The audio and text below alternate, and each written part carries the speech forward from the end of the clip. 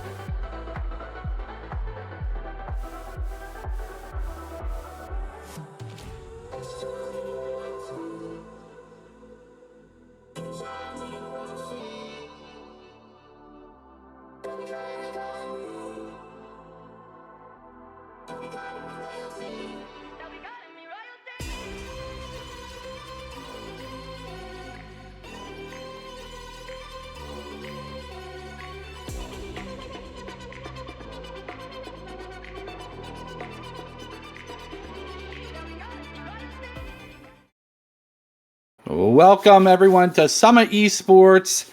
Tonight, we will be watching bananas, among other things, thrown around in the air, questionable plays, weird natural disasters, stealth and deceit, and of course, Shuriken in tonight's epic semifinal matchup between, as you can see, Asteria's Bonobos and Mystic Ninja Cyclones.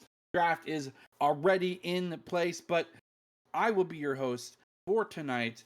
You can call me Baratel. Steven, also a great name for me, and I'm joined by the illustrious Gargura. How are you doing this evening? I'm doing great, Baratel. Excited to see the game out for tonight's semifinals. Obviously, this is the first set of semis that we're going to be watching tonight. But yeah, I can't wait to see what's up. It's gonna be a exciting one. Hopefully, a banger series for the content. Maybe not for the caster voices, but we're here for a reason to try and bring the hype, as I'm sure the players will try to as well. Gar, I'm sure you're looking lovely as ever, right?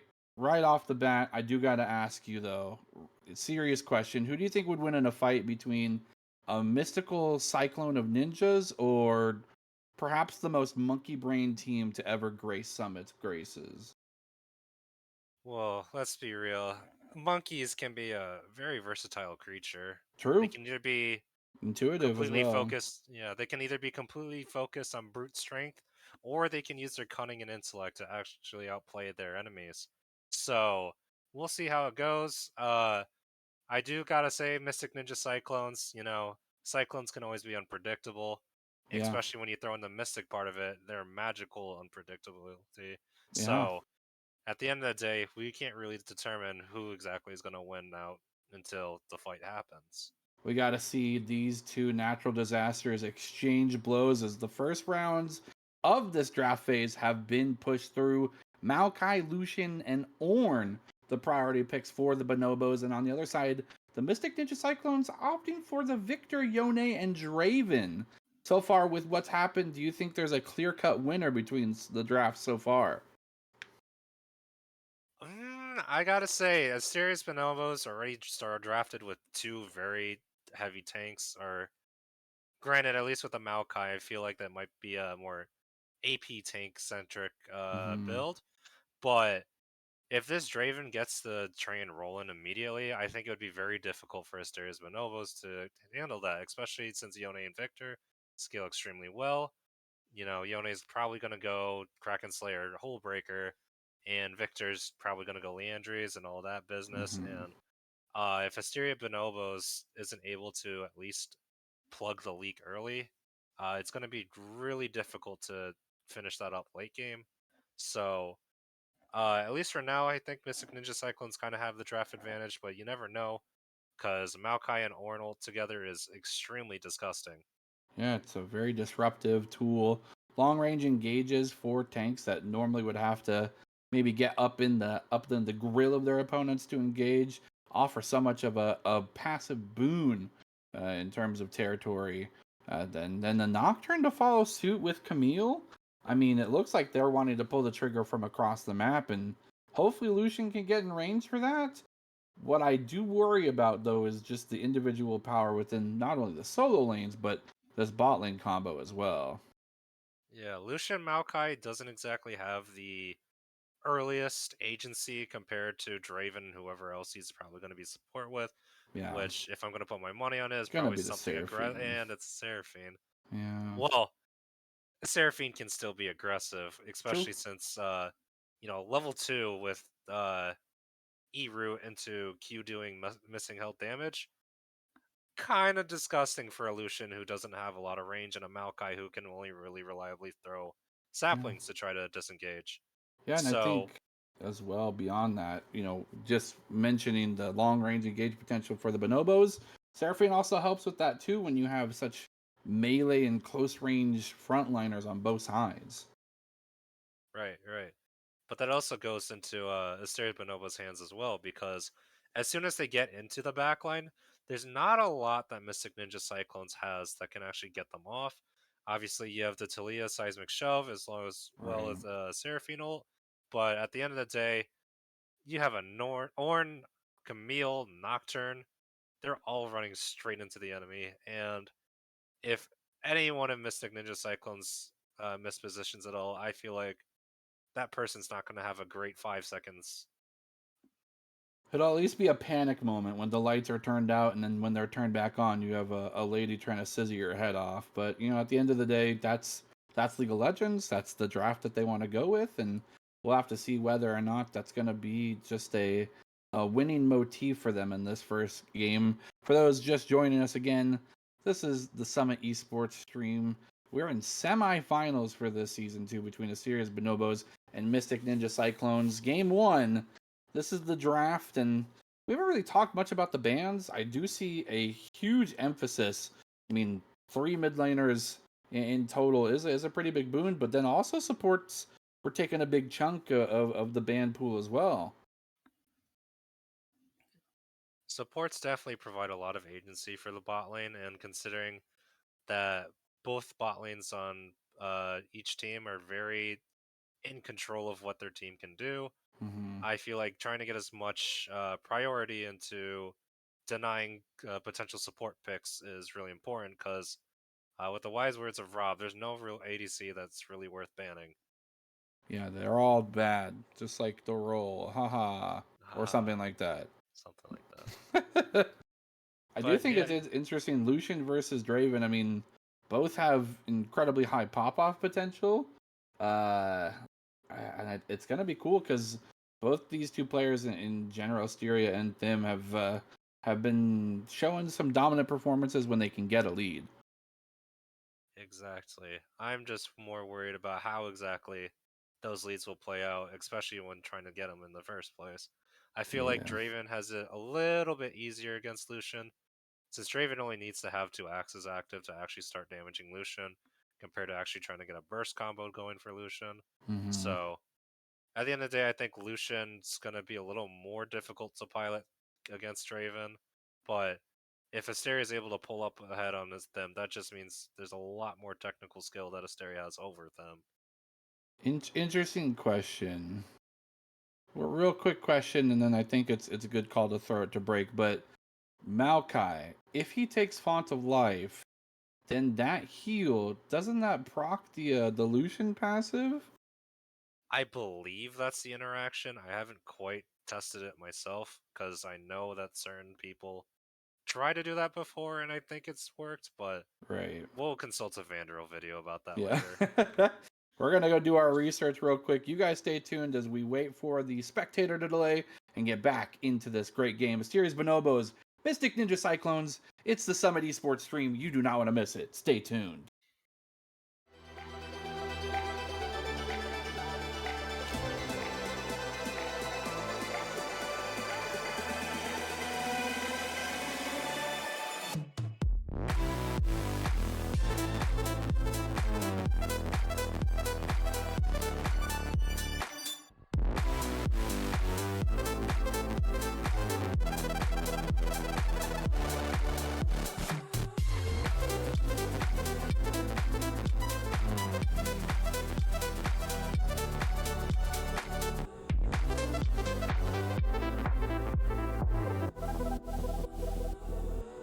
They'll be calling me royalty.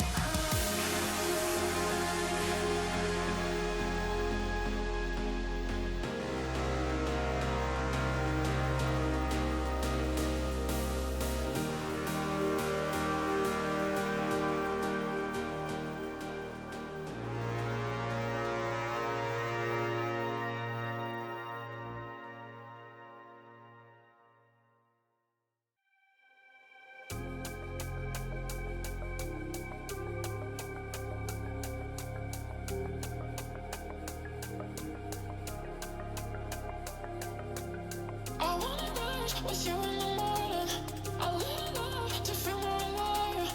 I want those eyes to never be lonely. Let's make this night the time of our lives. I wanna rise with you in the morning. I live love to feel more alive. I want those eyes to never be lonely. Let's make this night the time of our lives.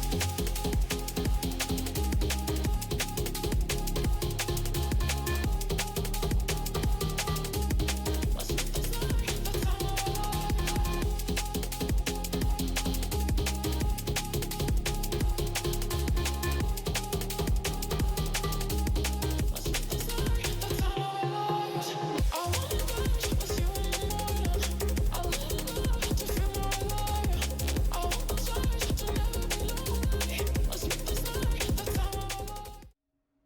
Welcome back, ladies and gentlemen, to Summit Esports. Tonight, we are watching the Bonobos versus the Mystic Ninja Cyclones, and it's going to be a spicy one. I'm your host, Barito, joined by Gargora, and this is going to be game one of this side of the semifinals. We do have another series later tonight, and I don't know what the stream situation is for that, but I don't care because I'm on this one instead. That's exactly how we want it, baby. The most important match of the night. Honestly, Absolutely. Free trade mid lane. God, boom. That's some first strike. 3 gold in the pocket. He can get himself a little chicken nugget right now. if you got mana flow, that's even more bang for your buck. That's a free soda on top of that. That's a soda. Gets a little combo. Shoot. Listen, man, those McDonald's apps nowadays, I'm pretty sure they give you like free fries with every order above $5. Yeah. They also, the crazy part, inflation's real, by the way. I don't care what you study in e-commerce or regular commerce, regardless. McDonald's drinks are not $1 anymore, bro. What is going on? Wait, they're not $1 anymore? They're not $1.39. What? Inflation is real. God, bro.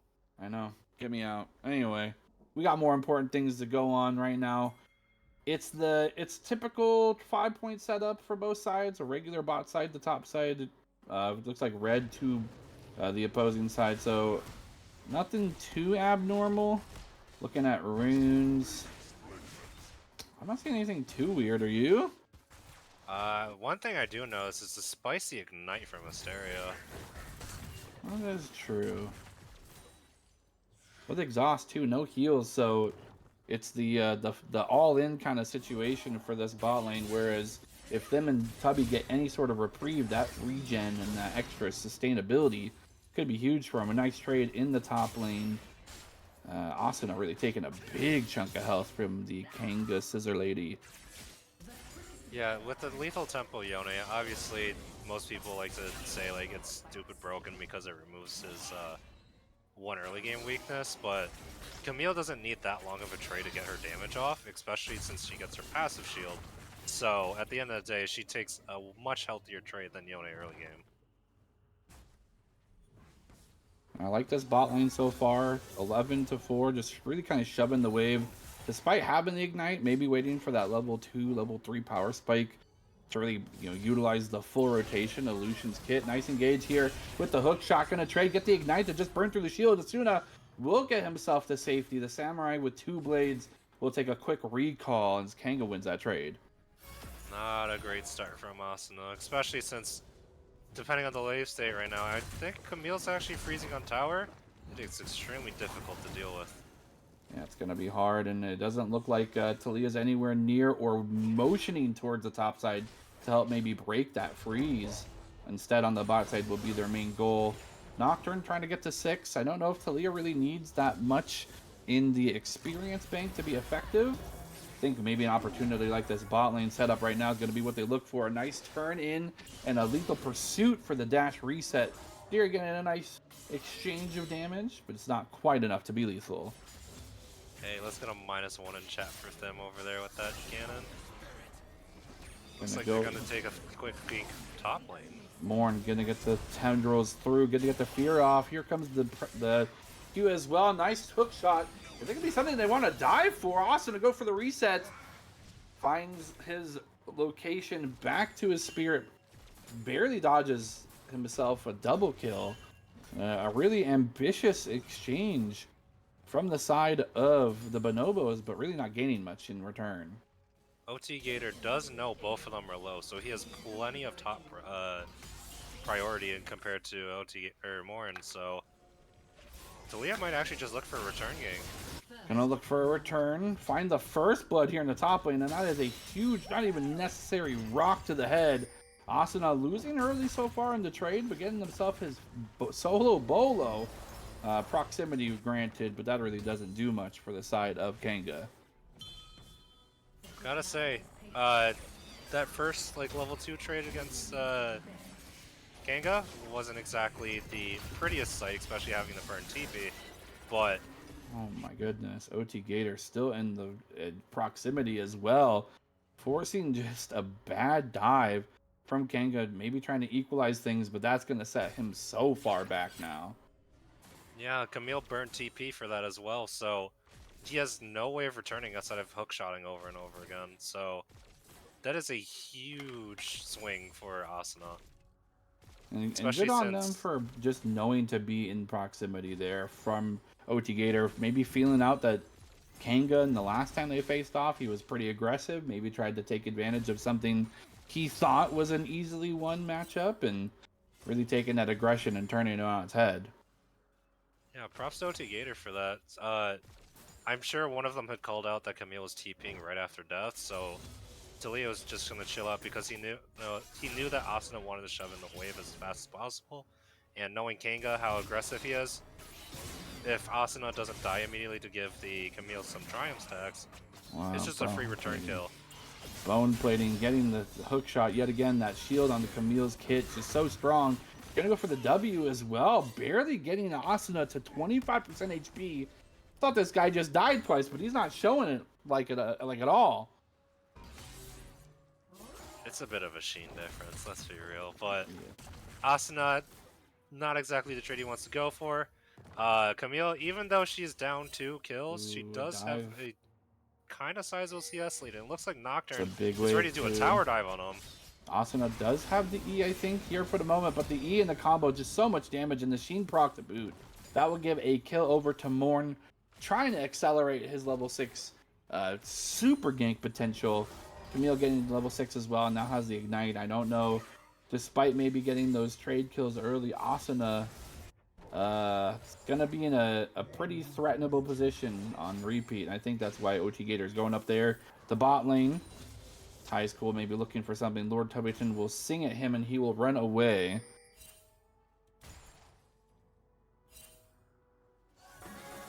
Where do they go from here? That's the real question. Ty's cool, just throwing out the Pikmin. Trying to get some vision, trying to get that extra slow.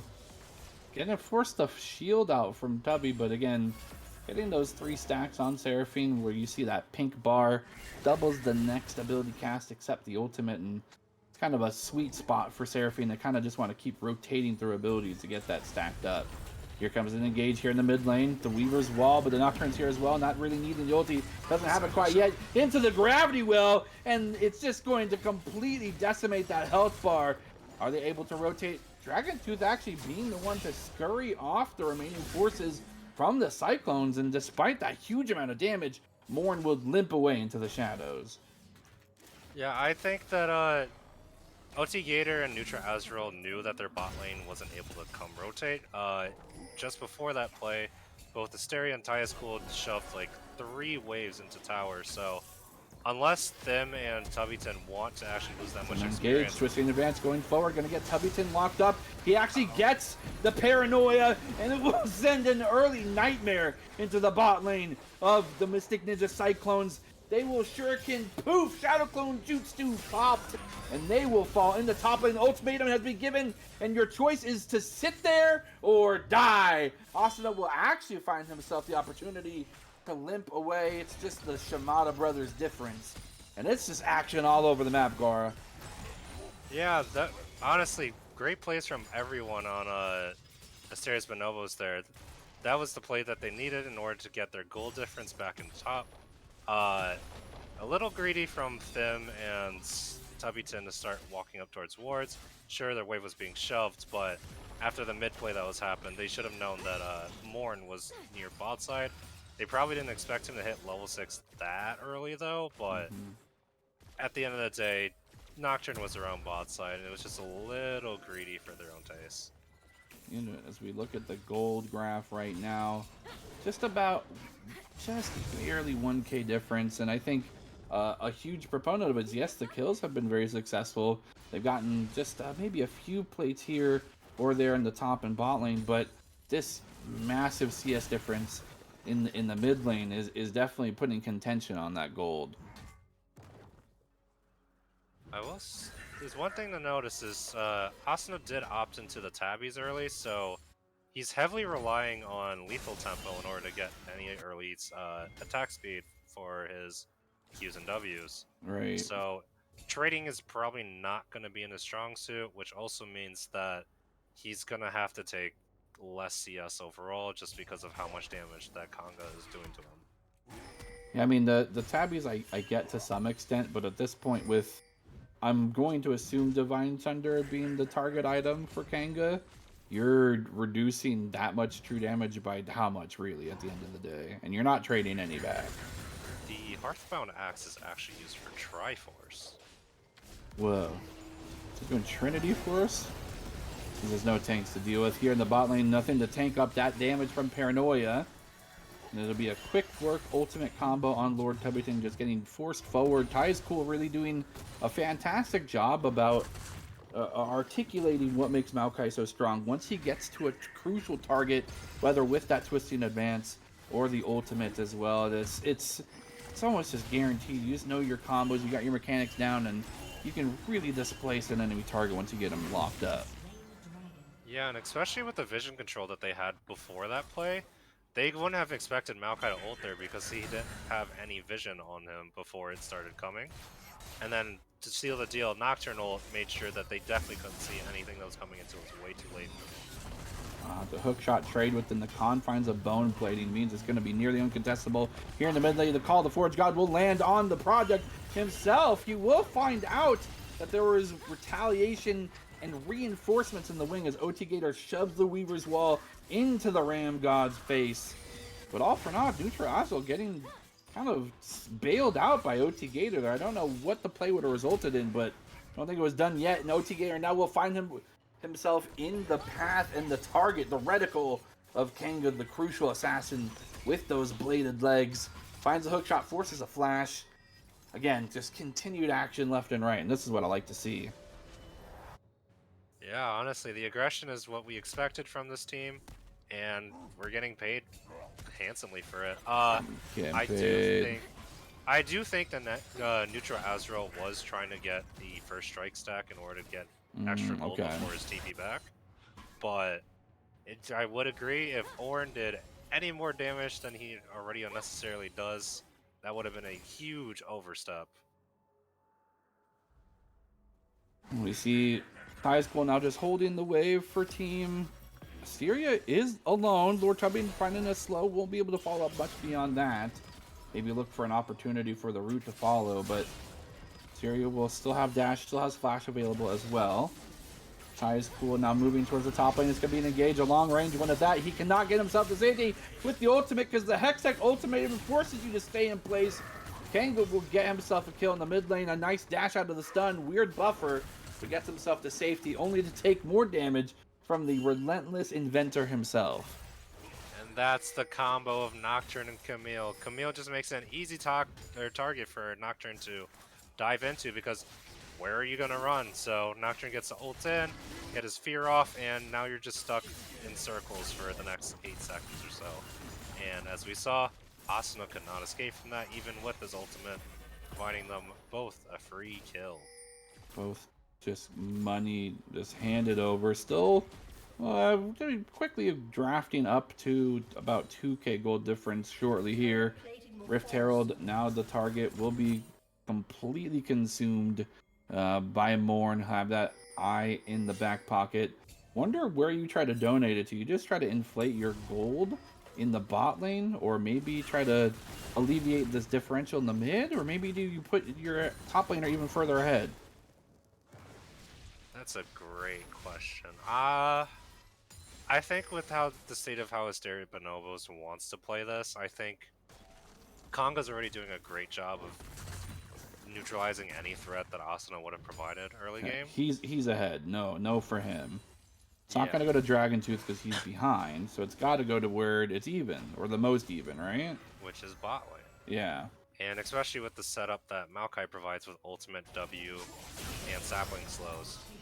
It just seems like a free win to go bot lane with a Draven that can't run away from it. And Morn's even waiting in range of ulti. Nice premonition from Lord Tubbington. This is blind. That root coming out to save things, and even OT Gator feeling that his spider senses are tingling. Premonition pays off. He was able to find that crucial target. Ty's cool. Will find an engage. A Nocturne ult will find one as well. So much damage now will be displayed across the entire red health bars.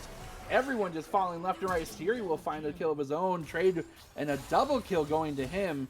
It's a 2 for 2. Sorry, no. 2 for 1, and that's all things showing signs of Bonobos' power in the bot lane. Yeah, at the end of the day, Draven gets denied his stacks. I think Asteria's Bonobos is completely happy with doing a 2 for 1 trade there. Especially since we just talked about it, that the main goal for Nocturne now is just... Obviously, Ornn isn't going to be able to do much one ahead, because that leak is already spewing out completely, so... Right. And as we talked about before, Konga's doing perfectly fine top lane, so try to get an advantage over the most volatile lane, which is bot lane, and you get yourself a happy camper that is Still having the flash over the wall, get himself to safety by doing so, though. An impressive out from him, does force the flash, does not have Hex Flash to kind of re-enable that crazy engage potential, but I don't know. I think flashing like that's definitely not the greatest thing to do, but at least he's still alive, not seeing that gray screen. Certainly it's not optimal, but especially when Dragon's up, the last thing you need is to have another person dying right before the fight.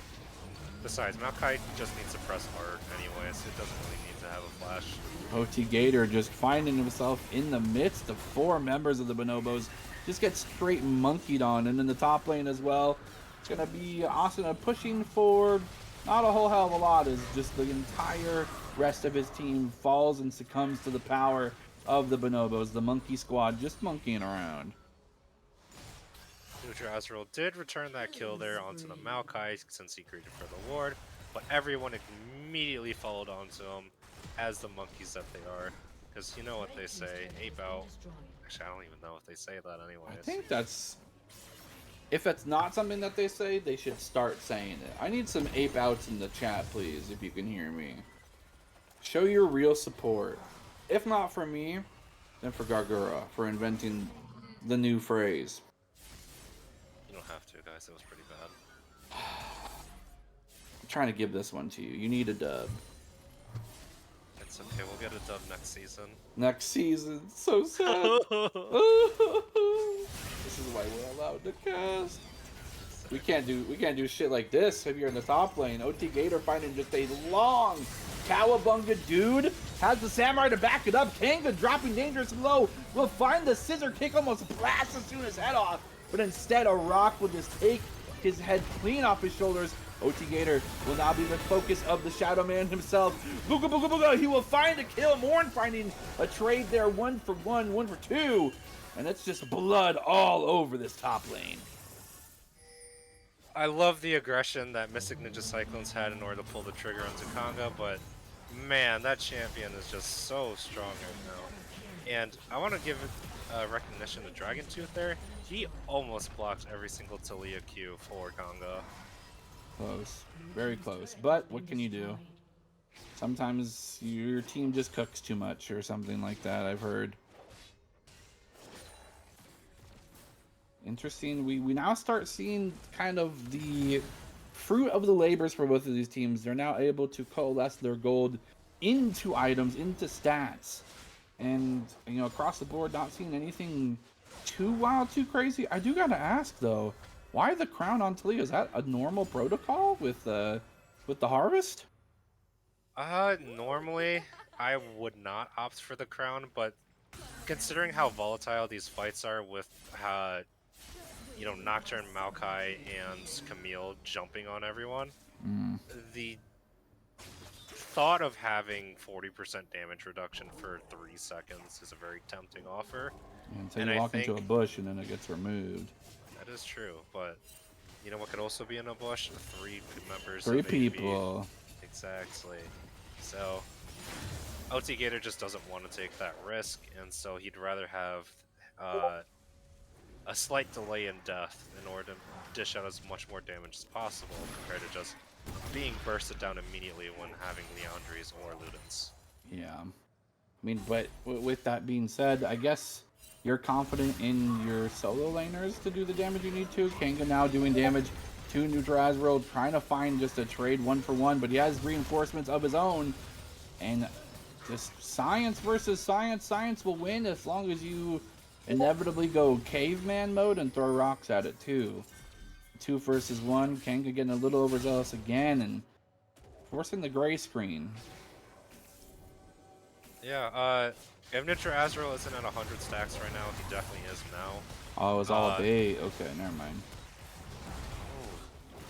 They do sniff it out. Tim finds it with the blades. The axe is going forward, trying to find maybe an angle.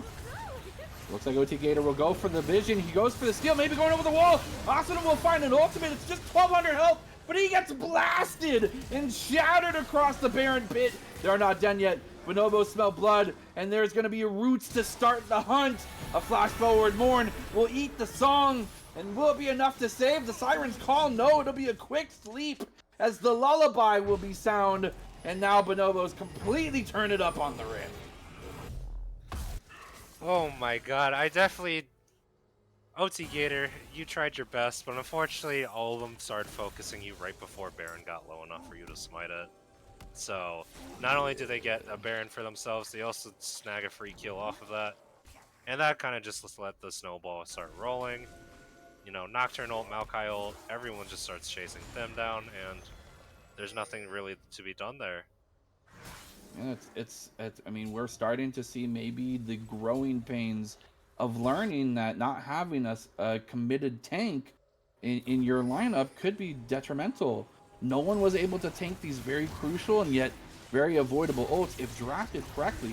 I mean, you're ulting into maybe a Malphite or any sort of beefer. He can just tank that entire lane and give your team that safe passage. MNC doesn't have that.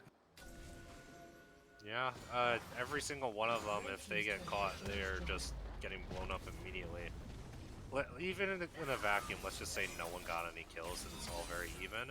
Yeah. It's still dangerous for any one of those players to get caught.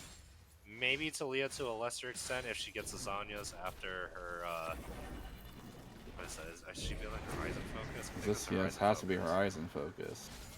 But an interesting build. Nice. Oh, it almost goes for the seismic shove. Finds an angle there on the backside. Wilvo root for root. Ty's cool. Gets the tower secured. Shelly's here to help. Flashes over the Weaver's wall. That is a ginormous flash from the tree, but a necessary one. Goes for the Baron Enhanced Recall. Trying to escort Shelly for the second charge, but MNC will not allow it to pass. A good defense, only losing just a tier 2 tower. No one claimed yet either, which is really beneficial in terms of recent events.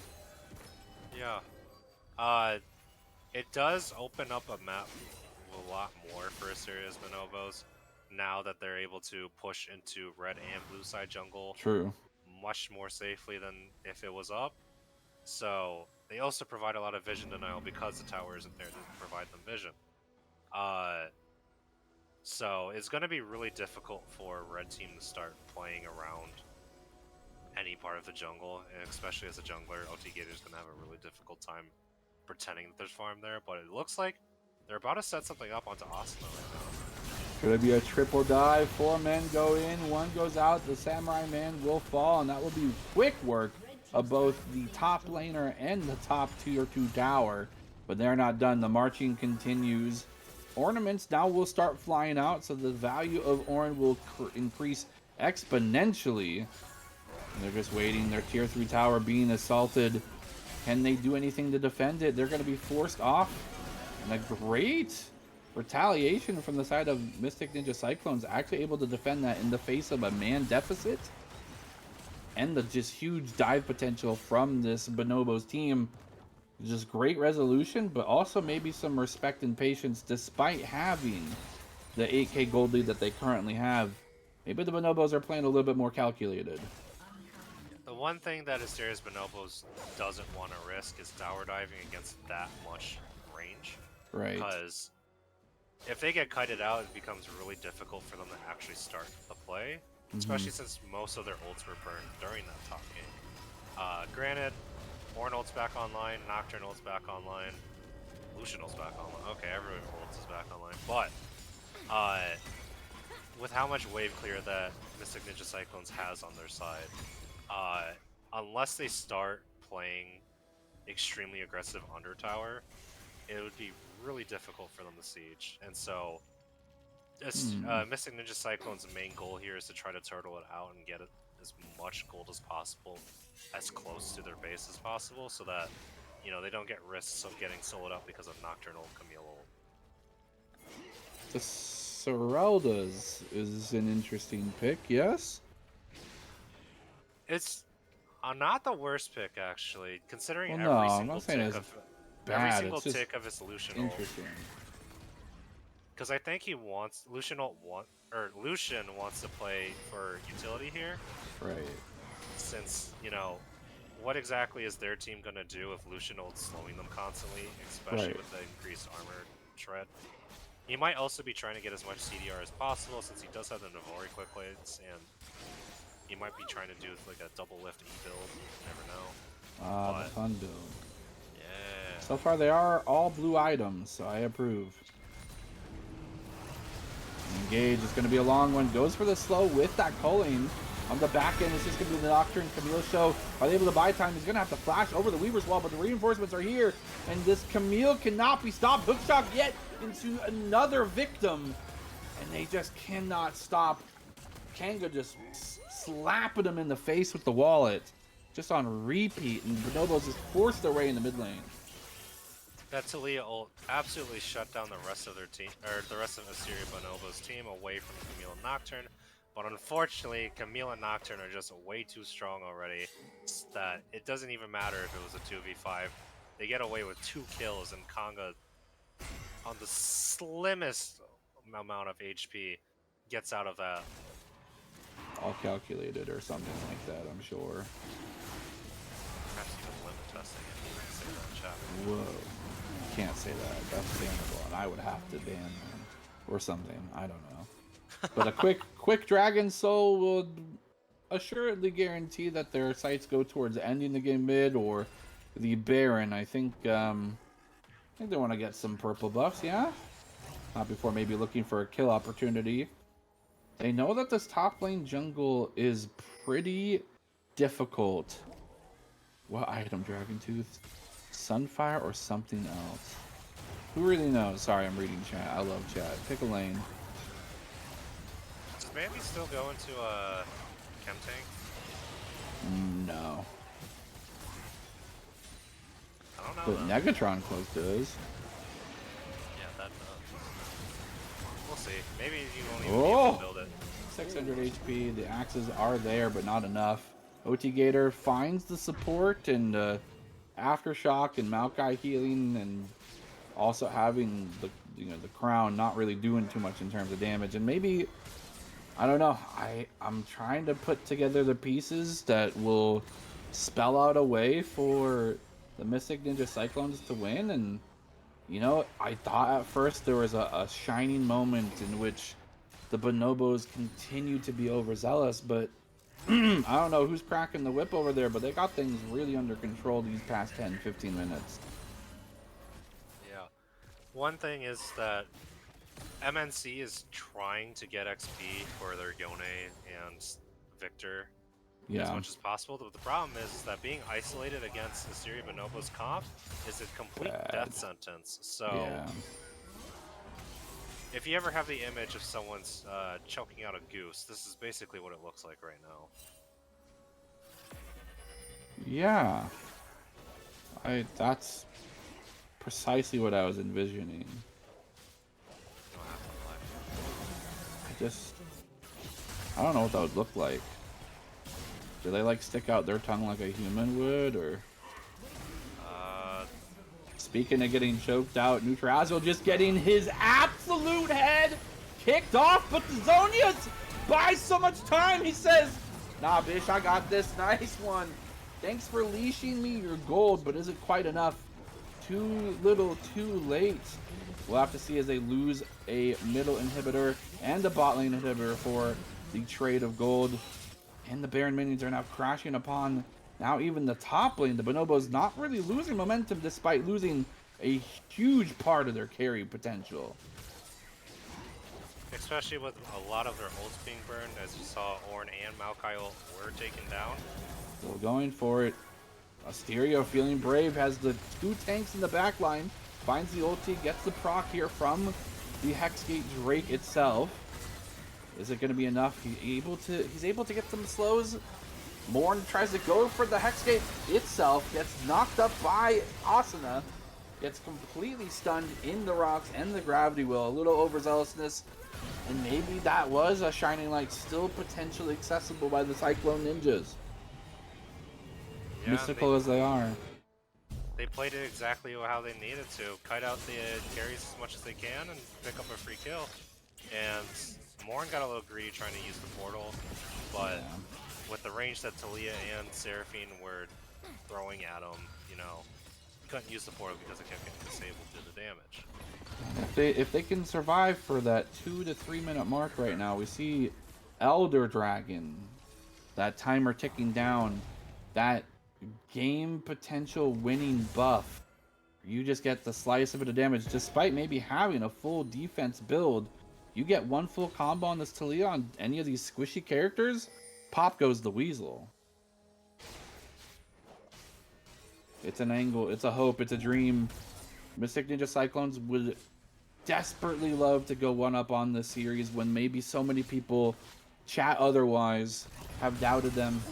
They've been doubted all season as the meme team. Can they continue to keep their dreams alive? OT Gator, unfortunately, will be put to an early rest as Asteria goes legendary. Dragon Tooth will take his first blood of who knows how many games, but who cares? The Bonobos are aping down tier 4 towers. Checkmate, game 1. Bonobos looking to close this one out. They go for the dive. Another ultimate just completely nullified by the Zonies, but it's not enough as just so many minions just pound the Nexus. And the Bonobos will go one up in the series. Great blazing from Asteria's Bonobos. They got the leads that they wanted. And even though it looked a little dicey top lane for Congo when he got killed twice in a row, you never keep a legend down, you know? And at the end of the day, they got their leads ahead. Asteria got extremely fed thanks to, you know, Ty is cool and Morn providing him as much support as possible. And they just took over the game. It happens. That's League of Legends. People don't just lose out of nowhere, and this is not all we have for you folks tonight. Luckily enough, this is just game 1 of this best of 5. There's potentially 4 more games of this. You think you can handle it? If Asteria's Bonobos keeps the tempo, I sure hope MNC bought their fighting gloves for it. Do you think we're going to go see all 5 games? That's the real question. I got diamond hands, I believe. You got diamond hands. We believe. Well, if you believe and want to continue watching this action, stay tuned. We're going to throw it to a quick break, and we'll be back for game 2 of Asteria's Bonobos versus the Mystic Ninja Cyclones here on Summit Esports.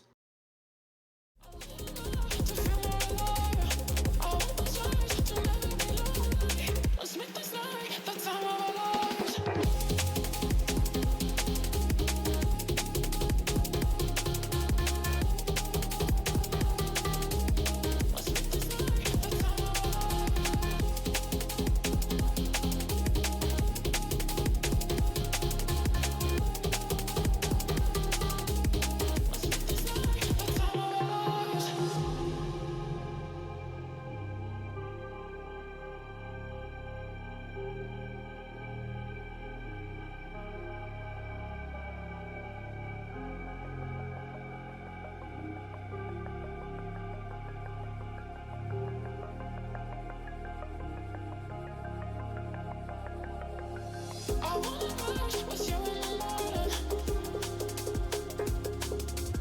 I lean on to feel more alive. I want the touch to never be lonely. Let's make this night the time of our lives.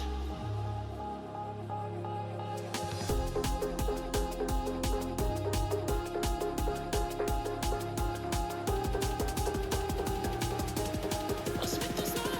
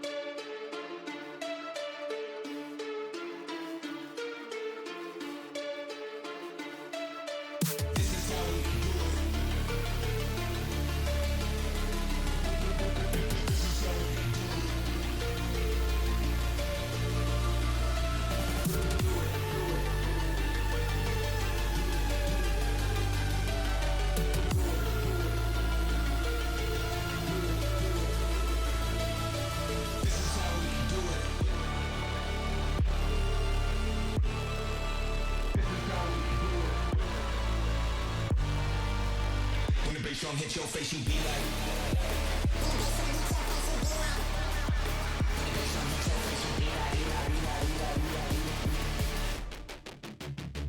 Drum hit your face, you.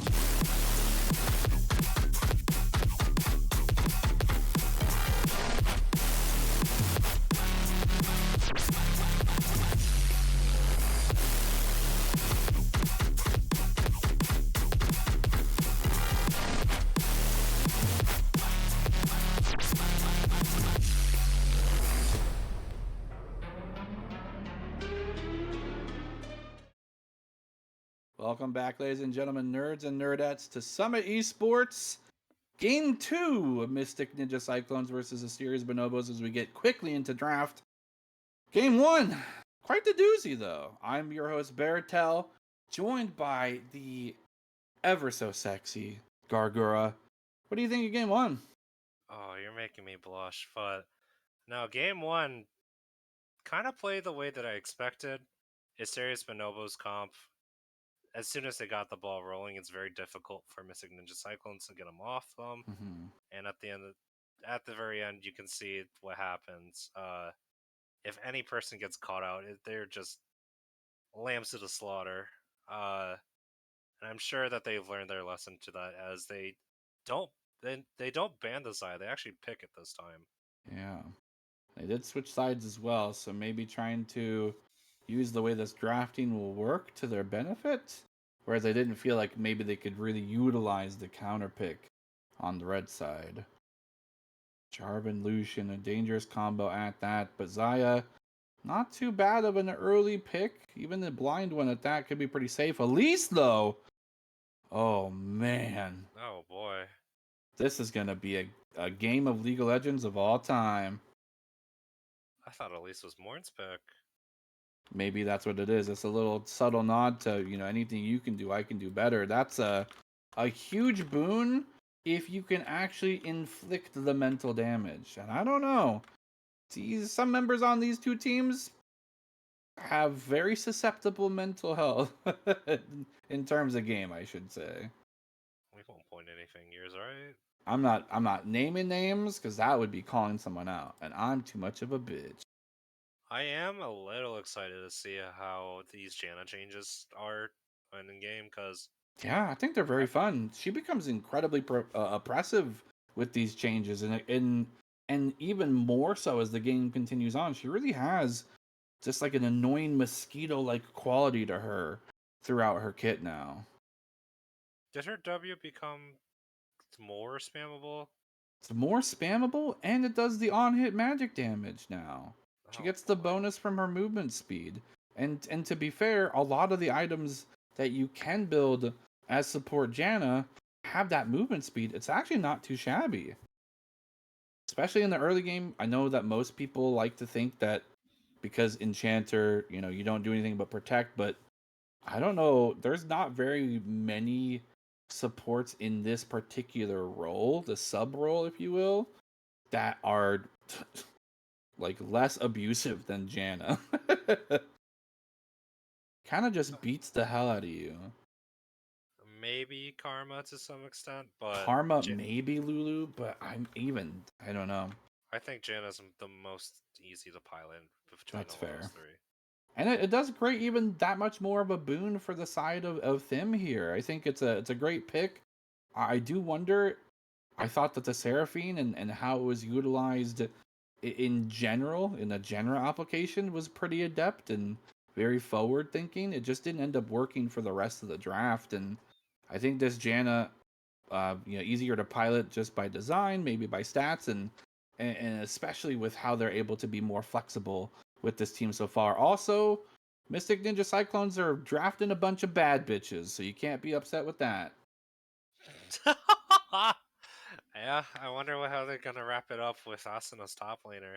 Asuna has to pick a Lowy. Please have some representation. Beefcake top laners, we love to see it. Dragon Six Tooth eyes does save pick up lives. his main though. They got the Azir for him. Yeah, dude, they do. 2 scoops. Tony's finally returned. Okay, much to maybe the chagrin of everyone else, people don't think that this man can perform on this champion. Tony, Dragon Tooth, please, for the love of God, just pop off on this game. Silence all the non-believers. Cut out all the haters. Kill the doubters. And prove me right, most importantly. Make sure I'm smart and correct. Please pop off. Singe the top lane. What in the hell is happening? No. What a spicy draft. What is happening?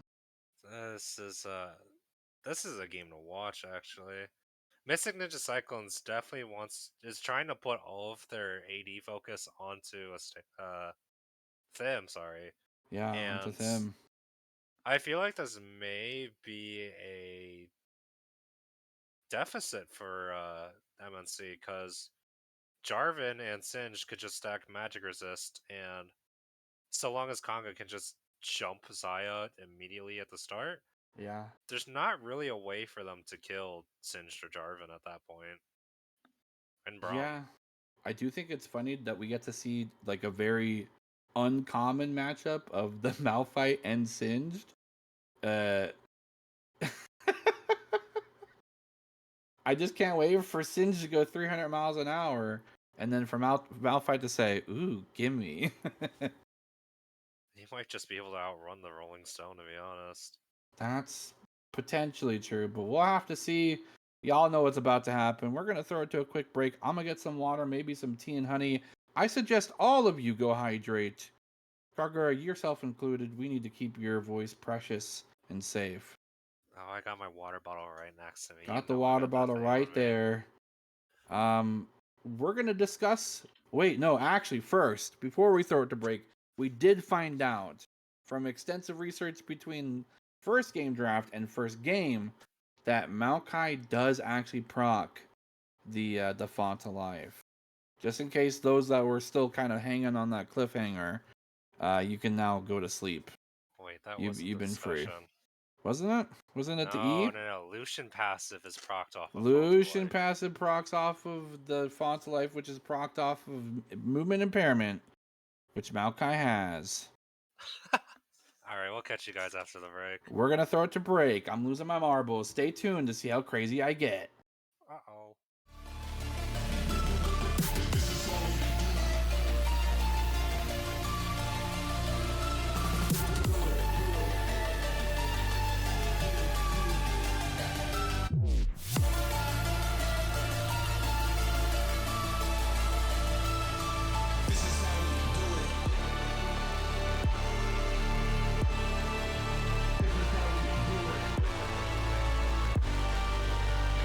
Drum hit your face, you be like.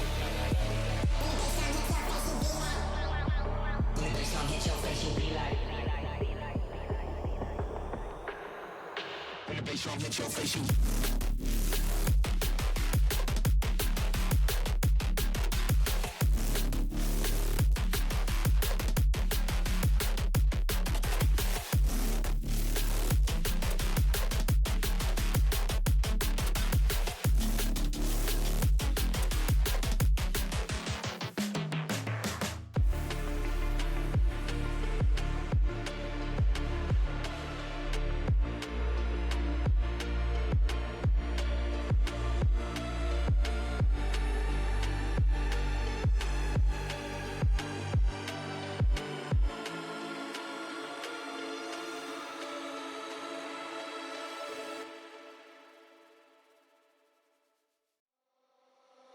For a second I thought it was you. Thought it was you.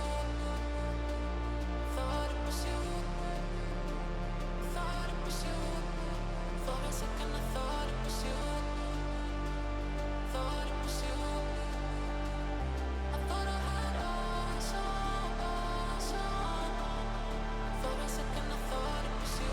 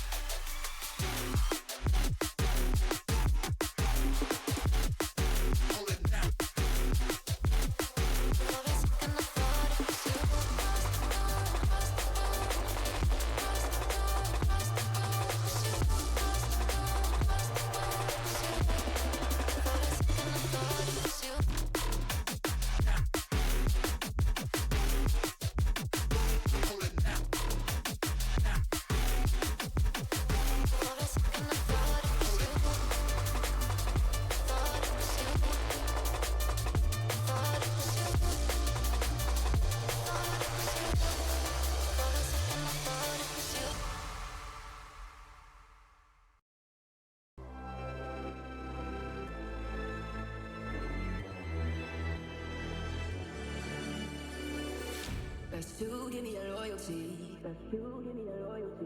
Cause I'm taking the world, you'll see. Cause I'm taking the world, you'll see. They'll be calling me, calling me. They'll be calling me, calling me. They'll be calling me royalty.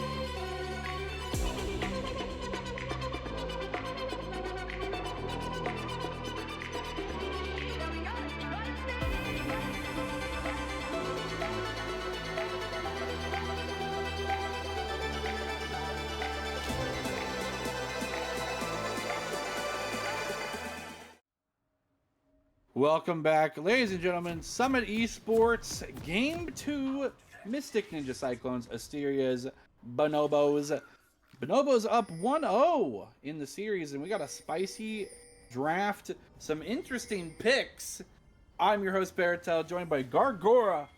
God damn, you look good. Oh, you're making me blush, bro. Honestly, you should.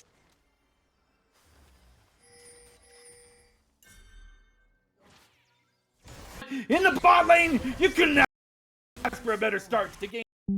The knock up to Janna, instantly proving their worth, keeping their team alive by just paying $3.95 per hour. She'll blow you away.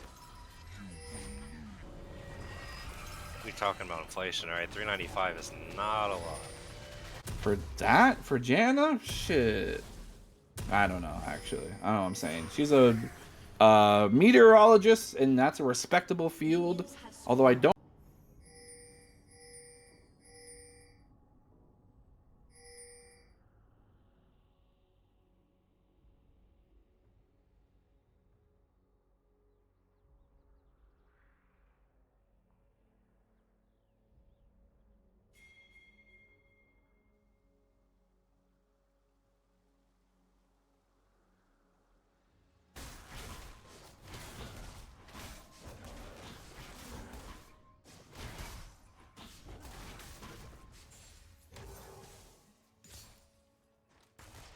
Here, anyways, what can you really do at level 2?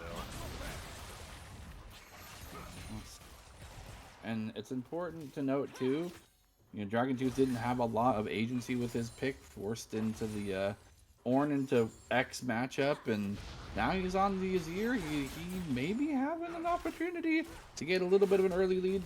So far, the CS would indicate otherwise. Yeah, I think that's just more of neutral Azrael knowing how to see us efficiently mid lane, but at the end of the day, that early gold can only mean so much when you get kills, and assuming you're prophesizing correctly, Dragon Tooth is going to be like 9-0, so what's a little bit of a gold CS difference early game, right? What's gold with if you can't end with it, you know? What's that even mean? I'd be more impressed if a team continued to win with no gold than one that would always win with more gold. Speaking of gold, I don't know what I'm saying. There's some gold picks in the top lane. Malphite into Singed. Don't know how this matchup works. Kanga just having a field day, breathing, farting, stinking up the whole place. Gonna get slapped around. Grasp of the Undying procs will be pretty beneficial for sustain, but now that Asuna is out of mana, I don't know who wins this 1v1 anymore. That is a good question. Kanga did have 2 health pots, so at the end he should have more HP overall, especially now that he just hit level 4.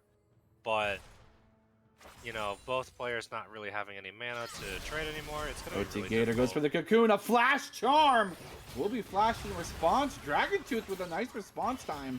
Eats the cocoon, but saves himself and gets a flash in return in the mid lane. And in the bot lane, a nice engage opportunity, but will fail.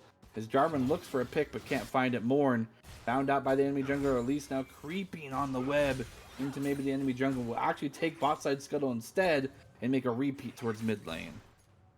Tubby, I hope if you ever watch this game back, that 3-man NATO was sexy. But That's pretty damn good. gotta say, for Morn, not exactly too happy with what was done down there. It was a free kill as Janna was pinned between the wall and all 3 of their players. But Janna managed to get out, and especially with Glacial Augment, a lot of the damage that was dealt to her early on was just nullified. Yeah.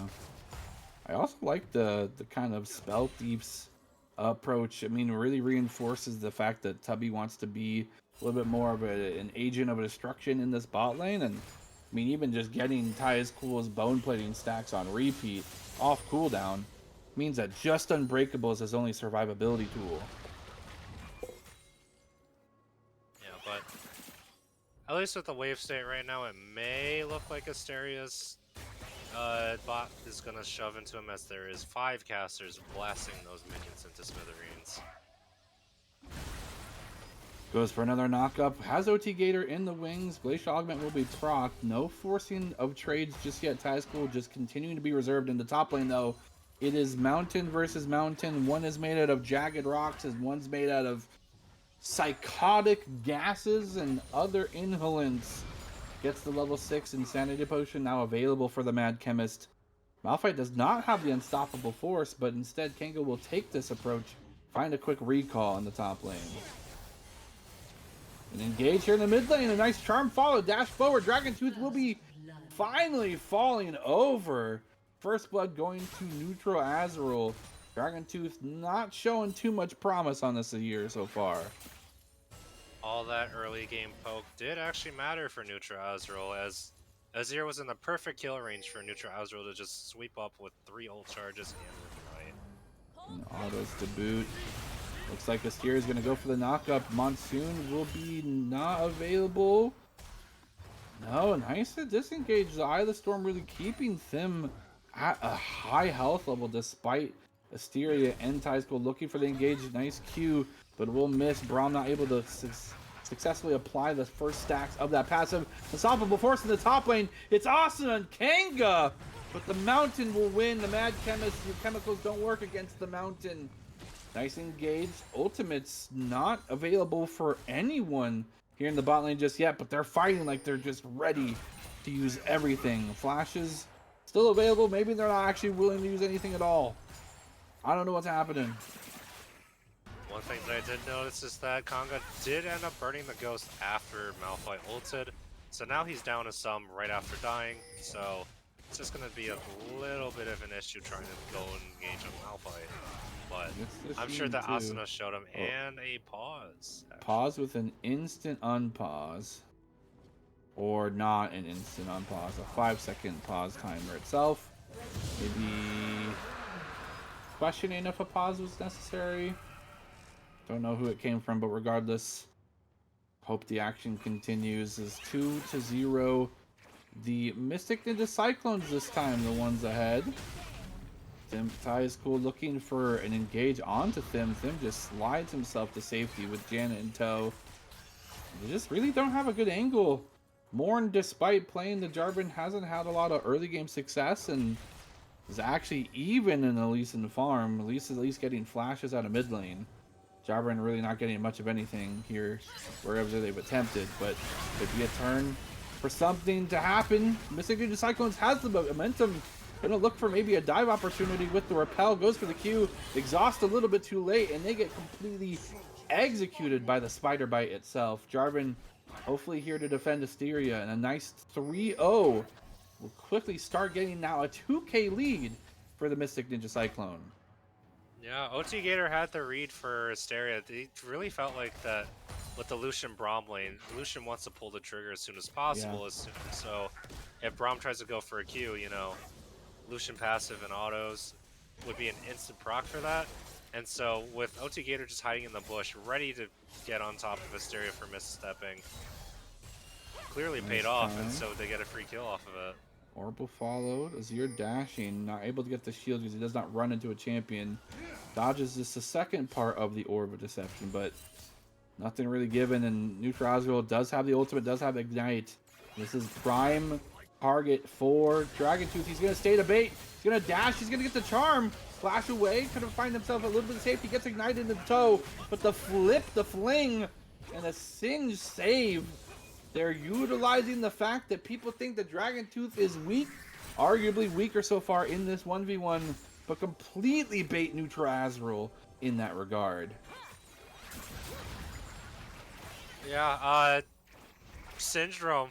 I honestly didn't see that one coming. Jarvan gank, here it is. Kanga actually put the, I don't know the ability names, but basically, the Singe W was placed behind Neutral Azrael like so that he couldn't dash into or something turret. like that, something dumb. Something adhesive. Who knows? But basically, Kanga shut down any sort of escape that Neutral Azrael might have because that huge area is being zoned off during his ultimate. So Neutral Azrael just had to pull the trigger on top of Dragon Tooth, and unfortunately, with how much CC that Jarvan and Singe apply, there was just no way that he could have killed it. Be a shark, but it's a spider in tow. Blood's in the water, and they're hunting. Still has the repel to reset the tower aggro, and that's exactly what they'll do. A double kill dive for the side of Mystic Ninja Cyclones. They say, we don't give a shit about mid. We're making plays happen here in the bot lane. Yeah. OT Gator, I think, or at least their team is finally starting to understand, hey, maybe we should start playing around our bot lane more so that we don't get shut out completely. Especially since, as we talked about earlier in the draft, that Them is the only AD threat going for them for Mystic Ninja Cyclone. So getting an advantage for him as fast as possible is going to be extremely crucial in order to mitigate any sort of resistances that they pull off later in the game. Morn will find himself against the Mountain Asuna, just beating the crap out of him. Goes for the Unstoppable Force. Not over the wall. The EQ combo will be here, forcing the flash. Morn will still get hunted down by the 9,000-year-old Fox. Still has 2 Spirit Rush charges available. Neutral Azrael trying to find prime target. Orb Deception will miss out on that extra burst of damage from the back end. Be punched away, and now Neutral Azrael will be forced to flash as well. Kanga with 1 HP, 1 mana is gonna get himself to safety and just complete invasion and dominance of this top side jungle. And all the while, it looks like in the bot lane, where Tubbyton abandoned them almost get accosted their life for the roam. Yeah, way to go from Asuna to catch Morn into the Herald Pit. Obviously, wasn't able to deny it, so Morn did get his objective secured, but probably wasn't expecting Malfoy to start slapping him as hard as he could. And Neutral Azrael was there to shove in the wave and roam up to pick up that kill. So, nice swing for Mystic Ninja Cyclones, especially since they need to keep this lead as much as possible before Asteria's Bonobos start scaling up into these nasty team fights later on in the game. Yeah, the scaling is a bit of a roller coaster, depending on what lane you're looking at for which side has contention or the faster scale. And man, Kanga's just getting just straight beat up here. Minimal damage. The shield from Granite Shield itself just so beneficial against the Singe. Doesn't do a lot of damage. Then that will be the target for 2 members. Another double knockup from 2 key members, but he's left alone, flashing forward to try and find the ultimate. Talon Game Monsoon will not do anything to save this engage. Dragon Tooth goes for the scoop, but he barely misses out. My goodness. My freaking goodness. Man, Dragon Tooth was almost faker there. He actually almost did it. Kanga just getting beat up again. The lag. Oh my god. The flash lag auto. So funny to watch. Listen, man, kill secured. You need to Kill make sure secured. that you put. At the end of the day, let's just say that, you know, he didn't need an auto there. It's a Put some message respect sent. on He his doesn't name. need flash. No, not at all. Another Q knock up. Gonna go for the charm as well. Ty School just getting completely chipped out. It's like watching a fighting game, but can't defend against it. Dragon will go over to the Mystic Ninja Cyclones as they will take their equating dragon, putting the potential dragon win condition for the Bonobos on the back burner. Yeah, going back to that bot fight, I definitely think the early aggression of the Thim was perfect there. They managed to catch her out. I do wish Taya's Cool was able to land more Qs, because during the exhaust she only had one stack of Braum passive on her, which means that she only got one Braum auto off, because I saw the Q. Didn't exactly hit the mark, but I think that's kind of hindering Asteria from being able to have any sort of pop-off, because they're not able to get that connection together and get the stun combo off. So it's a little difficult, not saying it's impossible, because Ty's Cool could just auto and get the ball rolling from there, but into Zaya Janna, it's a lot more difficult to try and pull that off. Yeah, absolutely, and it's proving to, as you mentioned, kind of be the detriment of this 2v2 comp. They want to have the forward aggression, but that CC, the ability to keep a target in place during that stun, the extra damage as well, allows for a full rotation from Asteria. They don't get that opportunity unless it doesn't land. He goes for a flash forward for the Q, finds one auto, doesn't get any more stacks, gets out the ultimate. Maybe that's what he's waiting for. He doesn't want to be committed to the 2 auto animation while she flies up, but you can cancel that auto, so I'm not sure why the hesitancy to popping these marks. They're buying time. Lord Tubbington knows reinforcements are here. It's the Elise, the spider herself. Gonna find the walk-up cocoon combo, instantly deleting that of the doorman. He will be checking out. There goes a Braum passive to full completion. And a double just elimination. Asteria doing what they can. Morn in tow. Goes for the EQ combo to safety. Asuna will TP down, but all for naught. Dragon Tooth, this is your moment. Oh no! Gets right into a charm. Unfortunately, doesn't find the angle for the Stream of Shuffle. Will be taken out as Nutra Azul will go for the dive. Find a trade kill Asteria, knowing the aggression was coming. A 1-for-1, and at the end of the day, it's 3 for 3 or some shit like that. And no objectives are getting taken. Just a bunch of kills in the bot lane. Yeah, I think it was Janna, Elise, and Aria for Missing the Cyclones that died well. We just lose Azir and Braum.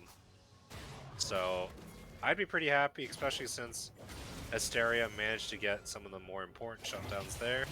Yeah. Morn, you were absolutely disgusting.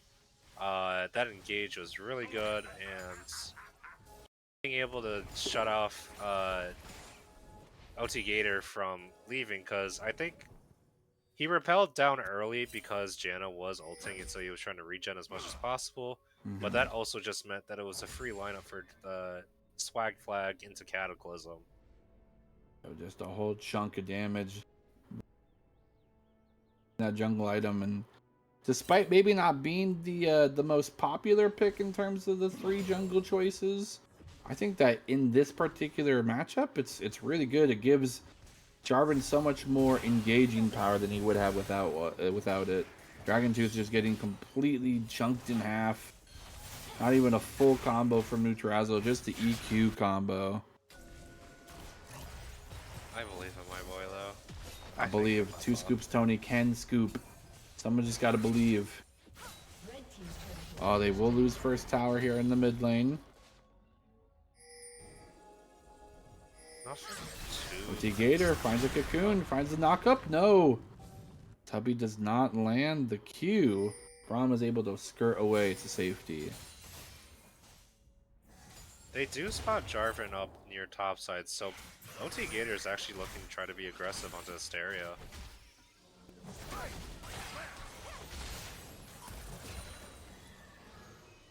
End it. His ear popping passive in the mid lane will buy just a little bit of time and pressure. Where's the action going to happen next? Malphite pushing down top lane. Has the Frozen Fist able to punch just a little bit harder in that way. Looks like Singed, on the other hand, is completely rotated mid, maybe looking to fight something near Dragon area? Early rotation could indicate otherwise. Dragon is spawning in the next 20 seconds, so they definitely could play for numbers for this fight. Asteria looking for the ulti, this time having a little bit more of a damage forward build. Putting Sim to about 20% HP. Does have Exhaust Flash and the ultimate, but definitely doesn't feel too safe to stay, although they don't really have much of a choice as Dragon's available Infernal, and it's a good one for both sides to have. Ty is cool looking for the engage. On the backside, it's going to be Kanga with the flank. Goes for the W, gets that sticky adhesive, and Ari could not do anything while it's available. Sin's going around running like a madman at Mach 10. Has the Jetstream, red team going to be able to secure the Drake, means that the Bonobos can now get the hell out of dodge as Morn gets that secure, walks to safety, and all for no price. You're going to have to pay a single life for that dragon. Holy, that Singe was moving so fast. And, you know, denying the vision into that specific bush let Singe actually just jump on top of the Ahri. And in order for Ahri to actually escape, he did have to burn Flash and ults. Yeah. That's true. At least did try to save the play by going for the steal, but unfortunately Morn does not miss those. Does not miss those. Has pretty much all he really technically needs to be effective for the rest of the game, but I think once he gets the Spear Shojin, things will get even more fun. On the other side, OT Gator just finished the Squirtle pet, if you will, so their ability to influence across the map is going to be a little bit more adept, although it's always the curse of when you go blue jungle pet is that you get Infernal Rift, and that's always fun. I don't even think about what pet I choose. I just choose the one that always gets recommended to me. Nice. That's cool. Which, I'm going to be real, with the junglers that I play, I feel like I play 50% blue, 50% green. You don't play any red? I only play red for Shaco, to be honest. I only play red for Talia. That makes sense. Although blue for Talia sounds fun, right? It's really fun for out of combat movement speed, but Right. since Talia is more of a battle mage, red is much more. Ooh, Asteria. Huh. I think he wanted to ping, or who knows.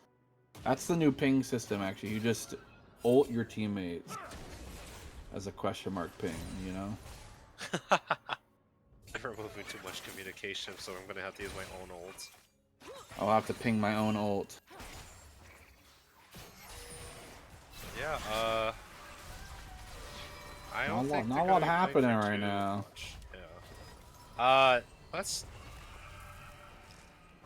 There's definitely a way that Asteria Bonobos comes back. I don't necessarily think that they're that behind, but it will take a little bit of finagling for, you know, Dragon Tooth to get ahead. Oh, and Neutral Aspect does go in. It's the knockup. Has another dash. Will not be able to actually get this kill. Dragon Tooth manages to stay alive and he uses half the summoners to do so. Well played from Dragon Tooth getting out of that, but Get himself to it also safety goes to mode. show how scary Neutral Azrael is right now. Yeah. I mean, look at the rest of that team, too. Who else can survive that long? I don't know. Braum doesn't Maybe get that Unbreakable up in time, then he's a goner. Jarvan would have to at least get one Gore Drinker proc or the W off to stay alive, and Singe with this build, gonna go probably, what, Jock Show next? Probably. I mean, maybe he'll be able to survive. He'll be able to answer one side of the split push equation, but what about this one? It's going to be a 1 versus 2 unstoppable force will be used forward, and the flash to boot. Cataclysm used on just a solitary mountain man. A lot of that engage potential for the side of the Bonobos now out the window as they also use Insanity Potion. Azir does not have an ultimate. This is a perfect time for the Mystic Ninja Cyclones to sweep through. Will they be able to realize all those crucial resources? Are down. Looks like an engage. Or flash forward. A Cocoon will miss as Asteria will flash in response in the top lane. It's going to be a change of blows. Who gives a hell about what's happening in top lane? Go back mid, brother. Oh, nothing's happening mid anymore. Never mind. Kanga's getting the absolute crap beat out of him by a giant man with rock hands. And all the while, nobody dies and everyone's still alive. Woohoo! League of Legends.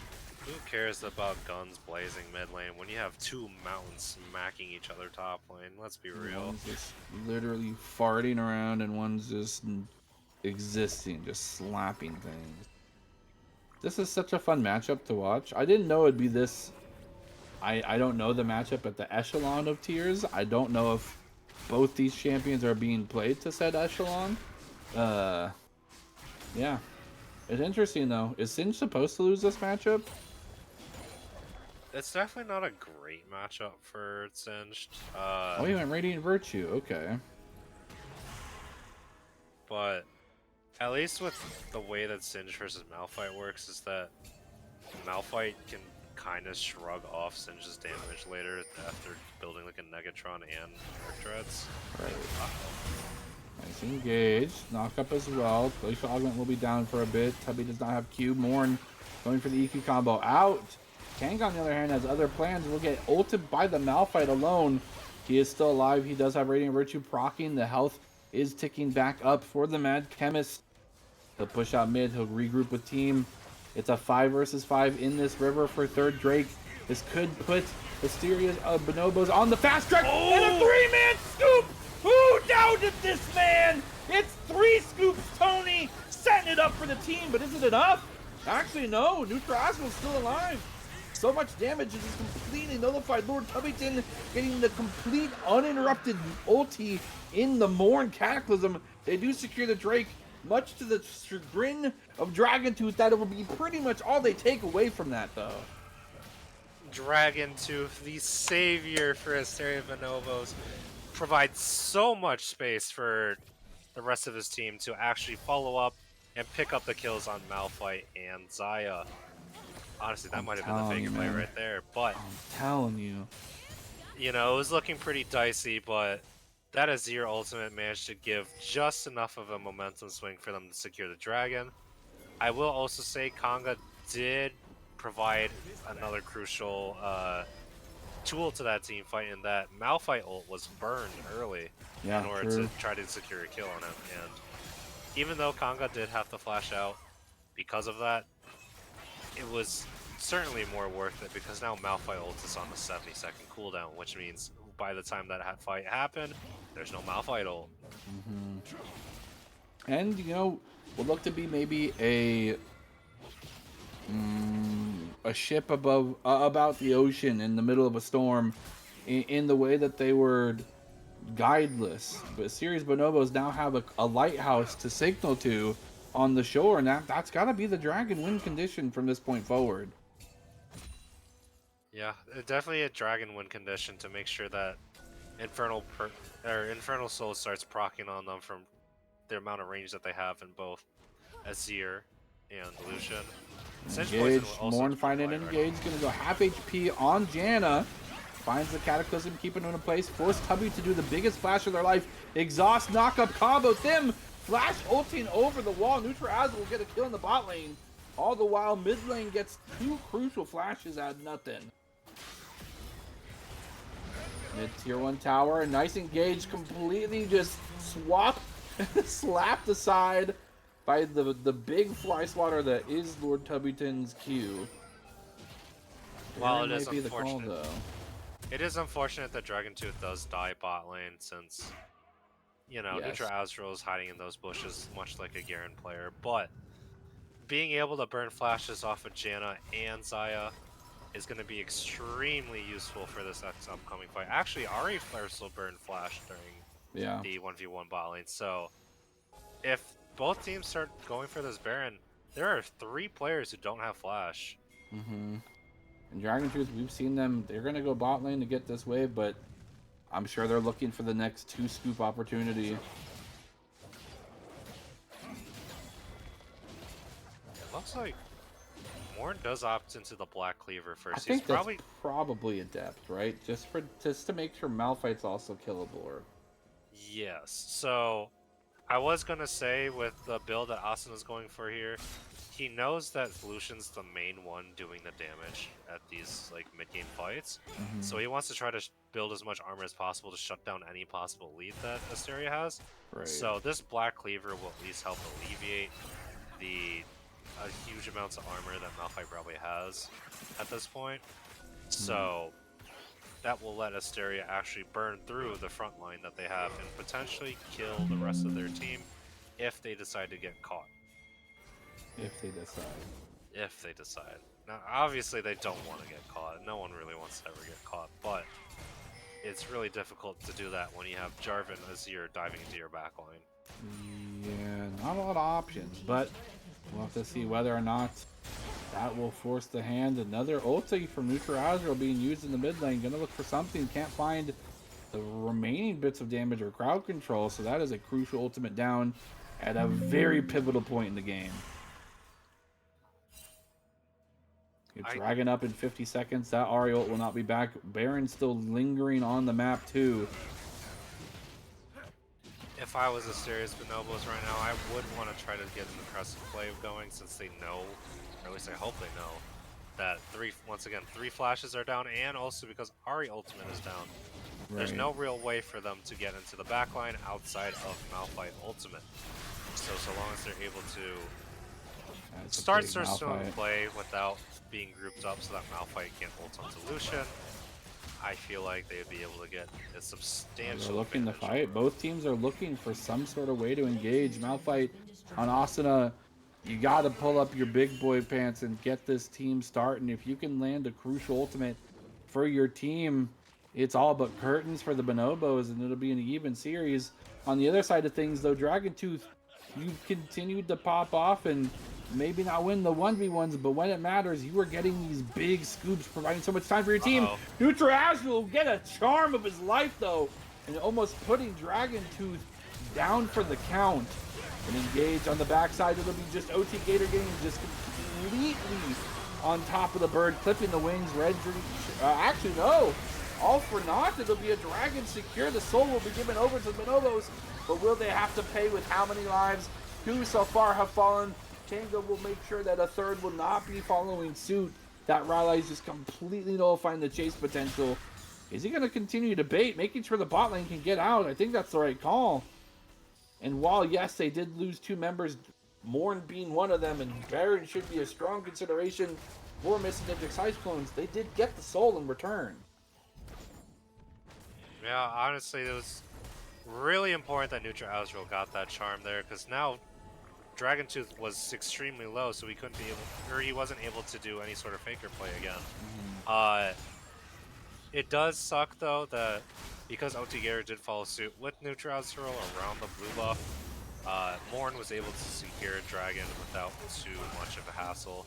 Obviously, they did lose 2 members, but while they also secured Soul, they also picked up a nice nice kill onto Lucian again, because Ahri unluckily got bursted down.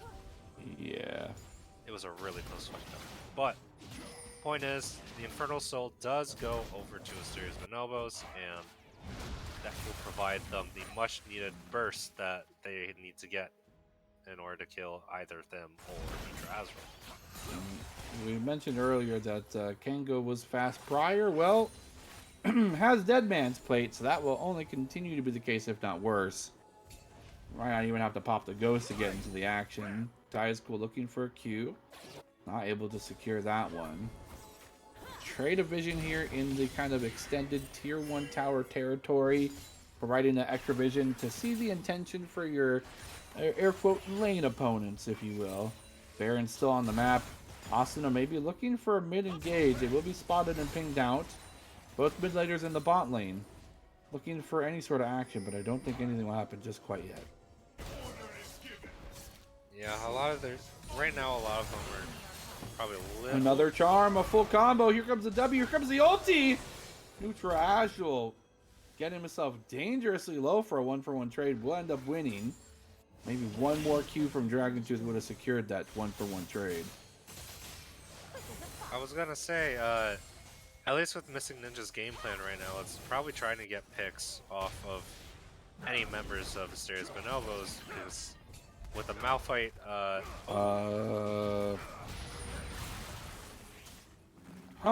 it'll come back in another phase. It'll be up eventually. Not before Baron started, though, from the Bonobos. That could be the bait that they want, though. Asuna maybe just Giga-brained the Bonobos into throwing the game.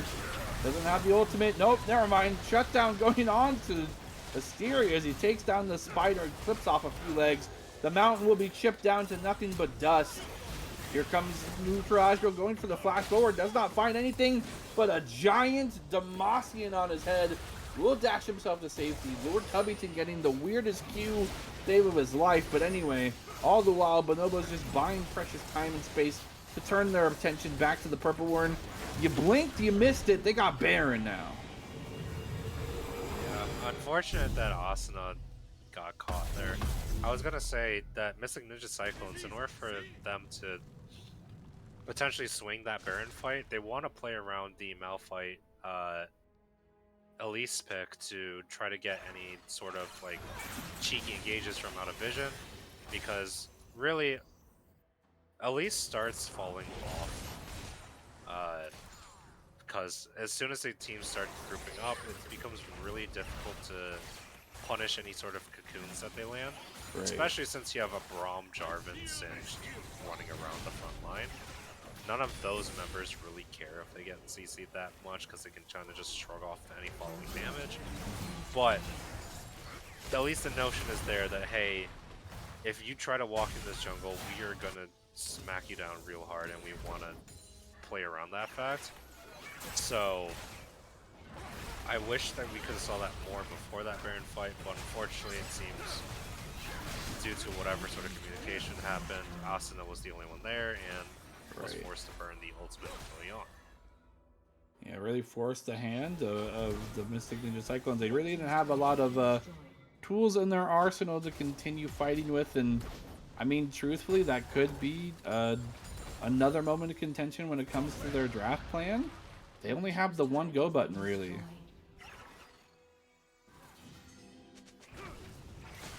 Ari definitely has a go button, though, but the problem is that she can't really go into that team either. They have picks, sure. They have abilities that set up for picks, but like the go, you know, the Malphite type the go. We call it the goo in the biz. The goo. We don't call it the goo. We don't call it that. That's something else entirely. Asuna being flipped into just 3 super mega powered cannon minions.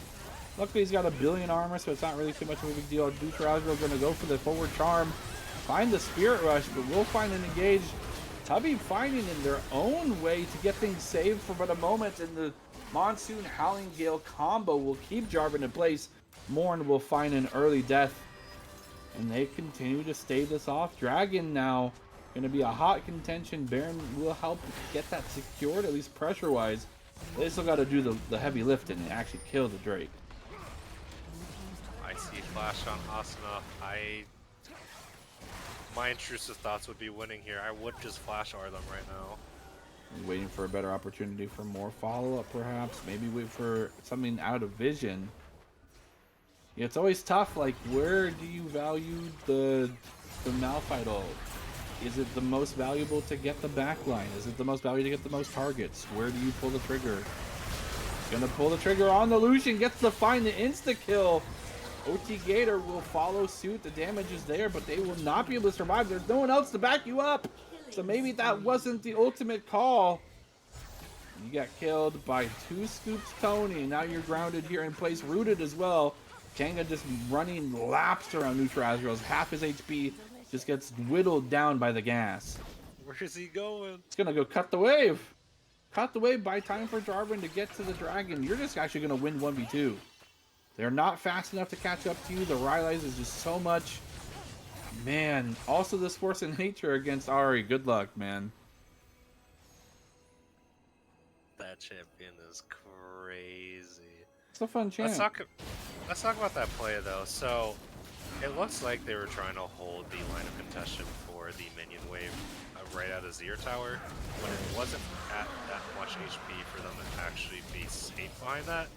And so as you saw, the Zaya started autoing it and destroyed it, and that provided enough time for OT Gator and Asuna to go around through the Brush and River, as well as the lane through Raptors, and jump on top of the Lucian.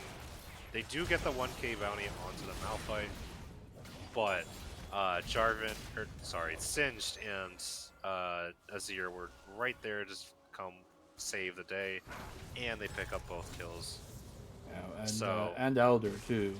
And the Elder. So while they did secure a 1k shutdown for the tank so that Lucian may burst him less, and I have 5 Elders to deal with.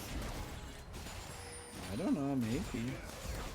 I'm gonna say no. I'm not generally a betting man, but I would put money on that. Would say it's not very worth it, but I'll have to see whether or not they can close this game out. We've seen some crazier things happen in Summit games before. Someone said the word surely will activate the negative curse, so we'll have to see. As now Kanga's being compelled to dive 2 towers deep. This is exactly the start of said curses, but dude's just too tanky. He's just too tanky.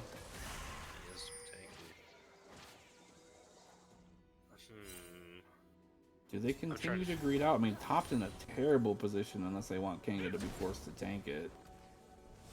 I'm trying to figure out a game plan here for Mystic Ninja Cyclones. The Malphite, as we know, is kind of the main factor of how these fights will go. Right. Because he's the only real way of being able to get on top of the Lucian. That's what I'm saying, the go button.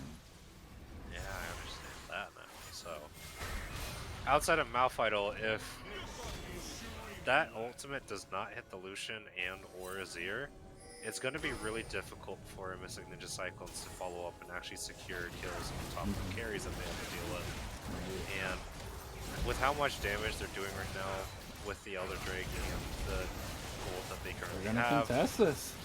They're too little too late. Red team gets the Baron under the nose, gets the ultimate, the flash, unstoppable force going there to follow suit.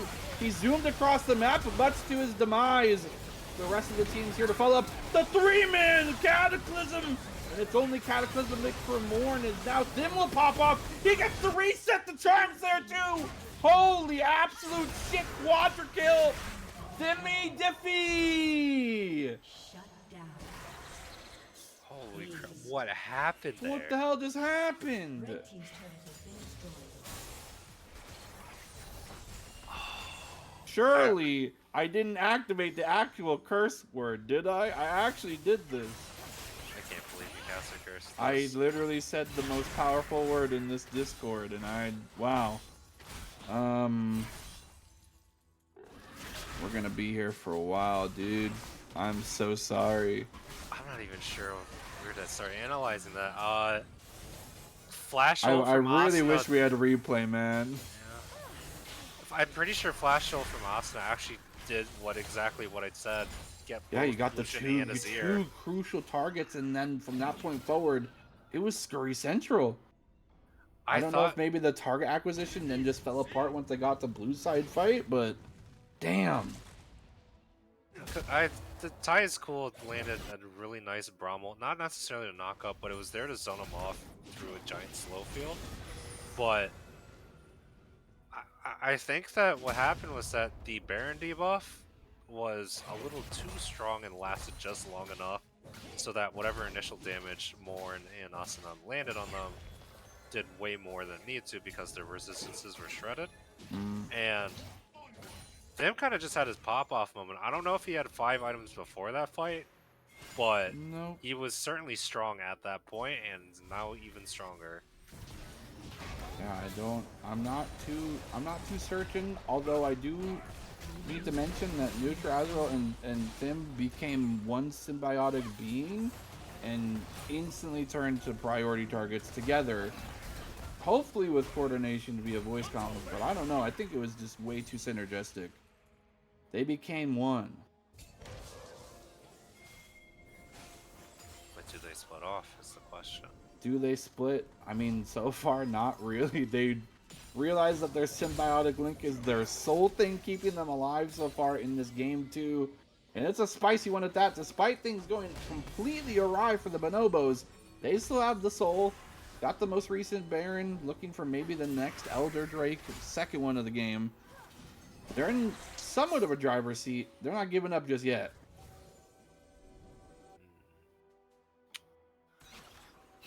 Man, this game has been a lot of back and forth. It looks like Asteria's Bonobos were falling behind early game, but then they got a huge cold swing bot lane. But now, do you think that really puts a monkey wrench in the Bonobos' desire to engage? I don't think so. Kangan knows that you have to be fearless here. It was just a fluke. That was a one fight. You just got to do something better next time. I think that maybe that's the mental edge you need to keep. If you're afraid to engage with a team like this, you wait for the Mystic Ninja Cyclones to pull the trigger, I think you're asking for disaster. yeah, because even though Malphite is the only guy... Dragon Tooth looking for the scoop. Goes for the flashback over. Does not get punished with the typical death sentence like you should have. I think he just got spared. He only gets one of those. Thim now also has GA, so he gets to spare his own life. Elder True! Elder True! It's gonna be a big fight. Asuna gonna find 3 members! Is there any damage to follow suit? The Dragon Scoop will be there. Elder Drake will fall yet again to the red team. But where's the damage? Now Kango running into the backline. It's gonna be just so much now. Another re-engage. Knockup. Asuna will be on the backline as well. So much damage just all across the board. Who's gonna be able to be focused? It's gonna be red team eking out a win on the backside. And Asteria just 1v2, and it's gonna be a complete ace for just 2 members. And despite Asteria's Bonobos blundering on the top side and at the bot side, they got unlocked. Death timers, be damned. Think we're going to a game 3. Yeah, unfortunate circumstances there during that fight. I believe Neutral Azrael was late to that engage, so when Asteria's Bonobos pulled the trigger onto the Elder Drake, there was just a lack of damage overall, because Them was the only one really there to start hitting them. Yeah, shut. Well, Series Bonobos managed to clinch it out.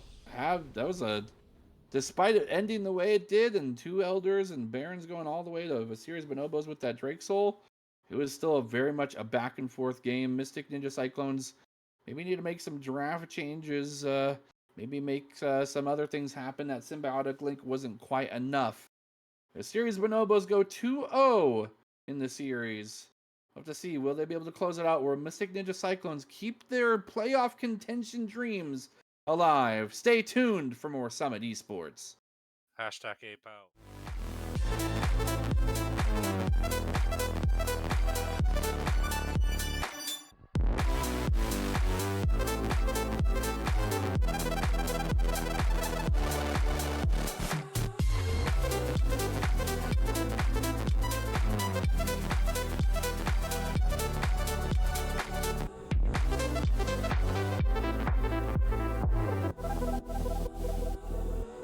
They'll be calling me royalty.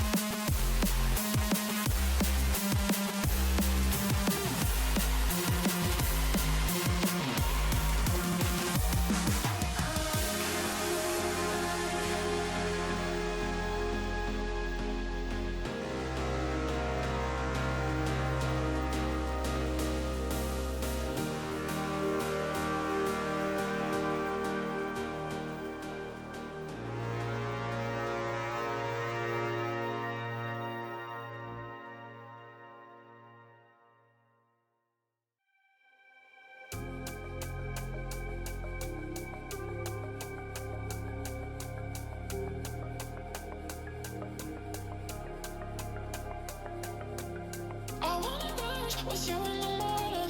I lit up to feel more alive. I want those eyes to never be lonely. Let's make this night the time of our lives. I wanna rise with you in the morning. I lit up to feel more alive. I want those eyes to never be lonely. Let's make this night the time of our lives. Let's make this night the time of our lives. Let's make this night the time of our lives. I wanna rise with you in the morning. I lit up to feel more alive. I want those eyes to never be lonely.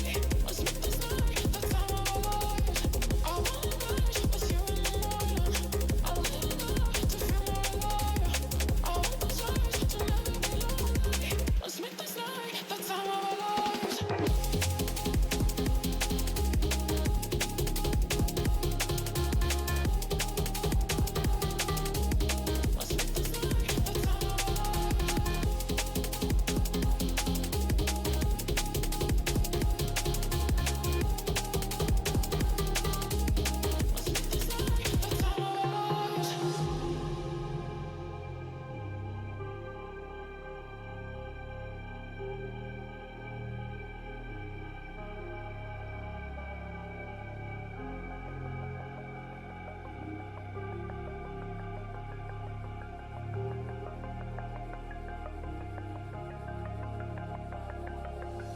I wanna rise with you in the morning.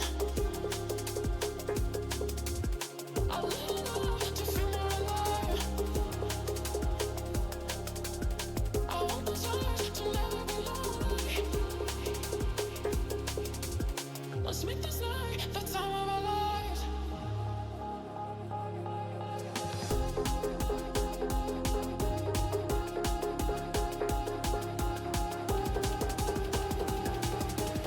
Let's make this night the time of our lives.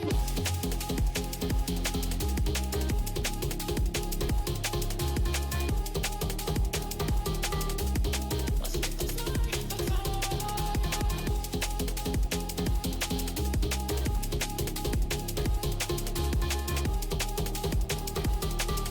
lives. Let's make this night the time of our lives. Let's make this night the time of our lives. Let's make this night the time of our lives. I wanna rise with you in the morning. I lit up to feel more alive. I want those eyes to never be lonely. Let's make this night the time of our lives. I wanna Welcome back, ladies and gentlemen, to Summit Esports Game 3 of the series Bonobos versus the Mystic Ninja Cyclones. Series Bonobos themselves a quick 2-0. Will they be able to close it out? That's the real question. I am your host, Beartel. You can call me Steven, Shako God, whatever you want to. Just don't call me late for dinner. I like food. Joined is my esteemed, intelligent, and oh so inspirational co-host, Gargura. Hello. Those are a lot of titles, and probably all well deserved for Yes, both you've of earned us. them all. But definitely you. No, you. No, you. No, you. You're much too humble. You need to have more I love self-esteem. myself. I love myself, and I love all you viewers at home. To show your love to the channel, please subscribe. Do we have subs? Oh, we do Mm-hmm. have subs. Yes, sir. Alrighty. Well, let's see how the draft goes. For every Have- sub, I will try very hard to get guest star TSM Ed Sheeran to come in and sing some songs. He'll sing his best songs that he can. Maybe. I'll ask Maybe. for every sub we get.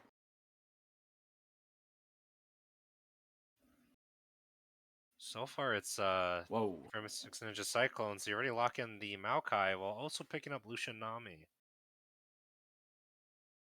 A Asteria's powerful force. Bonobos does go for the J4 again, and they also Mhm. pick up Zaya. Yeah, getting J4 2 times on the red side is pretty interesting.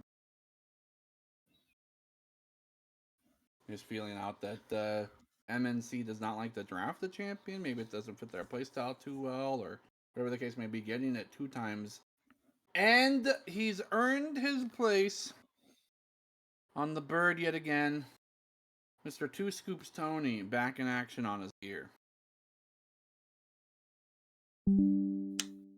Oh man, that's gonna be fun. Neutral Azrael probably doesn't think that Azir is a problem, so he's probably fine with letting him have the Azir. But you never know. Azir's just a really annoying mid to late game with how safe he is as well as how much setup he provides to the team. So we'll see if he's able to lock down something that will actually punish him for that. Yeah, I mean the rhyme and the reason behind this pick isn't for, I think, lane dominance. Fortunately, that's not the Dragon Tooth strength in this matchup. It's more for his ability to, despite being behind in gold, impact the team fight on an equal or even sometimes even better level than the dude above him in gold. The dude's punching up. I see. Ooh, the Nautilus, Asteria's personal Discord kitten, I think, plays Nautilus. Siri has a Discord account? I don't know. Altruis, would you call yourself Asteria's Discord No, ain't kitten? no way, bro. Oh, that's funny. Only if he's playing Yumi is he then Discord kitten, I think. There's rules. He does? Okay, well, Fleas confirms it, so it can't be untrue. Asuna most likely going to pick up this Yone yet again with... Oh, The I was Anivia. hoping it was LB. Give me the LeBroken, please. Won't you do it for an old sinner? Gonna stick with You shake this you. porous in his hand. You God. Thank you. Thank you, League of Legends. Thank you, Riot Trendemir. Is it the AD LeBlanc though, or is it a typical AP LeBlanc? I think it's AP. I think at this point, with the 2 picks prior and being able to completely go double the CS of Dragon Tooth, it still wasn't enough. He was killing the dude in side lane on repeat. Maybe the LeBlanc pick is something that Nutra Azrael has identified as, okay, I can get big on certain champions, but if I get big on this champion, everybody dies. I see.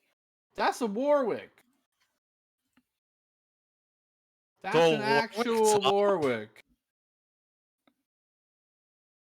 What in the actual hell? Huh? I thought we were safe from the days of Warwick mains. What happened? Sorry, bro. Yone was calling. Yone's calling and the dog's barking at his heels.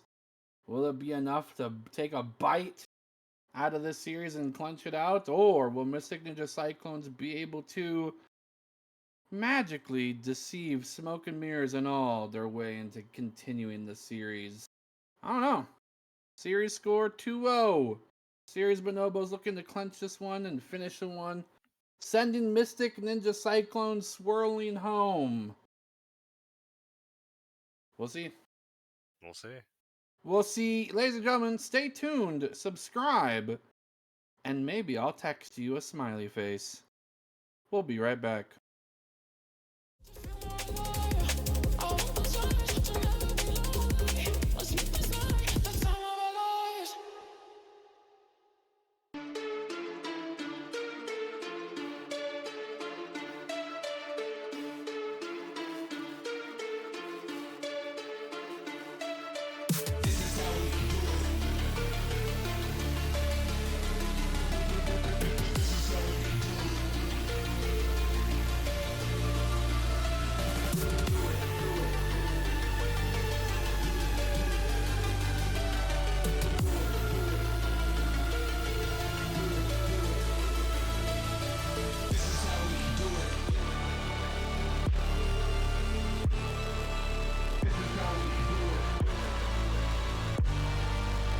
When the bass drum hits your face, you be like.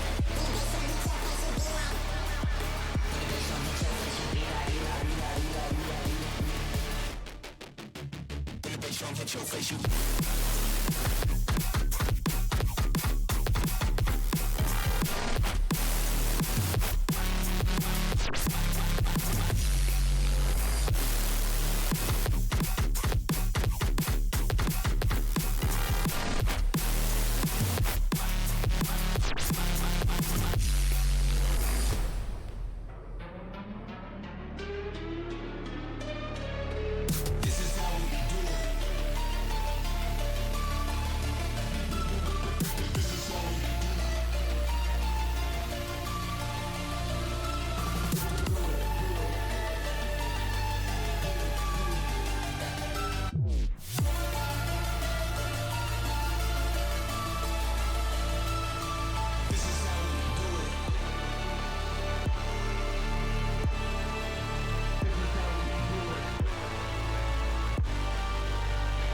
Drum hit your face, you be like.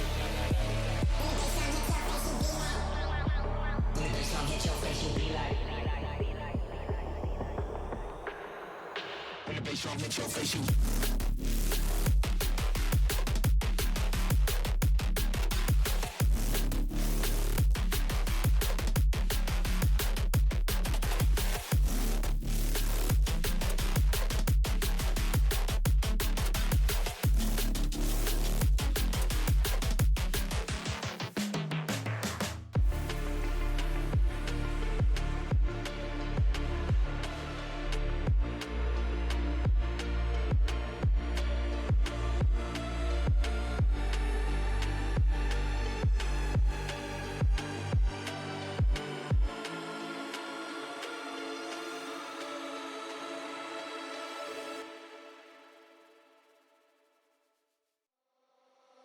For a second I thought it was you.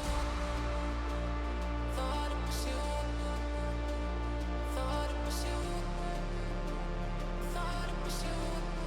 For a second I thought it was you. Thought it was you. I thought I had eyes on.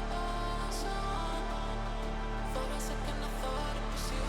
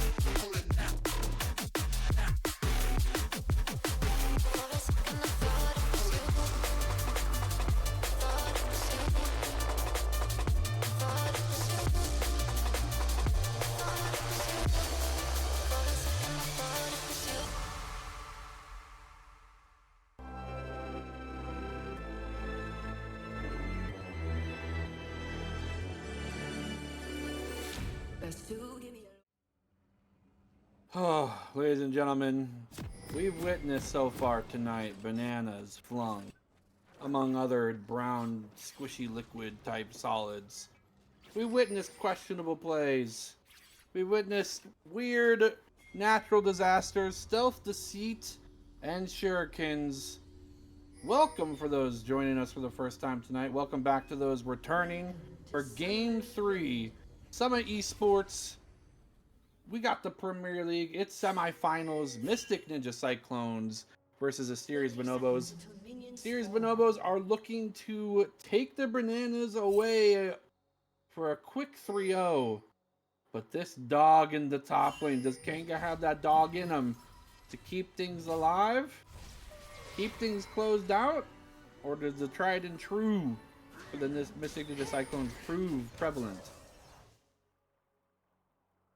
Only time will tell with this one. Only the time will do the telling. I do think Warwick is setting up for some early game change. He might actually catch out Asuna here. This is scary. This is a lot of damage. Bone plating gone. As the Q, lethal tempo, about to go full ballistic mode. Do not win this 1v1 against this man. Q will be used. Q on the side for OT Gator will be popped as well. Neutral Azrael will be here. It's a 3. No, make it a 4 versus 1. They knew this was going to happen. Kanga's early game lead potential now given over to LeBlanc, and that's a scary champion at first blood. Yeah, not exactly the outcome that they wanted from that early game invade, if we can even call it that. But unfortunately, it seemed like they were on top of it. Everyone was looking at their mini-maps, thank God. And Neutral Azrael got the 1-kill lead advantage, which, if it's reflected upon the same state of the game as last game, Neutral Azrael is going to take that lead and start running for a long time. Yeah, luckily LeBlanc doesn't have the greatest in terms of wave clear, but I don't think that'll matter too much. You can pretty much auto all minions when your enemy mid laner is not alive. Precisely. Now, Tim on the Lucian. Nice engage here from Morn. Find the EQ combo. OT Gator will get the Bramble Smash to safety, but will meet the ever-waiting hook of Ty is cool. Learning some tricks and tips from Ultras themselves, the hooker god. Now they're going to fight their way back to lane. It looks like they're going to actually be finding a lot of opposition in this bot side. Jarvan having to escort that bot lane back to their safe place.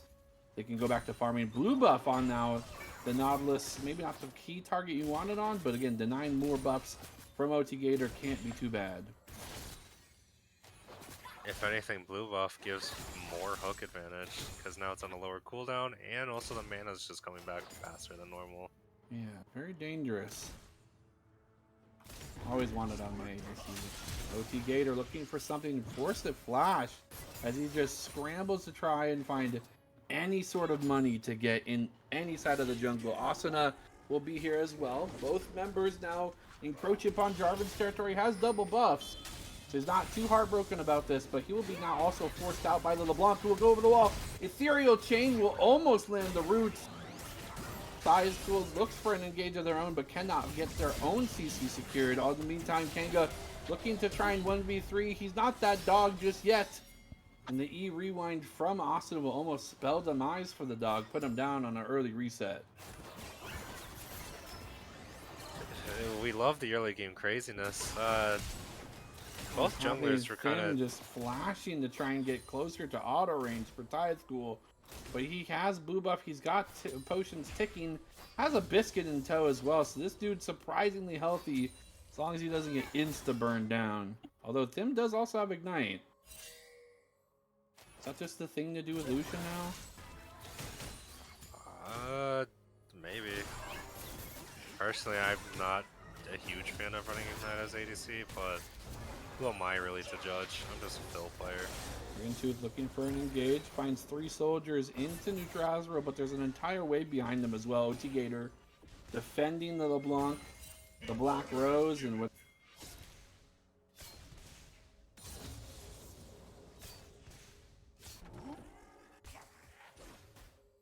possibly technical difficulty. We lost stream.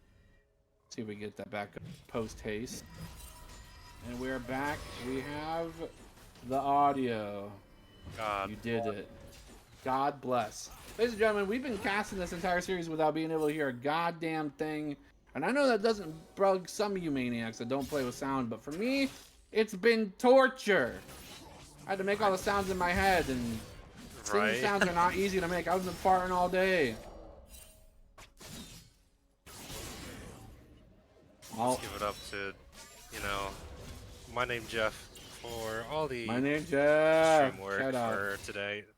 This is production and stream team B. Bravo. I think we're doing pretty good. You might think yourself as Bravo, but you're the only Omega I see. Damn. Alpha to my Omega or something. Where does Theta fall in all that? I don't really know the whole hierarchy about it. I don't think people think about Theta. I don't think about Theta at all. They have no representation in the clan. Nope. Or gonna try and find their own success. A lone pack wolf up against a samurai with 2 swords, forcing him to run away, actually forcing the dash. Asuna is completely respecting this damage potential from the warwick without any help in tow. It's for a trade, follows the Q, holding down Q is the funniest interaction and I see in the game often. Ethereal chains on the Dragon Tooth, the Sand Soldiers won't be even able to assist the Shuriman God as he will be forced under tower by the Black Rose. It'll bloom once more in the top lane. A gank is blooming as OT Gator looks for a follow-up on the Asuna ult. Here comes the barrier, finds a little bit of time, but no damage will be pressed into the shield. It will be able to survive this auto attack. Be damned. He'll be knocked up, rewound, damage given, damage taken. Asuna goes for a 1v2, gets the kill, and again, wait, no, I can't see. Colors are crazy. Conga goes for a 1v2. Conga goes for the 1v2. Asuna sweeps it up. Sweeps it out. Gets it taken care of. We're losing our marbles here. Dragon Tooth dangerously low. About 1 rotation from Neutralizal with this Ignite. Maybe looking for the perfect angle. Does have the scoop available. And very willing to use it when they think it's correct. Here comes the engage, no scoop to follow suit. Ethereal chain combo with the Q and the auto. That will surely clip the wings of the Azir this time. Now just 1 HP, no one to follow or put LeBlanc in a threatening position. So they'll be able to skirt into base, cash their paycheck, and come back stronger. Yeah, they're, like I said, they're taking that lead and running it. Honestly, it almost looks like a repeat of the comp that they're going for game 1, but the main difference is they're actually being put in an advantageous spot between all 3 of their lanes. Okay. I see you. I see what you're saying, and I respect it. And I think you're being accurate, actually. But I think it's pretty awesome. But you're too. Let's be honest. You're too good looking. you don't have to go on to say that in front of the public. I'm just being honest. I'm not gonna lie. The stream that I'm seeing, I don't see any color but purple. There it goes back to normal. But then I'm seeing some shit. I'm seeing some Discord things. I'm seeing some Dragon Tooth getting popped yet again. But this time, actually taking about half HP from LeBlanc away. Maokai will be into OT Gator looking for an engage. Throws the sapling, does not find the slow. But the dog's on the hunt. He smells something.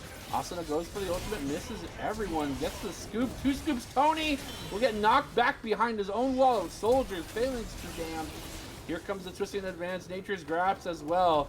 And it is all but Mystic Ninja Cyclonez just popping off all over the map. Neutral Azrael and Asta are on some comfortable champions, or at least their comfortable roles.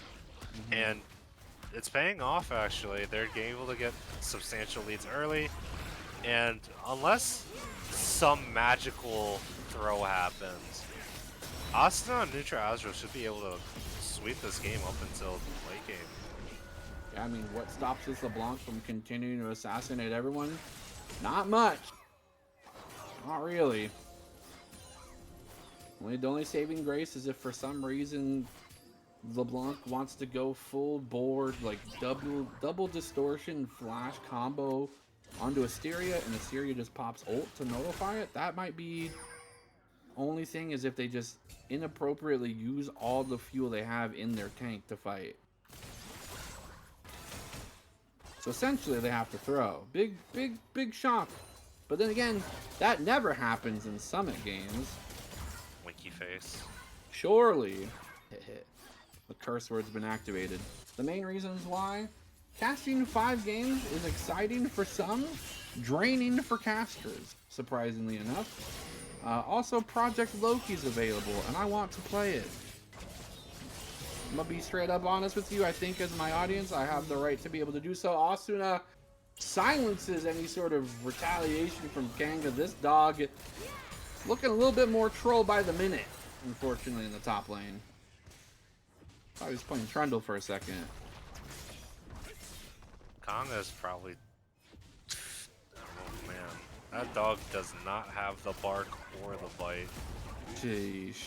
Looking like straight Heiko up there with that Chihuahua energy, you know what I'm saying? He's gotta catch strays. I haven't seen this dude talk in chat this one time. Nice hook, catching strays. Talk about catching a hook to the dome. Forcing out the flash. Here comes the call on the backside. The engage is here. OT Gator's trying to help, but the Maokai ult, not enough. Jarvino will answer in tow. Asuna's here too! This dude's freaking everywhere! And it's just the ADC. Will he get a trade kill? No! Maokai gets the double, and again, a huge pop-off to the Cyclone. From what we could see, it was almost looking really nice for Mysterious Minnow. Oh man. Nice scoop, but the distortion will instantly counter that. OT Gator now getting a 3rd kill in the matter of 60 seconds. Just nature's really reclaiming the rift right now. It was looking so good for that bot fight too for Asteria's Bonobos, but thankfully Mr. Worldwide Asuna TP'd bot lane and swept up whatever he could. And honestly, it's just really dangerous to be fighting against a Maokai when you're sitting in Tribush, you know? Yeah. Yep, and I mean, look at how much just stall, engage, delay, re-engage the draft from the Cyclones has. I mean, you have so many tools that you can just throw out in a giant wide line. It's gonna hit some people. I think maybe, I don't know, Tyzpool did find a crazy hook onto Thim, and maybe that should have been your consolation prize, was forcing the flash and calling it good from that point forward, because pushing the envelope, not doing much good for you right now.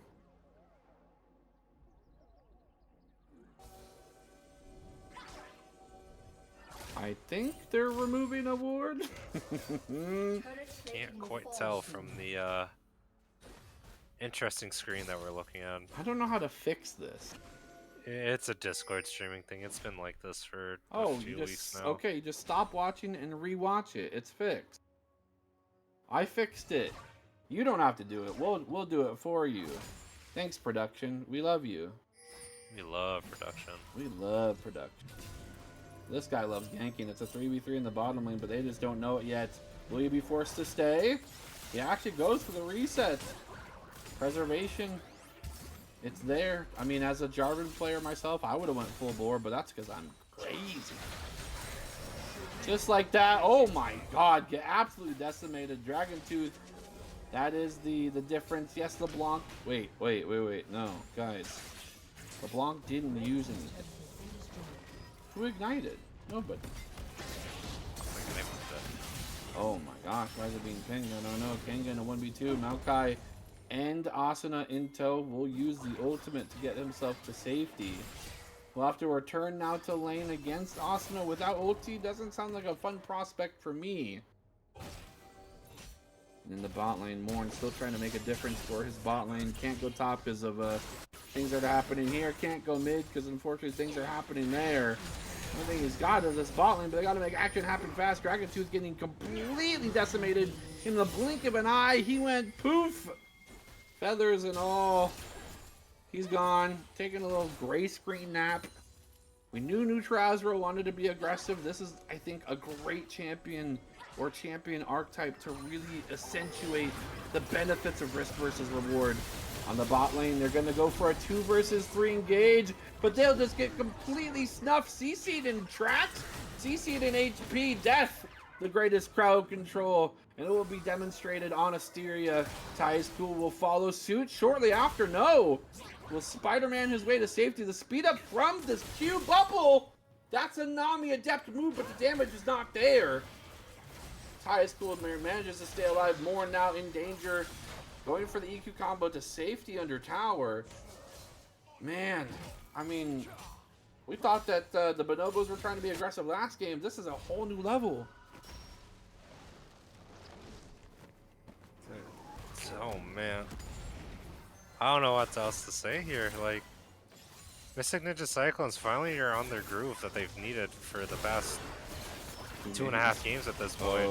Okay. Still alive, a 1v3. Asteria trying to do the big mega play. Gets smashed down by the tree. Almost gets the 1-for-1, and that could have started something beautiful with maybe some resets, but no one to help. No one to save the play. Asteria will fall. Momentum just leaking left and right here for the Bonobos. Morn looking for something, going for an EQ combo, finds the Lucian. Tim dodges to the side. Will he have the follow-up? He'll miss out on the dredge line. The Cole will be the answer.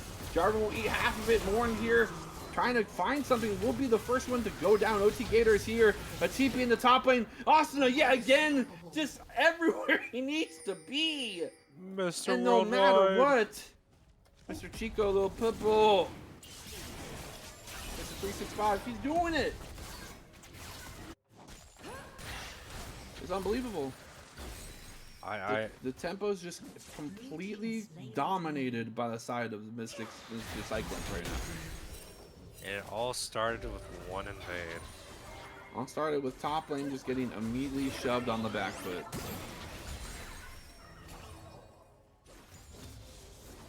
Tough. I mean, what do you do? And it sucks too because, I mean, no lane's really doing much in the way of helping this game and stemming this bleeding. But it looks dangerously bad for Dragon Tooth. You know, this actually may have some long-term draft implications, and as much as people would say, yes, you're getting kind of dookied on by Neutrazero. Sure, it's LeBlanc. He's an assassin player. He knows how to push an advantage. I really don't think that a lot of this blame could be put on the Tooth himself so much to remove him from Azir as an option. But I don't know. Maybe picking something a little bit safer. Malzahar still has the opportunity to be instrumental in team fights with ulti. Who knows? I don't really know. Hard to do anything about fixing this particular game. As the Bonobos, I think you kind of have to look for next series at this point. Or next game, sorry. Still the same series, next game. Let's just lay out the hypotheticals. The hypotheticals, Kanga does live here, so we can continue to do so. A nice hook onto Lord Tubington left alone. Will be spared because of just the sheer threat of damage over a wall they can't see. As you're saying, hypothetically. Hypothetically, red team would need 2 things to happen. Okay. 1, Dragon Tooth and Asteria need to have at least 3 items to actually compete with the rest of the team. Okay. And 2, they need to somehow start a fight off with a pick so that either Neutral Azrael or Asuna get caught first.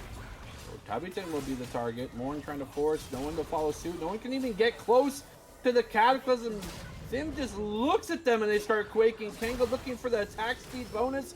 Finds the move speed instead. On the back end, Morn finds the double knockup. Binds some time for his team. Does not have the Gore Drinker available to practice yet, but he's still alive. Conqueror keeps him alive for just an inch longer. And a shutdown now going over to Asteria. We saw a potential before on the other side. Can the Bonobos find the same clinch? No! Asuna! Yet again exactly where he needs to be. He is the lethal assassin, and he's closing the door on the coffin to the Bonobos this game.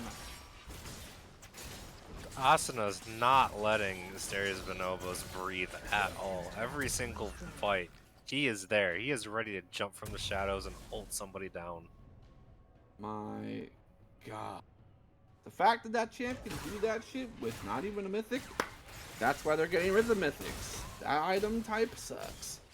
What a dumb idea, Riot. Let's go to preseason, baby. Woo! Let's go to preseason, bring back Zizarot and Banner Command. Woo! You're asking for too much. I want it all, okay? I want to fly so close to the sun. Listen, you get that when they bring back Zephyr. Give me Zephyr, please. Give me freaking Lightbringer. That's a throwback. Not a lot of people know about Lightbringer. I don't even think. No, I don't think I played when that started. Lightbringer? Okay. On-hit item.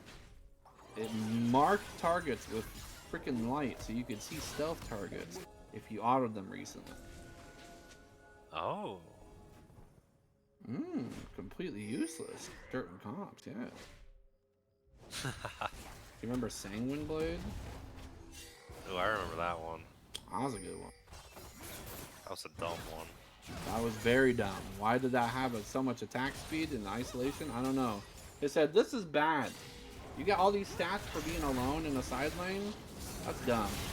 Just like disengage, it's dummy damage. Just going dummy thick on the health bars for the Bonobos. They don't even stand a chance. The Nami's threatening to get these kills with just the bouncing W. There goes the Q as well, legendary, and they do deserve the title because they are absolutely popping off. It's looking like a very big momentum swing. Baron the Purple Worm will be in the sights of the Mystic Ninja Cyclones for the first time in arguably like 40 minutes. Oh, man. We're going Just to game 4, baby. Just like sort of the Divine, that fight and that item came in super quick and ended super fast. Ended mega fast. You remember sort of the Divine, yeah? But I do, but I do. I miss. It's in arena. Or It's in arena. actually, Well, it's next next to it, I should splits. say. Might be in arena. I don't know. Morn. Oh no, he's got his eyes on you. He's got the extra movement speed. You're gonna be forced to flash. You don't have any MR. He's still chasing down. He's got another slew of rotations to continue to follow you. Morn though, buying an incredible amount of time. What does red team do with this? They look for a pick. They might have found an angle to buy the time. Finds it on the Asuna. He will fall. Soon to follow though. Maybe Tim. No, he'll dive under safety of the tower. They get a crucial pick. Morn does escape with his life, but they costed so much in return. Looks so promising as maybe a pivotal angle in that, maybe pumping the brakes on this huge momentum gain from the side of the Cyclones, but evidently they just put pedal to the metal and just keep on trucking on. Has been destroyed. Morn found yet again. OT Gator looking for something. Doesn't even deter this engage from Morn. Desperation is all I see here. It's a 2 versus 1. Dragon Tooth now finally here. Is it enough though? Dim just completely pulling out the Gatling gun. They are gone and they are destroyed. I wonder what happened, what canceled the Warwick ult out there, because he was waiting for Lucian to be cleared from the rest of his teammates, and so when the ult started up, it got canceled almost immediately, and I'm wondering if either Maokai queued him right at the end, or if some weird interaction happened where he I didn't wish actually a get freaking surprised. replay, man. I wish we could play, but That's okay. Team Bravo, we're doing it. We We're replay working it in with our what we have. minds. Well, what we lack in technical capacity, we make up for an incredibly good look. You're so beautiful, bro. You're beautiful, bro. You're beautiful, Air. You know what I see? How does it go? Fuck. You wanna know what my life would be like without you? Close your eyes, bro. What do you see, bro? Nothing. Bro, that's my life without you, bro. Oh my god. That's me, baby. I'm made out of cheese. Anyway, back to this game. I don't even know, man. You said there's two things that need to happen for the Bonobos to have a chance. Well, Yes. there's an extra item on one of the two champs that you mentioned since the last time we checked.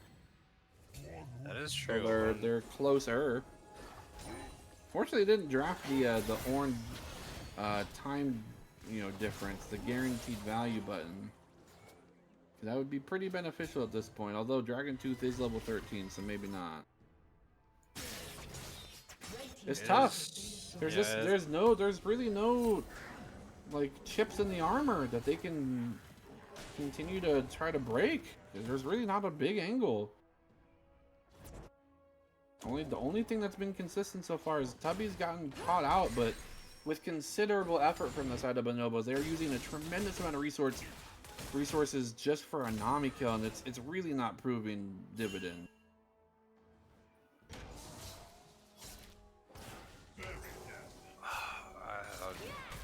Like they Goodbye, could try Dragon to. Tooth. Oh Okay, no. never mind. He had the shield.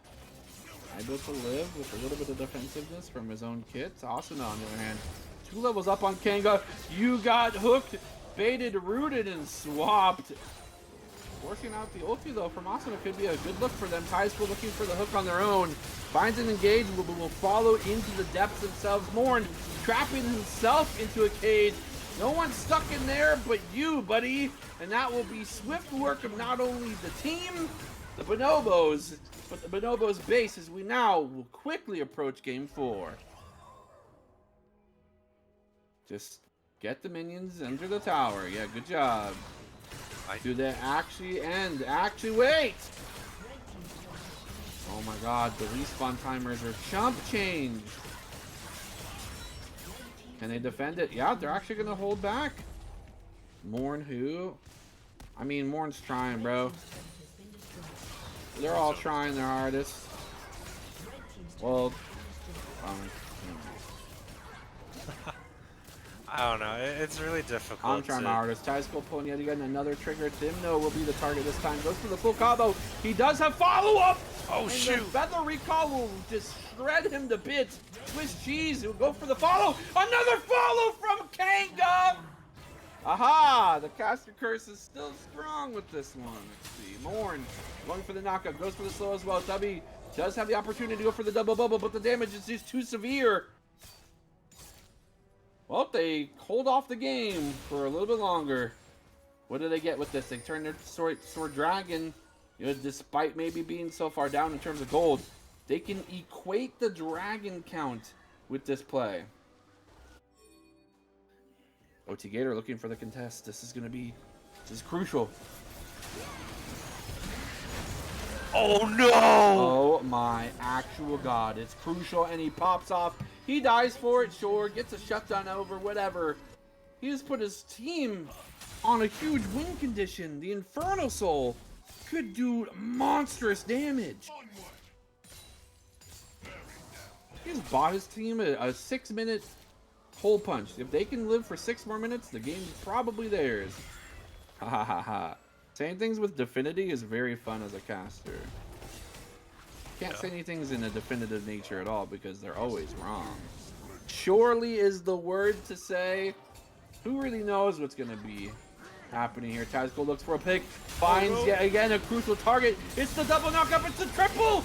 Lord Tubby gets so many resources yet again, though. And it's all for naught. They don't even get a trade kill. Asteria actually will find one. The healing from the Warwick is just not enough. Asteria will be the target now. Dim, but the triple scoop from 2 scoops. Tony, does he actually get it? He does! Naysayers be damned. Dragon Tooth, when the moment counts, you strike iron hot. Honestly, there was a lot going on. I feel like I said that phrase way too much right now, but Oh no. Razrill's on the hunt. Dun it. Dun it. Dun Where'd he it. go? Dun it.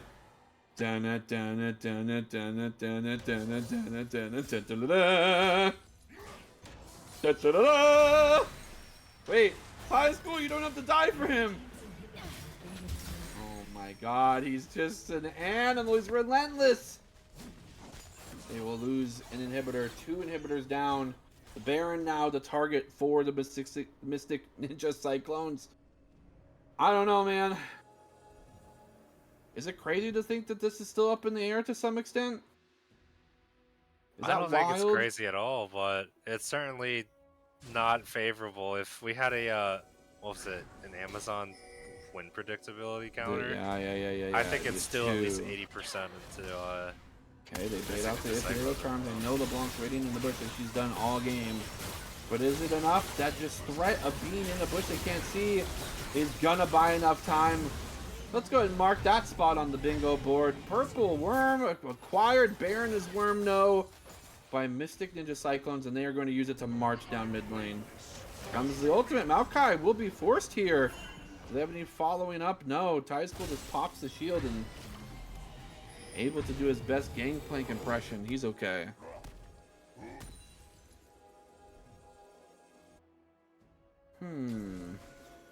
You might be right. After the next Bud Light Ace, maybe the game will be over. One of their goals is almost coming into fruition. Asteria Okay. does have 4 It's items. 4 items. Does that count? Does it carry over to the other carry or no? Unfortunately not. Oh shit, that math doesn't check out. As we saw in that last fight, Thim basically 2-tapped Asteria at that point. That's true. So, Let's have the stopwatch. I can only safely assume that both of those are going to GA territory, I would assume. I mean, your other options don't play. yeah. That's that. My favorite part about LeBlanc is she's this assassin and yeah, she's got to dive in to kill you, but then her Q does 700 damage if she pops it, so that's fun. That's just a targeted ability. See? That's the full combo. It's a 3-man engage. It's gonna be curtains as the triggers pulled. Double kill, double dive. Morn looking for their own retaliation. Finds a twisting advance bait, but doesn't actually pull him under fountain, and it's just not enough. Too little, too late here. Kanga going for the full heal, but he does apparently not have that dog in him this game.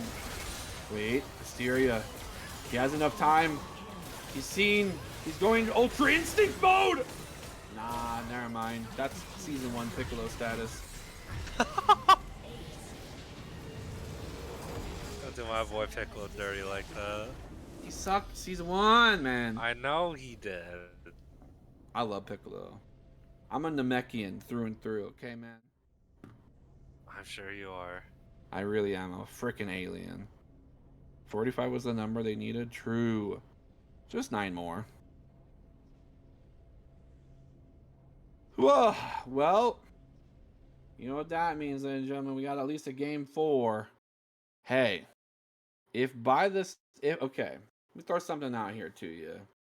If we can get 100 subs by the time, if we get to game 5, by the time game 1 starts, I'll sing you a song. What kind of song? You know, it could be raunchy. It could be, we'll do a crowd vote. We'll do a little straw poll. And I'll do it in a maid costume. How about that? I don't have one on me right now, so we'd have to get one. But I'll do it. Is it time for a McDonald's break? I think we have plenty of time for a McDonald's break. Not quite a sponsor just yet, but stay tuned, ladies and gentlemen. Mystic Ninja Cyclones showing signs of life.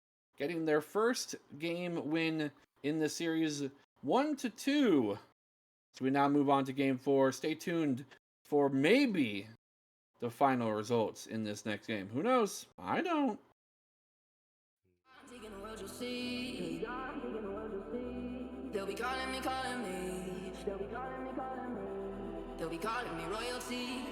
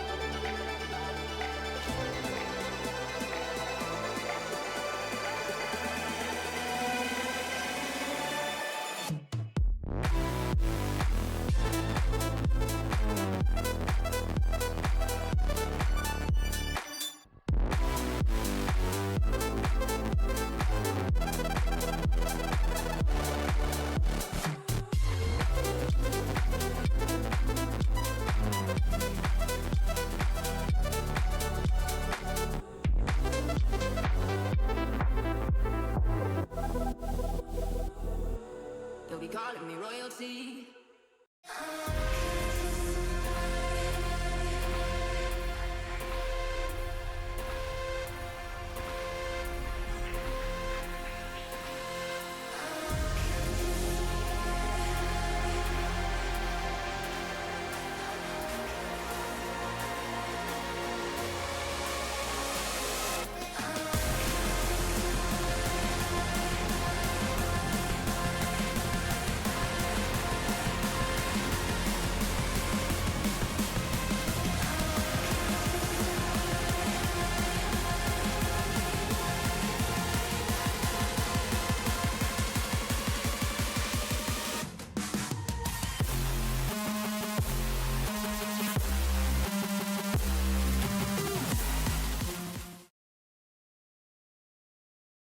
Welcome back, ladies and gentlemen, to Summit Esports Game 4.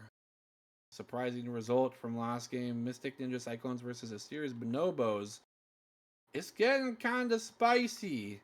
I'm your spice leader, Barito? I don't know if that's a real thing, but joining me on our spicy journey is Gargura. How you doing? Not bad, not bad. Hell Honestly, yeah. didn't expect Mystic Ninja Cyclones to pull out a win that Yeah, strongly that was from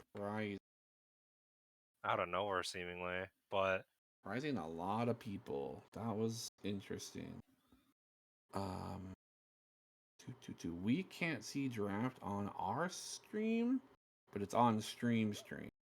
Just so production knows. Asteria's Bonobos did first pick Lucian, while Okay, MNC opted towards picking up Azaya. there we go. So back to the comforted picks, I think, in this regard. Didn't that, not that we saw any terrible play from Asteria on the Zaya. I think showed a lot more dominance when he was in the Lucian's hands.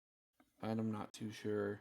Soraka though being picked up, I think this was something that's been banned a lot against Lord Tubbyton, so I'm not too surprised that they grab it when they can, especially when they have a momentum from last win. But I wonder what the answer will be.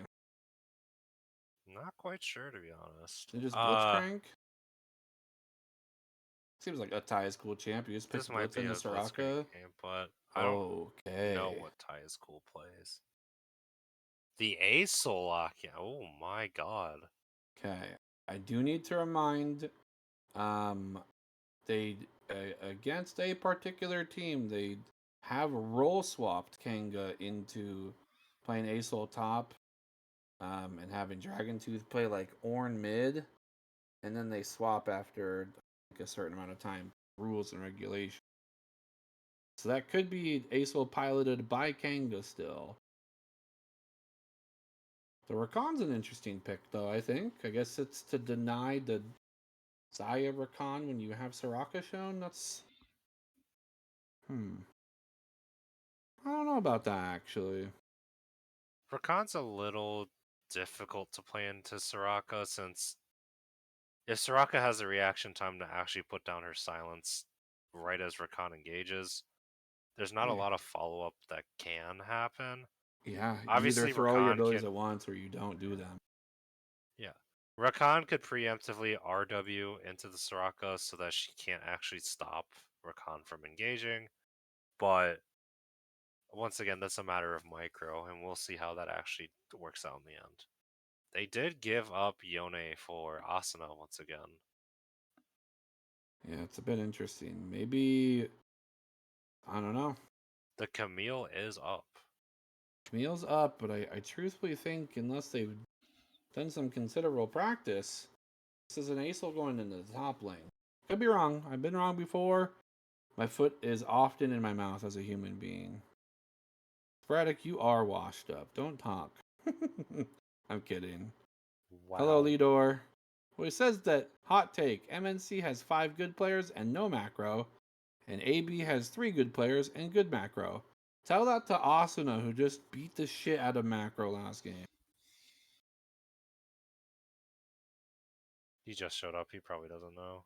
He doesn't even know. Sporadic, Asuna just played top Yone with TP and literally was everywhere the entire game. Like, no actual joke. Mr. Worldwide. Mr. Worldwide. Mr. Chico Pippo. It's Ari again. Felt that it was pretty lethal. It is Malphite. I think that's going mid. I don't know. We're going to see some Malphite gaming. Malphite Gaming, the double rock combo. It's actually not too shabby against the likes of the dashing Yone and Ari. I think Asteria's Bonobos is trying to go for the press go and win button, especially since they're trying to go for a Malphite Rakan engage. Yeah. But the Fiddlesticks lock in. Oh, mamma mia. Gix would be proud. Gix would be ecstatic right now. Fortunately, I think they're doing their own thing. I do like the kind of the added lethality that Acel and Talia bring together. You have those rocks that stun you if you try to dash. He has a move that constantly pulls you to the center, and if you get under a certain threshold of health, you just die. I think that's an interesting synergy. Unfortunately, with the short rangedness of the damage from Asteria's Bonobos, Fiddlesticks is going to have a lot of fun this game, I think. Farsights is going to be so important here for Asteria's Bonobos. Even if the fear doesn't go off, Fiddlesticks will deal a lot of damage. Mm-hmm. So hopefully the Acel is able to help zone with the Talia to prevent Ari and Zaya from actually following up during these fights. We do see again the Mystic Ninja Cyclones have yet to draft a big tanky boy in this team. I know that Soraka does add like a pseudo tankiness or survivability, but if they die, that source is gone. Whereas Malphite will be big. He'll be big beefer man.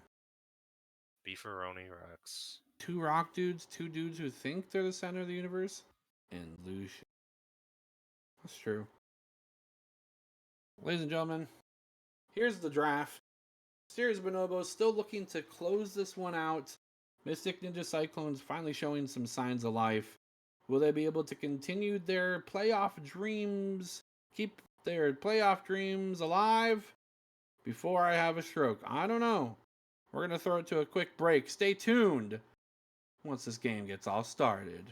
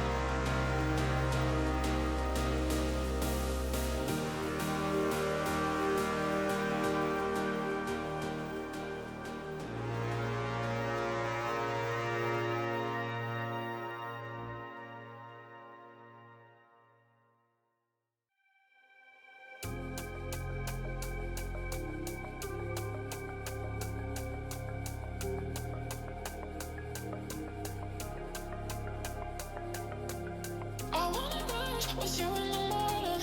I lit it up to feel more alive. I want those eyes to never be lonely. Let's make this night the time of our lives. I wanna ride with you in the morning. I lit it up to feel more alive. I want those eyes to never be lonely. Let's make this night the time of our lives.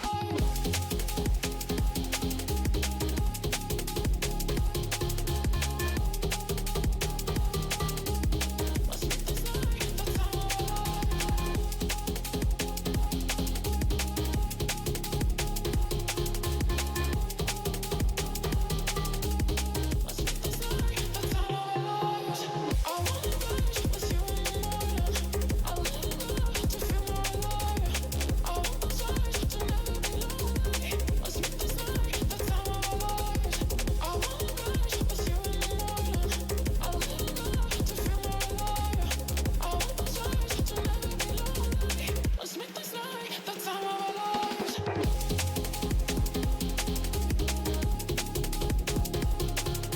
I wanna ride with you in the morning.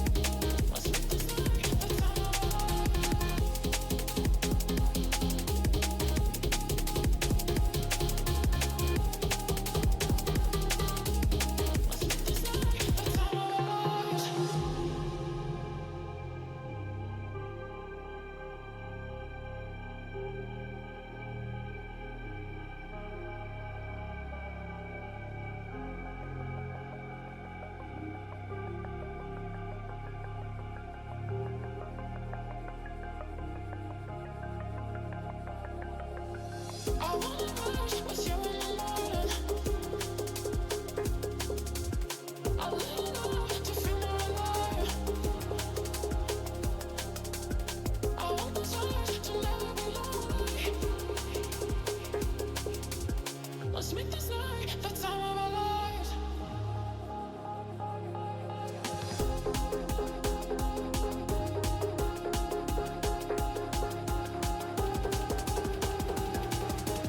Let's make this night the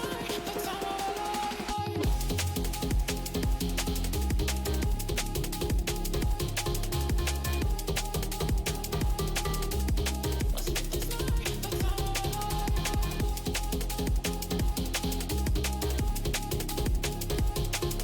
our lives. Let's make this night the time of our lives. I wanna ride with you in the morning. I lit it up to feel more alive.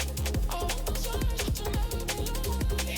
Let's make this night the time of our lives. Let's make this night the time of our lives. Let's make this night the time of our lives. Let's make this night the time of our lives. I wanna ride with you in the morning. I lit it up to feel more alive. I want those eyes to never be lonely. Let's make this night the time of our lives. I wanna ride with you in the morning.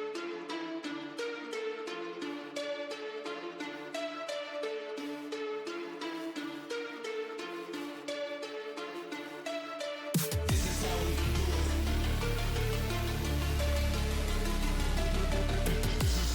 lit it up to feel more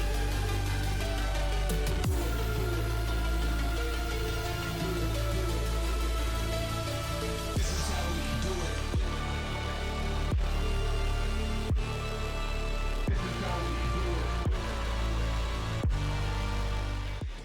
Welcome back, Summoners, to Game 4 between Asteria's Bonobos and Mystic Ninja Cyclones. Unfortunately, Baratel is doing something out in the back, so he will not be here for a little bit.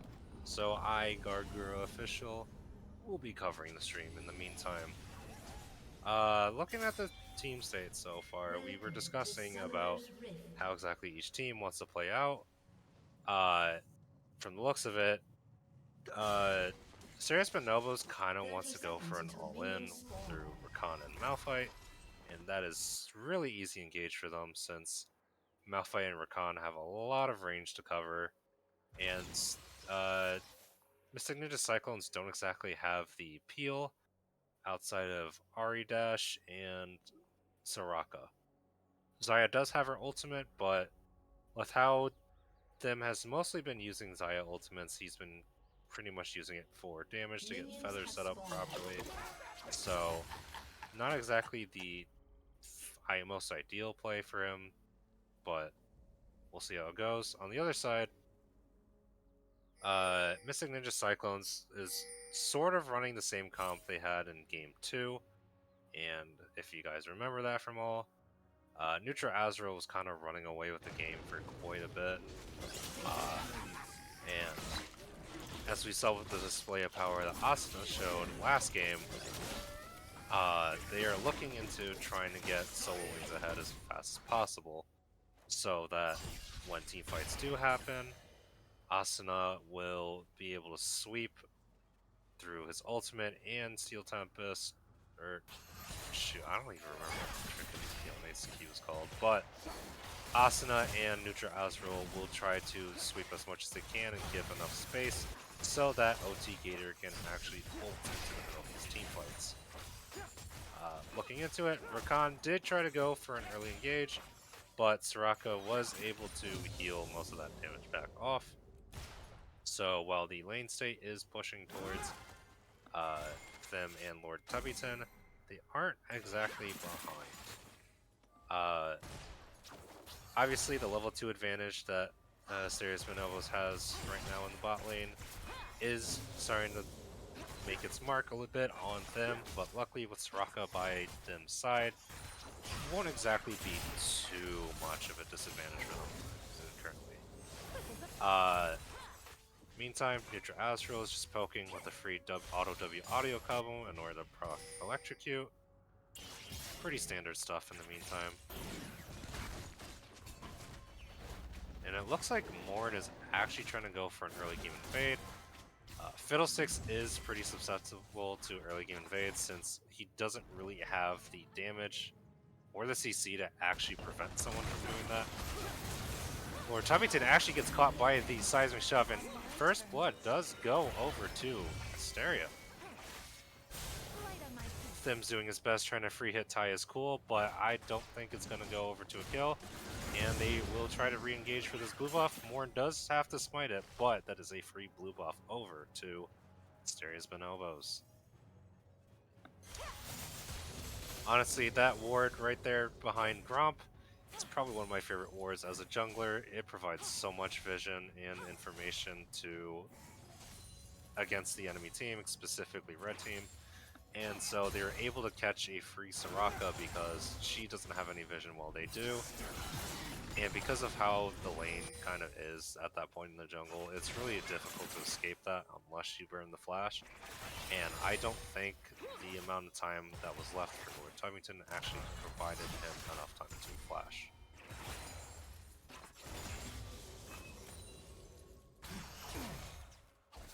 Nothing crazy is happening around the map right now. We do start to see the gold gap coming into fruition between Neutral Azrael and Dragontooth. That's probably why they threw him onto the tank, so that he can try to be as gold efficient as possible, at least on CS, but it is going to be substantially harder for him to actually farm this stuff. Oh, wait, hold on. Oh, this is the lane swap they were talking about. Okay, so Kanga is mid now. While Dragontooth is actually going to start laning to Asuna's Yone. I'm back. So, Holy. Sorry. I'm back. To chase down my Uber Eats delivery driver halfway across my neighborhood. Whew. Okay. The stream First did blood. not explode while you were gone. First blood, Asteria. Okay. Interesting. So yeah, just as a little recap, Asteria and Ty is Cool did establish a wave bounce so that they had a level 2 advantage over them and Lord Tubbington, and Morn took that opportunity to actually invade the blue buff. Okay. So, you know, early game Fiddlesticks can't really do much into invades. Right. So it was basically a free invade. When them and Tubbington actually had the time to clear the wave, Tubbington got spotted out by the ward that's in the bush behind Gromp. Right. And Morn was able to get a free seismic shove into the Shattered Earth combo, and was, you know, it was just a free kill from there. Okay. Cool. Second engage here, double silence. And the root to boot on Ty is cool. Gets the Q as a trade. We'll heal a little bit of that back. No Fiddlesticks dive potential quite yet, but that's right, is going to be looming here in the next couple levels.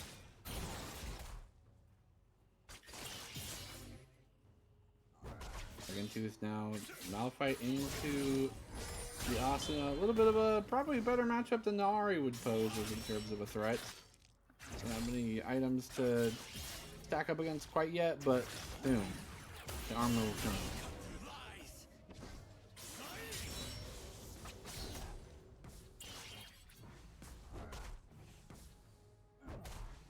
See, Comet here for the Malphite.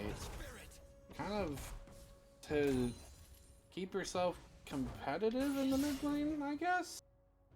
But you're never going to win against Aries. Comet's kind of a moot point, because then when you get to top lane and you want grass for trades, you can't get them.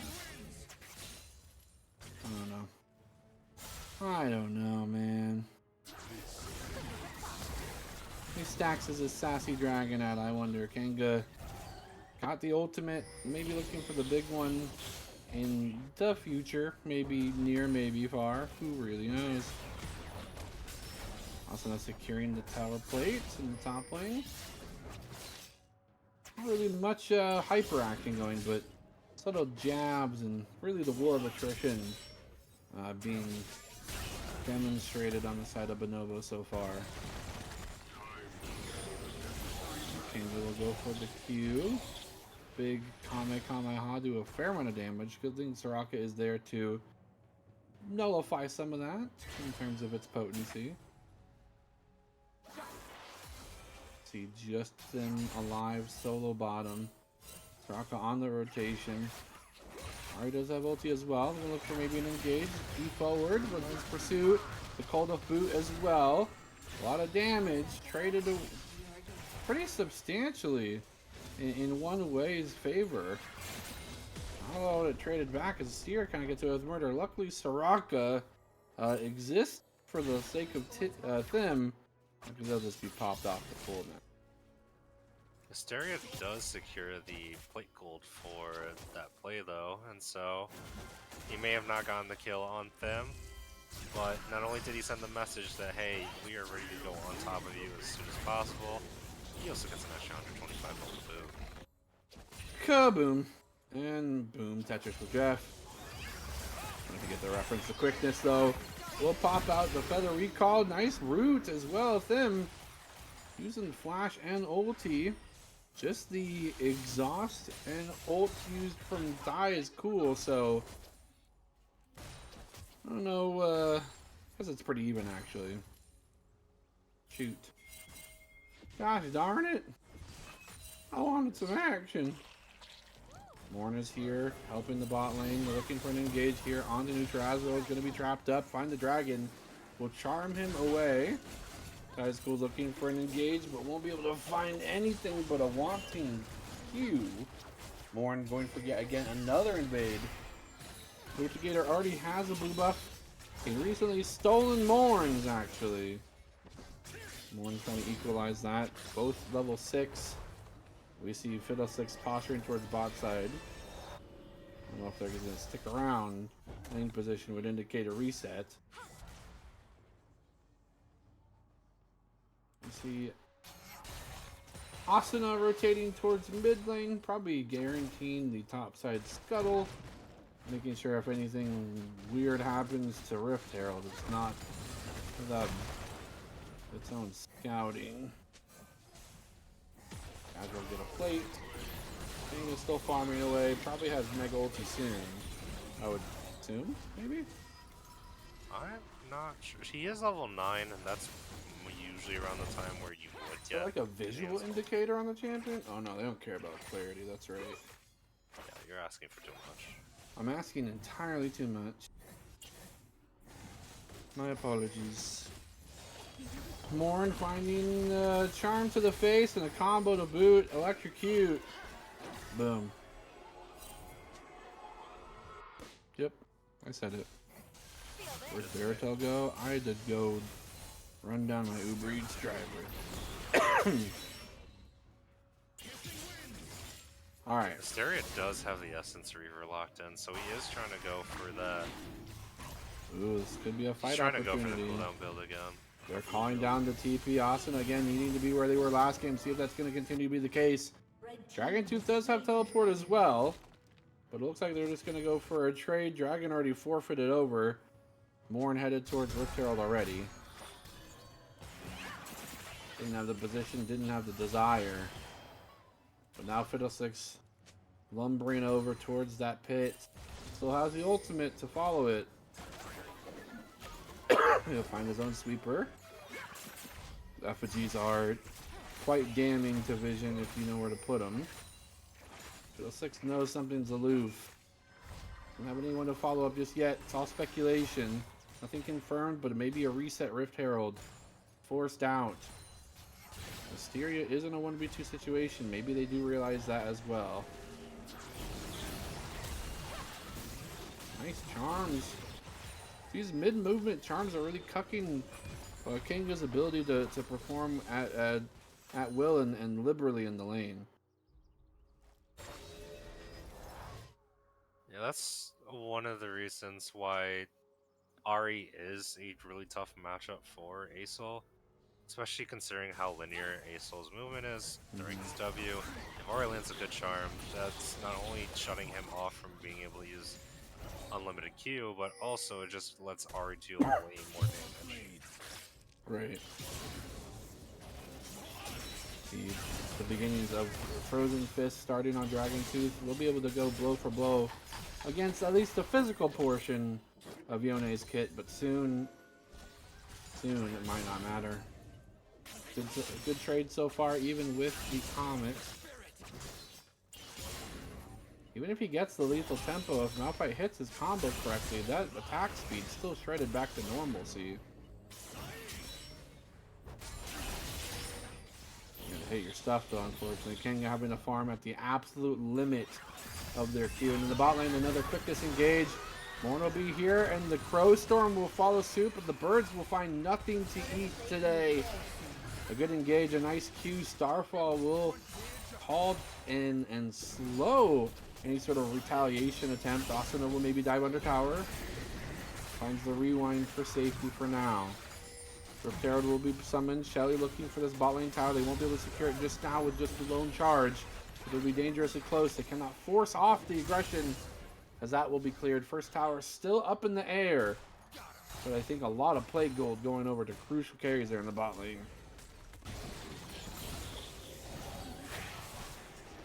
Yeah, the Fiddlesticks also missing there. Oh! Dodges out from beside the minions. The charge will guarantee that the charm will land. Luckily, Talia is here to save the day. The big ultimate's going to be popped, but only finds the mid lane. Nothing doing in the bot lane quite yet. More maybe going for an evade. Morn going in for an invade. Feels the power, feels the strength, has smite available. We'll take the camp away, but will maybe flash into a fear? I think we need to land a charm. Kenga's here to maybe save the day. No, it's going to be Asuna yet again. The premonition is here. He knows when to be where and when to be there. Beware, Asuna.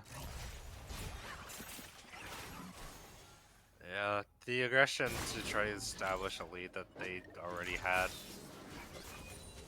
punished them harder than they needed to, and Big oof. while Fiddlesticks was somewhat low, the issue is that your own mid laner was also very low and wouldn't be able to follow up into those fights as soon as possible. So, also, good on Neutral Azrael for actually holding onto the charm until after Morn had flashed, since the fear was already on him, just led to a straight lineup. Red team's turret has been destroyed. Apologies. Speaking of which, what'd you even order from Uber Eats? Pizza. Oh, right. I thought you got your pizza already. Oh, that was what I was waiting for some time. It was like That pizza circling my looks building. engaged. Got a slice of that. That's some money in the bank and desperately needed, as it looked like maybe a window for success was closing. Right now, it's going to be on the soul hands of Ty's Cool and Asuna. The team is here, but there's going to be a follow-up. Crow Storm will either land. A TP will follow suit, but it is going to condemn you to a gray screen. Morn cannot bail you out. I don't think it's rock and rock. Rock and roll. Here comes the dragon to breathe on them. Kame hostile. No. OT Gator binds some time. Kanga finally going in. Finds the ulti. Finds the combo. And that's going to be a devastating one. Here comes the rock slide back. And the seismic shove. Straka could be the target. Cannot let her heal. She will be popped down. That's a double kill. He gets the reset. Kame. He'll get stuffed down. The charm will finally land. Gets another reset though. It's up against them. A 1 versus 2. Dragon and Rock Lady versus Bird. Bird, I think, is in a pretty dominant place here. Woo! That was a fight to watch, actually. Yeah. Fiddlesticks did land an extremely huge ult. Unfortunately, Acel and Talia were off in the back lines and were able to sweep up the rest of them. That Talia's Weaver's Wall also shut them out from joining the fight, so he was not able to actually finish off more combat. Look at the dragon, uncontested. No one in the position to challenge. Fiddlesticks without that ultimate might not feel in that really aggressive mode until he has that engage tool. Here you're looking for tower mid. Asuna here as well. Giving some much needed, maybe some free space to Dragon Tooth to catch back up, but he'll soon meet a familiar foe in the likes of the Ari Nutrazerl closing in, and as we can see, the Effigy, I do believe still they are hanging out, meaning that they have not really gone in that path, and that vision's pretty impermeable.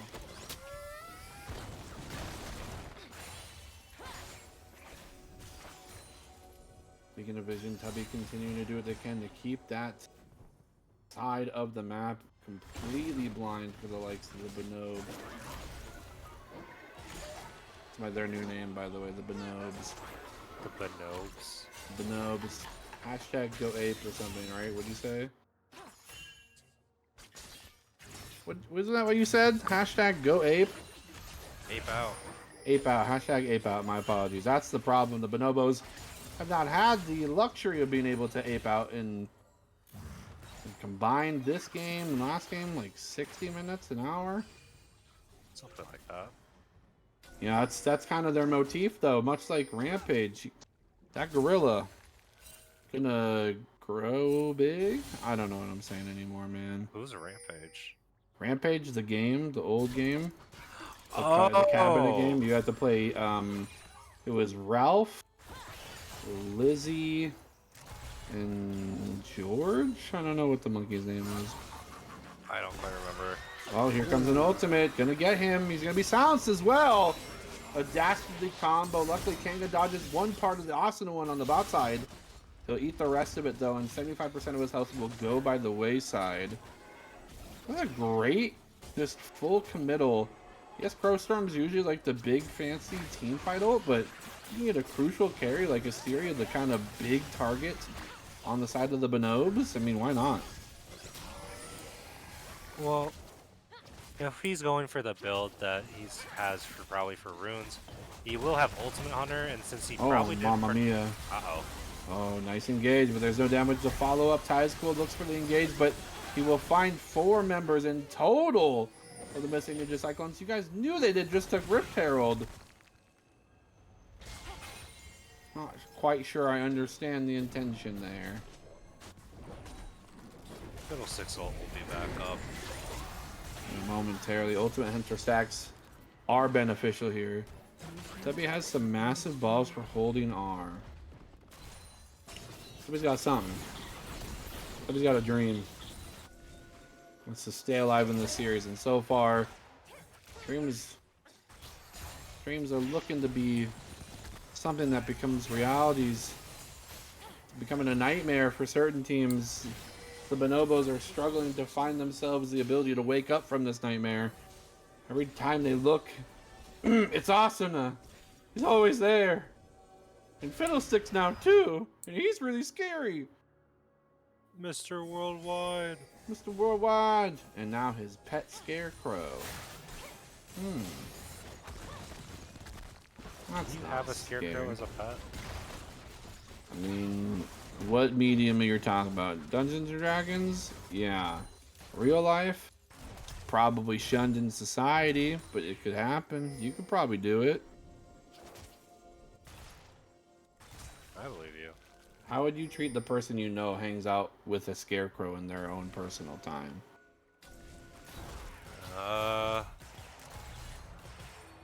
That is a hypothetical question I don't think I've ever thought what I would have to answer. Well, that's why I'm here, to challenge you intellectually. Well, let's put it this way. I sure hope that scarecrow can do magic or talk, because it's a little weird. If it doesn't, if it's inanimate, it's weird. Yes, sir. It's weirder than it being a magical being that's alive somehow. Yes, sir.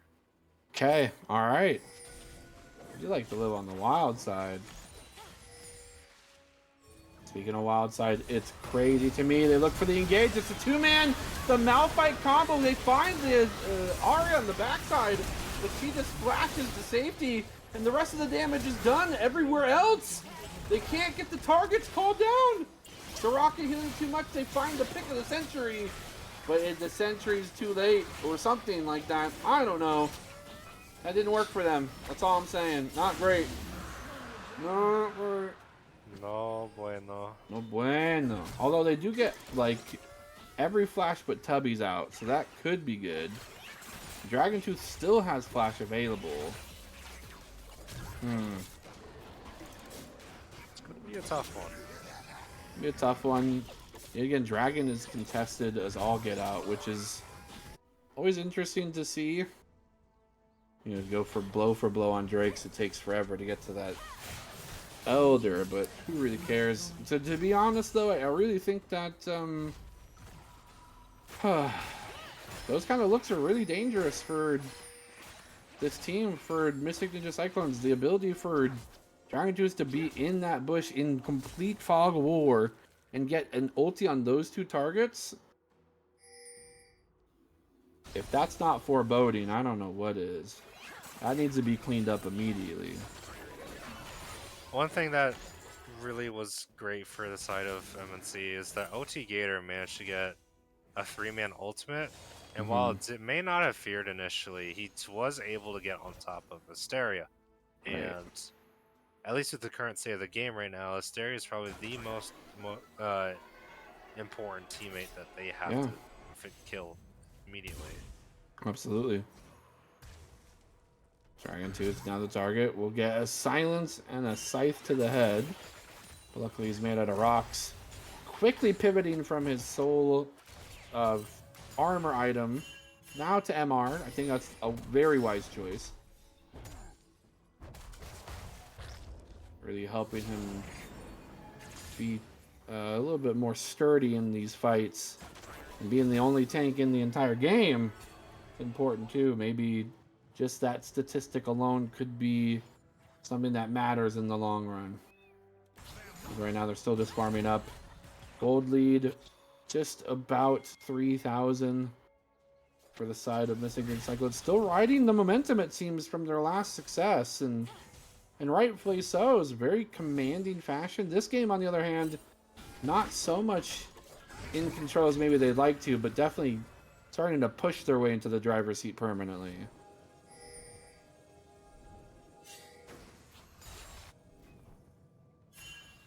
I will. Say it. Say it. Nah. Cast or curse I don't know it. what I would say. I'm not gonna cast a curse it. You have the power. It's just really difficult for Asteria's Bonobos right now to actually take any neutral objective fights because the threat of Fiddlesticks existing and bolting into people who are stuck inside one of the pits is not exactly a good look. It means that this tower right here is so much more important than maybe a normal team would consider. Being able to establish that kind of line of scrimmage and keep those cheeky Fiddlesticks angles cognizant and warded, good spell recipe for success. Exactly. That and having some gold in your pockets wouldn't be too shabby either. Ty School looking for something, doesn't find their counterpart as easily as maybe they'd like. An instant clear of the tower, but the dash forward on the backside of Sutra Azrael finds an engage. Exhaust will be what they respond with. The combo, and they completely dodge away from the Crow Storm. The Samurai is here. Asano, yet again, continuing to be just a thorn in the ever-present side of the Bonobos. They can't handle it. There's too many threats from too many different angles. Yeah, Neutral Azrael came in from the bottom side of the river, and I don't think anyone saw him coming that way. He got the free charm into Kanga, and while Kanga didn't exactly die at the very beginning, Neutral Azrael provided enough space for the rest of the team to follow up. Now, Dragon 2 did get a 2-man ultimate onto some of the members of Mystic Ninja Cyclones, but unfortunately... Looking for an engage, might have the big ulti. No, he does not.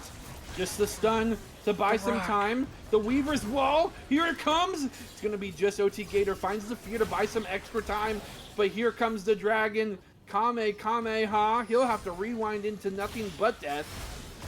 Oh, it didn't last as long, but it'll go back into the stun itself. Kanga goes into the Soraka, expecting just her to be alone, but it is the Fox as well. Eats a charm to the face, will continue to breathe fire. Asteria just dashing multiple times over these walls to try and just save this play, trying to make whatever happen. Tie the rope on the end of it, put a bow on it. But these plays just keep extending, and it's one team overreaching, and then the other one gets punished, and so on and so forth. It's a never-ending cycle.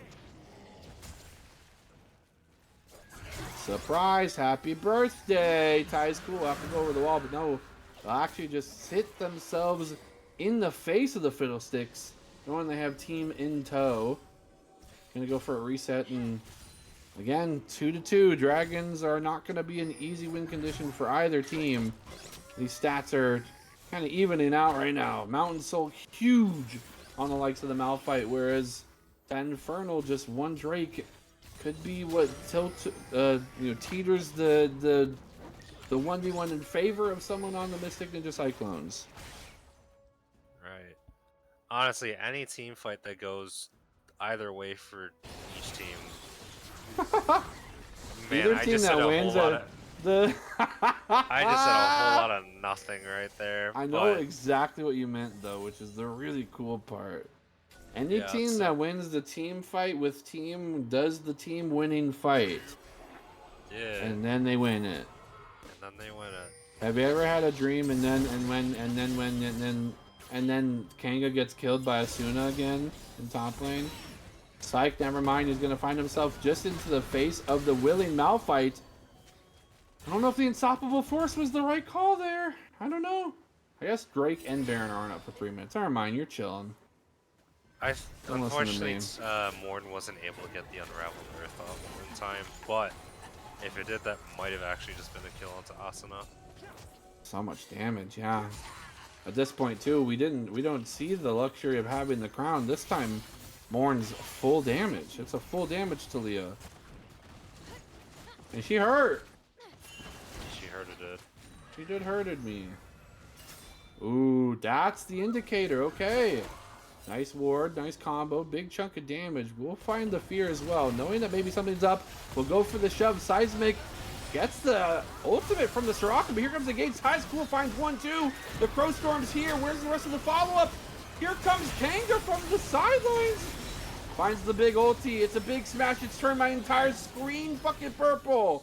That was sick. That was actually sick.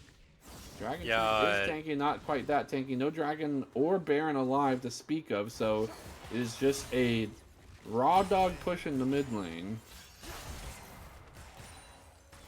They do end up winning a team fight though, to some extent. Wasn't clean. God, it was ugly, but it was something. And they may find more. Tubby again picked out. Been if there was anything to consider a thorn in the side for the success right now of this series in the Mystic Ninja Cyclones, Tubby, I don't know. Maybe just getting a Banshee's Veil. You are getting a Banshee's Veil. Never mind. You're a genius. Getting a Banshee's Veil like you are currently doing, because you're smart, is exactly what needs to happen in order to prevent them from having any sort of angle into this game. This has to be Banshee's build. This isn't Mikhail's, right? Please don't be Mikhail's. Does Mikhail's build out of Panda? I thought it was, yeah, I thought it was that with what, Verdant, right? What is that item called? The green one. Isn't that Verdant? Something? Verdant necklace? Shoot. We're about to consult the good old Google. The it. Google.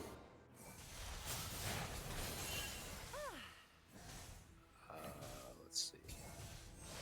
Verdant barrier. Verdant barrier. Okay, that's what I thought. Shit. It only builds into Banshee's Veil. Mm-hmm. So I don't know where Mikhail's came. I don't know either, man. I don't know either. I'm just happy it's freaking Banshee's Veil. Banshee's Veil, Soraka, let's go. It's necessary. It's 100% necessary. Think so? Yeah, I mean, it's just like if in the event that they were playing against a Mordekaiser and he kept getting mortaled, I feel like it's absolutely necessary to keep your Soraka doing what she needs to best, and that's keeping everyone alive. You can't do that in Shadow Realm. Nice engage, finds another charm, but he'll find the quickness on the back end. Asuna looks for the ult, he pulls the trigger, but is left completely wide. Oh my god, Kanga ult does so much damage. Dragon Tooth on the back end in a 1v3 situation. He's just beating the ever-living shit out of them. Will be able to walk himself away. Bunch of flashes, bunch of summoners, and ultis exchanged, but no one really clearing the victor. Get the shutdown. You exchange his entire GA for it. Fighting over this dragon area will soon be the point of contention.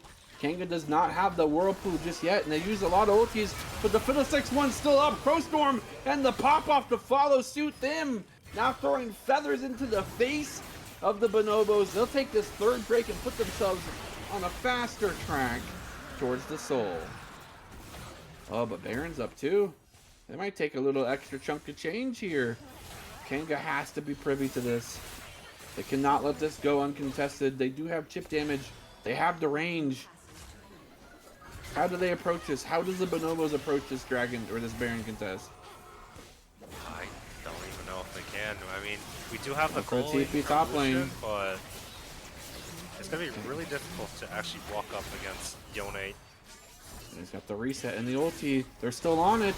Just buying time. Cole's gonna be used an insta pop. The Baron's gone. He gets the 5-man ulti, but it doesn't matter.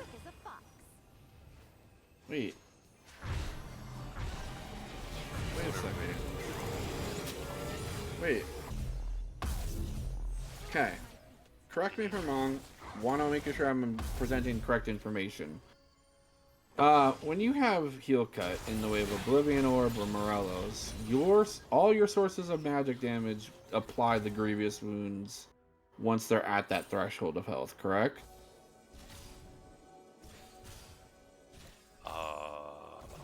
For like application of Scorch, Leandry's Demonic. Damage over time effects will continue to apply the Grievous, correct? I think so. Then why does Kanga have Ludens?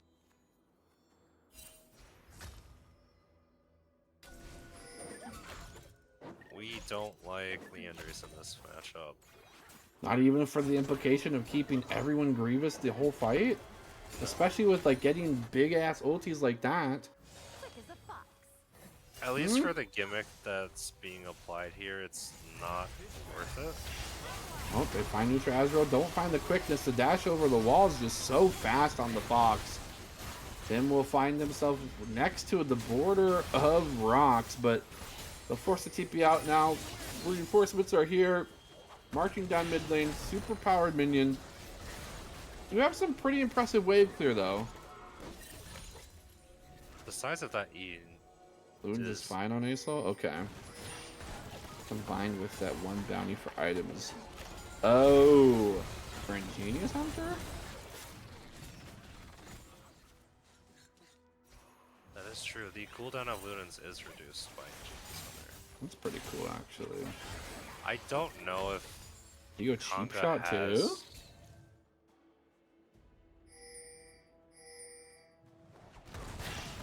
runes do we got? Don't know. I was probably Comet, Mana Flow. Riley's push cheap shot is good, yeah. So I'm thinking. I don't know. Anyway. I don't know. They're 3K gold difference, but it doesn't feel like it's that minimal. It feels like a much larger mountain that the Bonobos are having to climb here.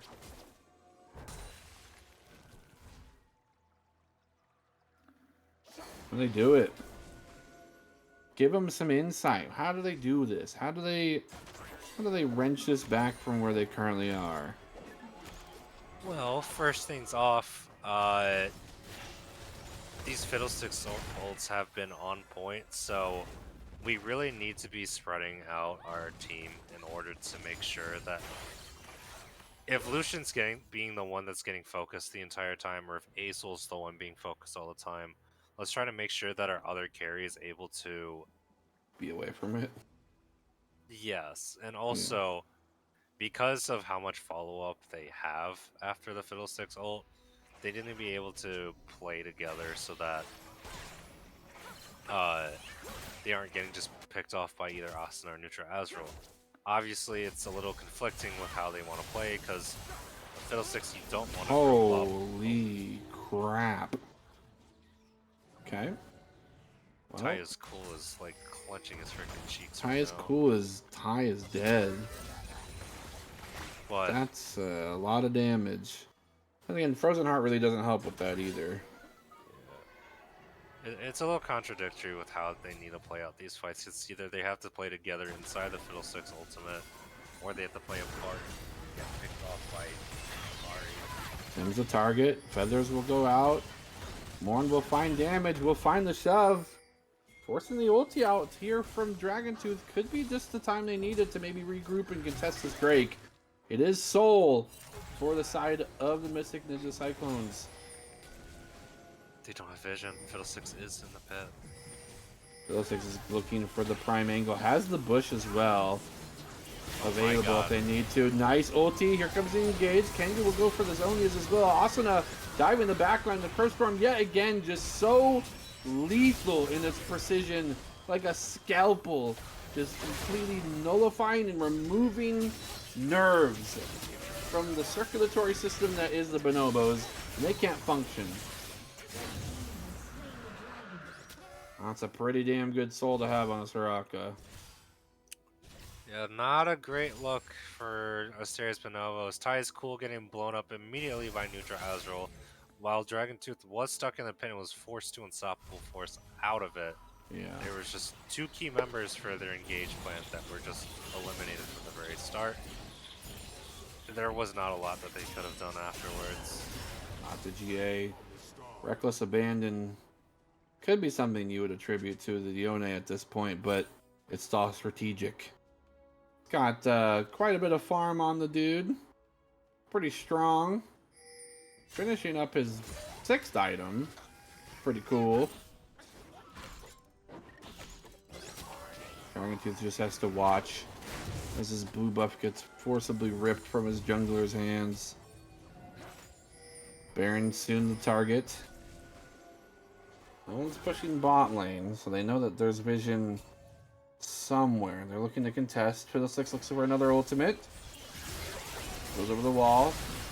It's going to be nothing but the destroy the tank show. Silenced, CC'd, feared, knocked up, knocked down, and killed.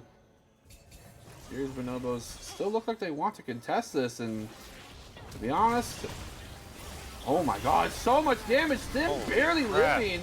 The Soraka healing is huge. Remember, they do have the Ocean Soul. It's just a matter of poke at this point to keep themselves alive. Kango looking for an engage. They do have the blue trinket. Pops down the ultimate. Does he drop it? He doesn't even ult! Oh my god, he barely got it off. He dies because he waited so long. Do they win the fight? The Crow Storm over the wall! The awareness, the Fiddlesticks, surprise, happy birthday, quadra kill! That's going to be a big one, and OT Gator absolutely popping off. That's the death roll if I've ever seen one. Yeah, Fiddlesticks just biding his time. Even though they did get the initial lead onto Thin Man Lord Tubbyton at the beginning of that fight. OT Gator was just rubbing his hands over that red pit, and as soon as they started walking up to see if they could finish off Neutral Azrael, it was just GG, press the R button. GG, press the R button. You're gonna get this tower as well. A consolation bonus prize. Dragon Jude's not really able to stop them, and I'm sure if they wanted him dead, they'd go for it and be able to do so with these. At this point in the game, dude's got one MR item, not quite enough. The arsenal is just really coming to fruition. 5k gold, it's almost 6,000 gold difference now.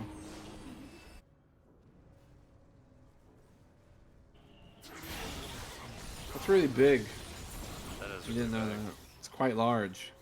That's quite large, actually. You know what else is large? That gold lead. Oh yeah. And that needlessly large rod. Why is it so needlessly large? There's no need for that. Oh, you know why it's needlessly large. No, there's no need. Tubby's balls are large? Yeah, that's... I don't know. Maybe. Did build Banshee's Veil? Not really the most balls item, but that's okay. I wasn't gonna say anything. What are you gonna say? Say it. I wasn't Speak gonna your say truth. anything. Speak your truth. It's a safe place. There was no truth because I had nothing to say. One thing that'll happen is Twitch chat will flame you. And their opinion matters the most, okay? I see. Or do I? Oh, you know. It is the truth, though. And for your opinion to matter more, please subscribe to the channel. Oh my god. Kidding! I'm not a corporate shill looking for money. Huh? Guys, Unless- I think you unless, might be a dot, dot, corporate dot. shill. Unless. R's in the side lane. Do they look for an engage? Does have TP. They're gonna maybe wait into the shadows. Fiddlestick's looking for an engage. Don't pull the trigger just yet. Ari's still pushing like a mad woman down there. Equal push here in the mid lane. They're grouping in the way that you said for them not exactly to do. We'll see if that's part of their plan. The GA about halfway off cooldown. Or halfway with the cooldown halfway gone or something. It's been a long Cooldown night, is ladies and indeed. gentlemen. The cooldown is indeed a halfway gone. It is halfway gone, cooldown. And that's just a ticking time bomb for Asuna to do some crazy stuff yet again. Elder Drake is up shortly, 40 seconds for that crucial objective. Now, hypothetically, because this is always a fun game, hypothetically, if the Bonobos get Elder, there's a tiny little baby window where Kangol just dies in one combo. Never mind. That window is quite large because it just happened. Asuna's got GA up. Not quite, so he can be popped. He didn't count the dots on the line. Fiddlesticks will get dangerously low as well, dashing and flashing backwards, forwards. It's going to be Asteria dashing sideways, shutdown. Oh, my color is gone. Please, I need to be able to see these and distinguish different players. Asuna will fall. Everyone else will still be alive. It's Soraka saving the day yet again. Whee! Did OT Gator lose health at all? Doesn't really look like it, does it? No, no sorry. Well, you know, let's see. It's Silver Scrapes time somewhere. Where is the question? X-Ray will do it.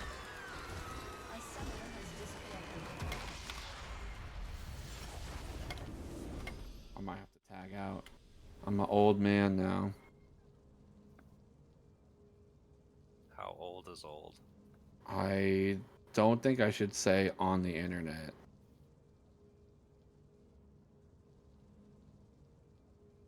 I'll probably be safe in saying I'm older than you think I am.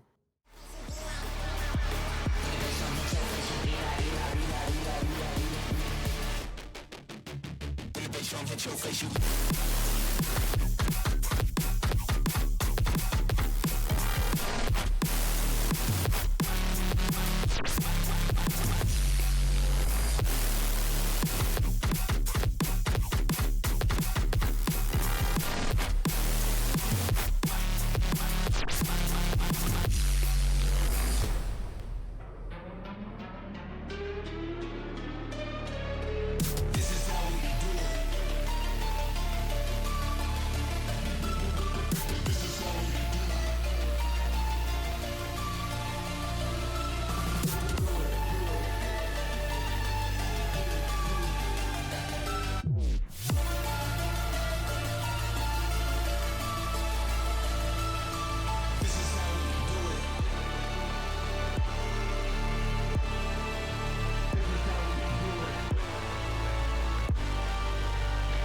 Drum hit your face, you be like. When the bass drum hit your face, you be like. When the bass drum hit your face, you.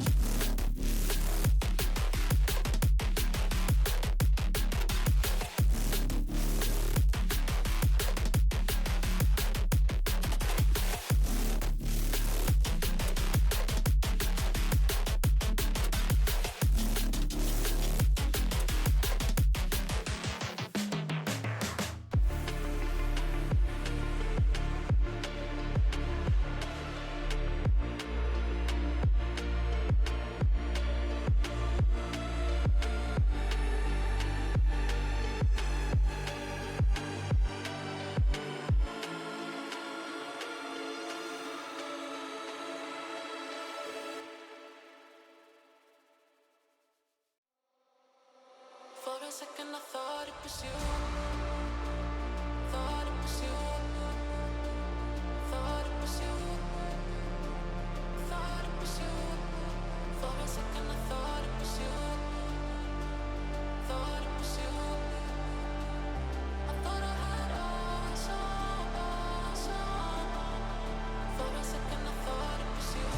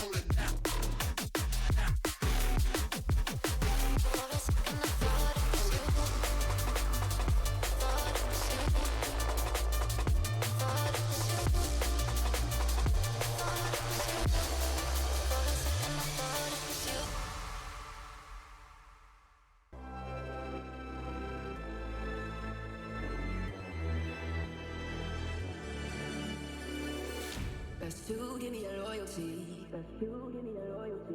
Cause I'm taking the world, you'll see. Cause I'm taking the world, you'll see. They'll be calling me, calling me. They'll be calling me, calling me. They'll be calling me royalty.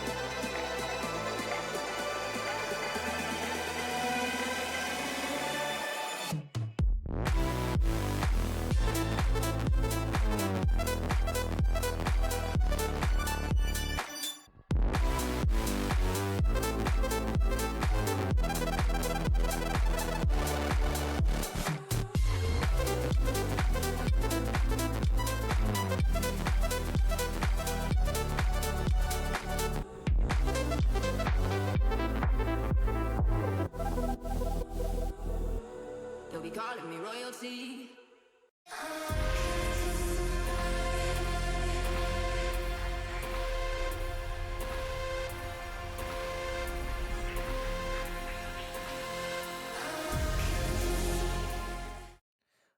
Welcome back, Summoners. Welcome to Game 5.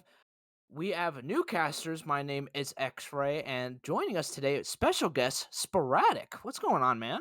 Pretty good, pretty good. You know, we had to bring the big guns in for Game 5, obviously. So, True, the true. amateurs got out of here and the professionals got in, so here we are, you know? Yeah, hell yeah. Yeah, so we're straight into draft. AB versus MNC, Game 5, Silver Skates. Wee woo woo. All right, and yeah, so starting off, AB, Syndra, Yone, Nami. I mean, we've seen him play Yone. I think he played Yone every single game this series. Yeah, that So Yone had to go for sure. yeah, so Yone finally getting taken off of the table for MNC. On the opposite side, MNC taking Maokai, Braum, and Orin off. I was gonna say Olaf, but yeah, I'm this happy that they're taking Lucian away from Asteria here. He's been too comfortable on the champion, and I think watching him get off of that, he was far less comfortable in other ADCs. I think it's a good move from MNC. yeah, I totally agree. I think now what you can play? Ooh, the J4 Galio combo coming out for AB. You know, we saw this being played by them early in the season. But yeah, they're now bringing it out in Game 5 of a very Ooh, important game. welcome to the bouncy house. Good God. Oh my gosh, the Nautilus coming out for Ty is cool. Ty's Cool's Honest, looked pretty good on it, honestly. From what I've seen, Mhm. he's been reliable. He looks like he's able to land hooks and able to see those engages. So I think it's a solid pick for Ty's Cool. I'm not gonna lie, I think Gianna is incredibly good here. Like she can just counter like every bit of engage here besides Agreed. like Galio R. Like She's also stronger with the recent buff she got as oh, he well. She's got gonna be way Oriana. more. Oh, the Oriana though. Okay, that's really big because they had to switch a ban out for the Yone, so Hmm. they got rid of the Ori. But now, Neutral Azrael is now on a comfort pick, comfort champ. Yeah, I mean, I'm trying to figure out what they want to respond to ADC wise here. I mean, did they pull out the Draven, the patented Asteria Draven? A Draven Bonobos? I don't You know. you know what? Samira's up. Samira is up. I think that might be the play. I think Red Side might need to ban that from Asteria. Yeah, I would like to see a Samira ban. I think they might just go with another top ban, maybe like the Aesol. Oh, Draven. They're thinking okay. along the same lines. Yeah, I think. I mean, either way, I think he's probably gonna get either of them, Yeah. Draven or Samir. I think they're both really good picks right now. But MNC they don't have a whole lot of engage, and honestly, you know what I would love to see right now? Poppy coming out for OT Jaeger. I think Poppy that could would be be. good. I think Poppy would be insane here. I also, Malphite. yeah, I think Malphite was my recommendation for Red Side as well. I think Malphite Mhm. is what they needed. The Malphite Oriana combo is just it's always gonna do well. Yeah. So now we're kind of like locked in, right? So Hmm. Galio's gonna go mid lane. So Dragontooth is gonna be mid lane for the majority of this game. And so now, what does Kanga play in the top lane? Oh, Ooh. okay. I would have not picked Set. Why would you not Um, have picked Set? so here's the thing: is so they're showing jungler, and I Yeah, would have liked to see them pick a jungler first. I would have agreed. I think saving that last pick, saving the counter pick for top lane is ideal here. I don't know if jungle counter pick is really all that useful. Especially when they already have a jungle pick. I think Poppy Exactly. goes so hard here. Yep, and there's the Samira pick Yep. coming out from Yep. Asteria. So yeah, now it's like Kanga has counter pick and Yeah, I kind of agree with you. I think the set pick is unfortunate. I think it should have yep, been and saved for R5. yeah, the Jax pick. Jax. I'm pretty sure Jax is favored in that. Oh, No way that gets locked in, right? wait. Okay. All Okay. right. All right. Okay. Yeah. Okay. He was I'm not trolling. gonna lie. If they locked in Evelyn, I was like, okay, they are cooking something way too I mean, crazy. just frontline base though. Like AP is just gonna smash. I mean, they have 4 frontliners and a Samira. Like I don't know. That's gonna be a hard combo to beat, especially with the lack of tanks on MNC. I think it might be. Team fights might be rough, full 5v5s, unless Oriana can get like a really massive shockwave. I think it might be a little rough. Yeah, I think right now I'm favoring the side of AB just because, like, just based on draft, I think AB, like, they have a clear definition of like what kind of comp they want to play. Yeah. They want to start fights. They want to go in, start fights, find them in the like fighting them in their faces. And while MNC, I think, kind of has an identity. You know what? The set pick isn't terrible, just because like if Set can R into the rest of the team with Ori Ball, I think this would be pretty good. And the Talia, I think it's Cataclysm. Her E is not that bad either, just based on how many dashes that they have. Yeah, no, I would agree. I think that on the side of AB they have better go buttons in terms of just like, you press this ability and you're gonna hit somebody Yeah, comparatively. It's just easy of execution on the side of AB. yeah, for sure. And we're gonna send it to a short break. After the 3-minute delay, we'll be right back. Stay tuned.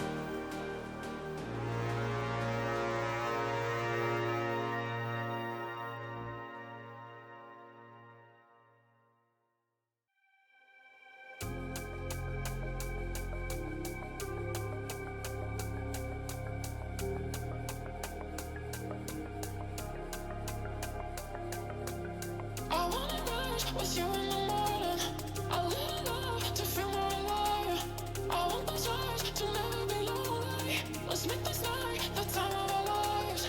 I wanna rise with you in the morning. I live love to feel more alive. I want those eyes to never be lonely. Let's make this night the time of our lives.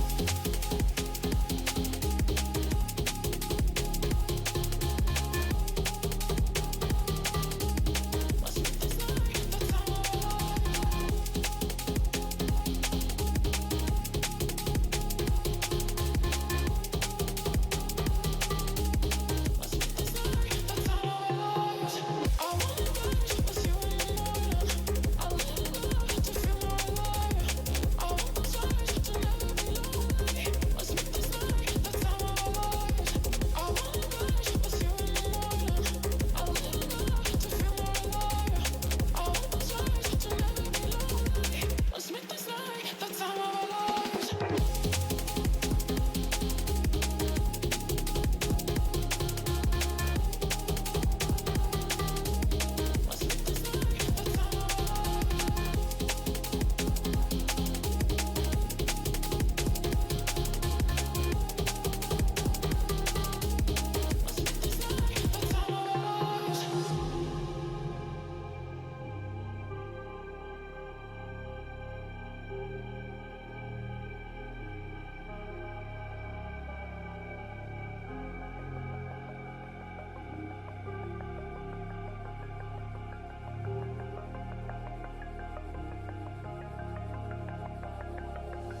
I wanna rise with you in the morning. I live love to feel more alive. I want those eyes to never be lonely. Let's make this night the time of our lives. I wanna rise with you in the morning. I live love to feel more alive. I want those eyes to never be lonely. Let's make this night the time of our lives. Let's make this night the time of our lives. Let's make this night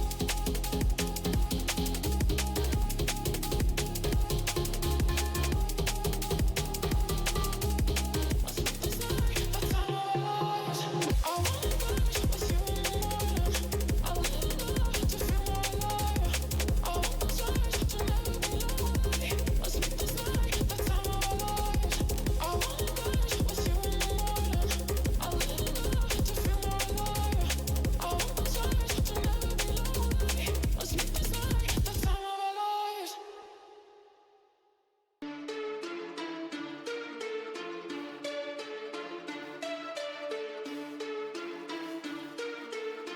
you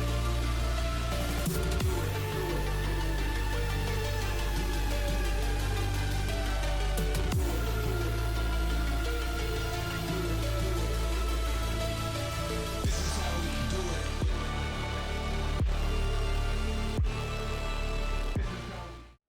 Welcome back, everyone. Welcome to Game 5 of MNC versus AB. AB on the blue side, MNC on the red side. Now, Sprat, right now on paper, who are you rooting for overall? Who do you On think is paper, gonna win? draft wise, I think AB. My heart wants me to say the underdog, the clean, reverse sweep, but I don't know. I'm holding out for Red Side. I want them to advance a new player, but I don't know. I think Asteria's team has a really We're good gonna chance. see an invade here. They're gonna hit the E, and Them is gonna find the kill, and they're trying to cast off. And there's a second kill. OT Gator is 2 for 1. Samir is gonna find one. They're trying to kite out OT Gator. Them is gonna find a double kill though, and a 4 for 1 for the side of MNC. Them 2 kills and 2 assists. Double longsword start. Like, oh my gosh. On Lucian, that is absolutely massive. Especially in this lane where you're going to be going auto for auto with Samira, that's a game changer right there.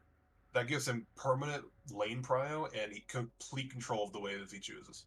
Yeah. So by the way, I was gonna say MNC just because I like MNC. So just off of that level 1, crazy. That was a crazy start.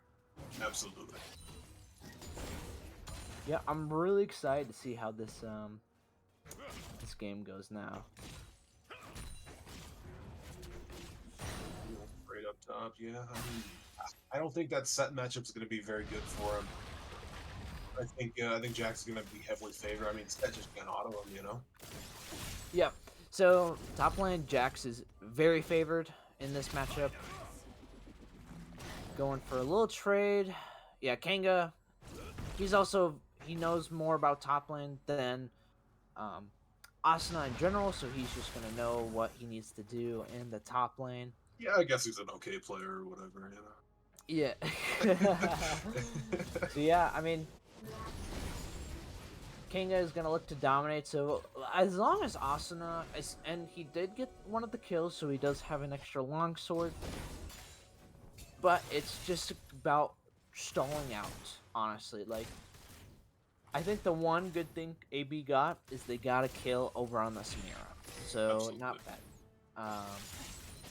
But you know, now they're gonna have to kind of play catch up here. Looking for a hook, not gonna find it. Them. This them and Lord Tubbyton duo is incredibly good though. Like, yeah, I would agree. I think they need to manage the wave here better. I think they're getting frozen off a little bit too much CS. oh, and there's gonna find a hook here. Morn is here. Can Lord Tubbyton find a way out? Or sorry, that was them. And they are gonna pick up the kill. Dragoontooth looking to go on neutral Azrael here. Dragoontooth is gonna find the better end of the trade. But neutral Azrael kind of making it go even again. Them was just a little too far extended there. And they got the gank off. And they got the kill. Yeah, I mean, I think that what I was saying earlier, I mean, like, I think that the Thim just mishandled the wave there and let it push in, letting it frozen against him. And against the Samir Nautilus, that's exactly what you don't want to do. They're just going to freeze you off and go in on you every single time. Oh, we're going to see a play again. Thim is the target. Can he get away? Ooh, crazy stun, but Morn's going to stop him. Ooh, Asteria almost falling, though. And that's definitely closer than it needed to be. Yeah, and Asteria, 2 unanswered kills here by the side of AB. You know, that after that level 1 play, you know, getting 2 kills on the Fed. Yeah, I mean 3-0 and double his CS. That's a strong Samira right there. Yeah, in the mid lane, 20 CS lead right now for neutral Azrael. Top lane is actually pretty close as well. Low CS lead here for. Oh, that was a big good W. haymaker. Yeah, but I really do think that the top lane is going to be more of a skill matchup than either of us are going to give credit for. I think that if Set plays it well, I do think that he might come out on trades and might come out on those skirmishes. I think mid lane is going to be that bully lane, you know, where Oriana's just pushing in the Galio over and over again. Galio's not going to be really able to do much until his Q just starts clearing the back wave of minions. But until that point, I think Oriana's just going to keep him shoved in, keep him under pressure, and keep that growing that CS lead. Yeah, I'm kind of interested. What is the Galio versus Ori matchup favored? It is Ori favored. Ori has a 51.43% win rate. Yep. In the bot lane, here we go. We got another fight. Gonna hit the hook here. Ooh, but a huge cataclysm. Thim, still about 50 HP, is going to live. Yeah, a lot of action in this bot side this game. Asteria on the Samir, his signature champ. And then, honestly, looking really good so far. I mean, he has had those 2 deaths, but, you know, he's still kind of a problem with Asuna. Kanga is actually looking to That's an ult kill advantage top Asuna. lane, yeah. Asuna He could dive this, absolutely dive this. Asuna has Oh, got he to be got careful 6. now. Ooh, ooh, he did pull him back, but he's got to be careful now. Ooh, okay. I'm saying ooh a lot. Yeah, you're fine. Because- You're fine. I think Red Side getting this dragon is really good. I think especially with, you know, seeding the bot pressure, thanks for those 2 kills going on them. I mean, I don't know. I think that's probably the best case scenario. I think Talia's pathing down bot lane to be there for the possible gank again was just perfect. Perfect timing from the Talia. And I think without that, bot lane may look a lot different, and that dragon definitely would have gone over to the side of blue side. Yeah, for sure. Looking pretty strong. Them in the bot lane, still down a little bit of a CS, but he can still come back. Still a little bit dangerous. He's working on that Essence Reaver. Absolutely. I do think that the Lucian Janna combo is a little bit of a questionable draft decision. I don't think Janna really supports the Lucian as much as Lucian would want, especially into such an aggressive ADC player as Asteria is. Because if you're going to pick Lucian and you want to bully a little bit, you're going to have to pick somebody with a better front line, better. Ooh, and a hook's gonna come out here, but nothing else. Just little CC. Nothing too crazy. Yeah, nothing too crazy, but yeah, I mean, I don't know. I think Nami may have been good here, maybe banned. I can't remember, but It was banned. it was bad. Yeah, right. Nami would have been good here. I think. I mean, even like Karma, I think would be better than the Janna here. I do think Janna has her place and probably fits better in the team comp, but it's gonna make the play a little more rough. Ooh. Yeah, Asuna, you know, does have did have a slight CS lead earlier, but here's the problem with this matchup is Asuna does have, is going pretty good. Oh, OT Gator, look, having a flash, actually. It's a good flash. Unfortunately, that had to happen, but good flash. Asuna's got to be careful now. Haymaker comes out, but not gonna hit him in the middle. Kanga does have the fully stacked lethal tempo. Gotta be careful now. Tai is cool. Morn here. He's coming in. OT Gator ulting in. He's gonna miss the Cataclysm. There's fights in every lane. Neutral Azrael is gonna use R here. Dragon Tooth, though, very healthy still. Tai is still looking for another hook. Not gonna find it. Gotta be careful. Oh, and the Cataclysm hits, and the chain CC, and then That finds is another absolutely kill. massive. Oh, Kanga's here. Morn. He has flash. He should be okay. Neutral Azrael Yeah. having a flash here.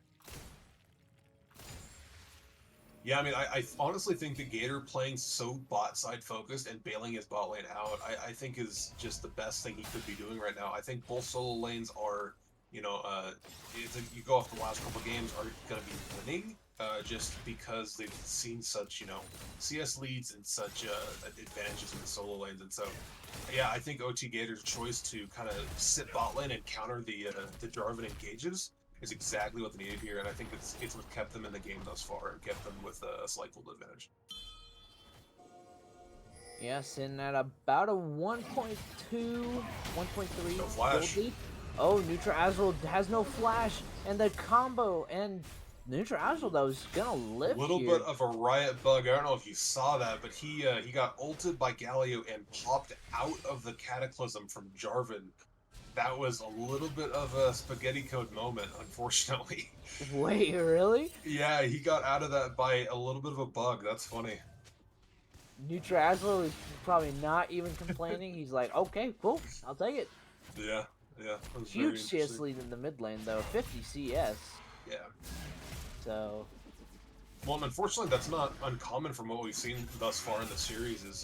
I think the mid lane advantage has been pretty one-sided, CS-wise. oh, good Cataclysm. Dragon Tooth's got to be careful now. He does not have the E, but not going to find anything else. Can go on the rotation down. Yeah, What do you want Dragon to is do on the? spawning, though. Yeah, I mean, what are you playing for on the side of blue side here? Like, are you trying to stabilize solo lanes? Or are you trying to just kind of funnel the Asteria, like the win con on Samira? I think that funneling the Samira might be the only move here, just based on team comp. I think you need the Samira to be massive for this to work out. Yeah, I would agree. I think right now, mid lane is like Dragon Tooth is probably never gonna kill Nutra Azrael. Top Very lane, unlikely, I mean, yeah. top lane right now is just a farming lane. Yeah. They are skirmishing, but Kinga is not finding those, these fights. Just finding these like little short trades. Kinga looking for a fight. Oh, top or bot lane. Asteria is gonna fall. Them is gonna pick Absolutely up the huge. shutdown. OG Gator with the amazing Weaver's Wall to cut Asteria off, and that's probably going to be Drake set up on the side of bot side. Yeah, this is gonna be Drake coming over for. Hopefully, oh, Nutra Azul's got to be careful now. Morn is here in the mid lane, gonna find the knockup. Ty's Cool is also here. He is going to fall. Lord Tubbington is the new target. That was beautiful. Good Janna ultimate coming out from Lord had the flash. Tubbington. They got Drake. Honestly, if I'm the side of red, I'm going to take that. You lose your mid laner, which sucks, but you get the Drake uncontested for it. I would agree. I've I seen think- worse trades. Oh, they're looking to go. Asteria does have the ghost active. OT Gator's got to be careful here. Big R coming out from Asteria. Them is the next target. He's low.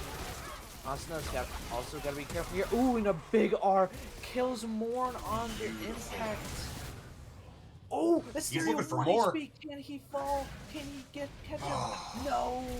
Asna now fighting two tanky individuals. Does not have the haymaker. Is going to get out though. Asteria living with 1 HP. Kinga just gonna push the top lane. So yeah, I mean, really well fights so far. I mean, MNC finding those really crucial picks, and Asteria coming in at the last second to pick up a couple kills. Yeah. Try to help get his team back in the game. I do want to note, though, that that exhaust by Thim probably saved all three of them from going down nearly immediately in that Samira ult. It bought them so much time that they honestly just didn't deserve, except that exhaust. It was beautifully played by them. Yeah, I mean, I think Asteria's choice to just go hard on the Orianna was... on the Talia was exactly what they needed. They need to get back in this game. They need to start getting that Samira rolling. And I mean, he is 5-1. I feel like if anyone can, 1v9 a game, I know that I've seen Asteria do it. So it's going to be interesting to see how hard he can put his carry pants on. Yeah, and MNC kind of has brought it back a little bit, only down about 500 or 600k so far. So they're still in reach to kind of bring this game back. They are down 2 dragons. Rift Herald is up, so I mean, getting the Rift Herald would definitely help you get some more gold on the field. But right now, like top side, still pretty even. Asna being able to get to those plays, looking to fight here. Actually, Asna does have the fully stacked haymaker, is going to use it, not going to find the true damage though.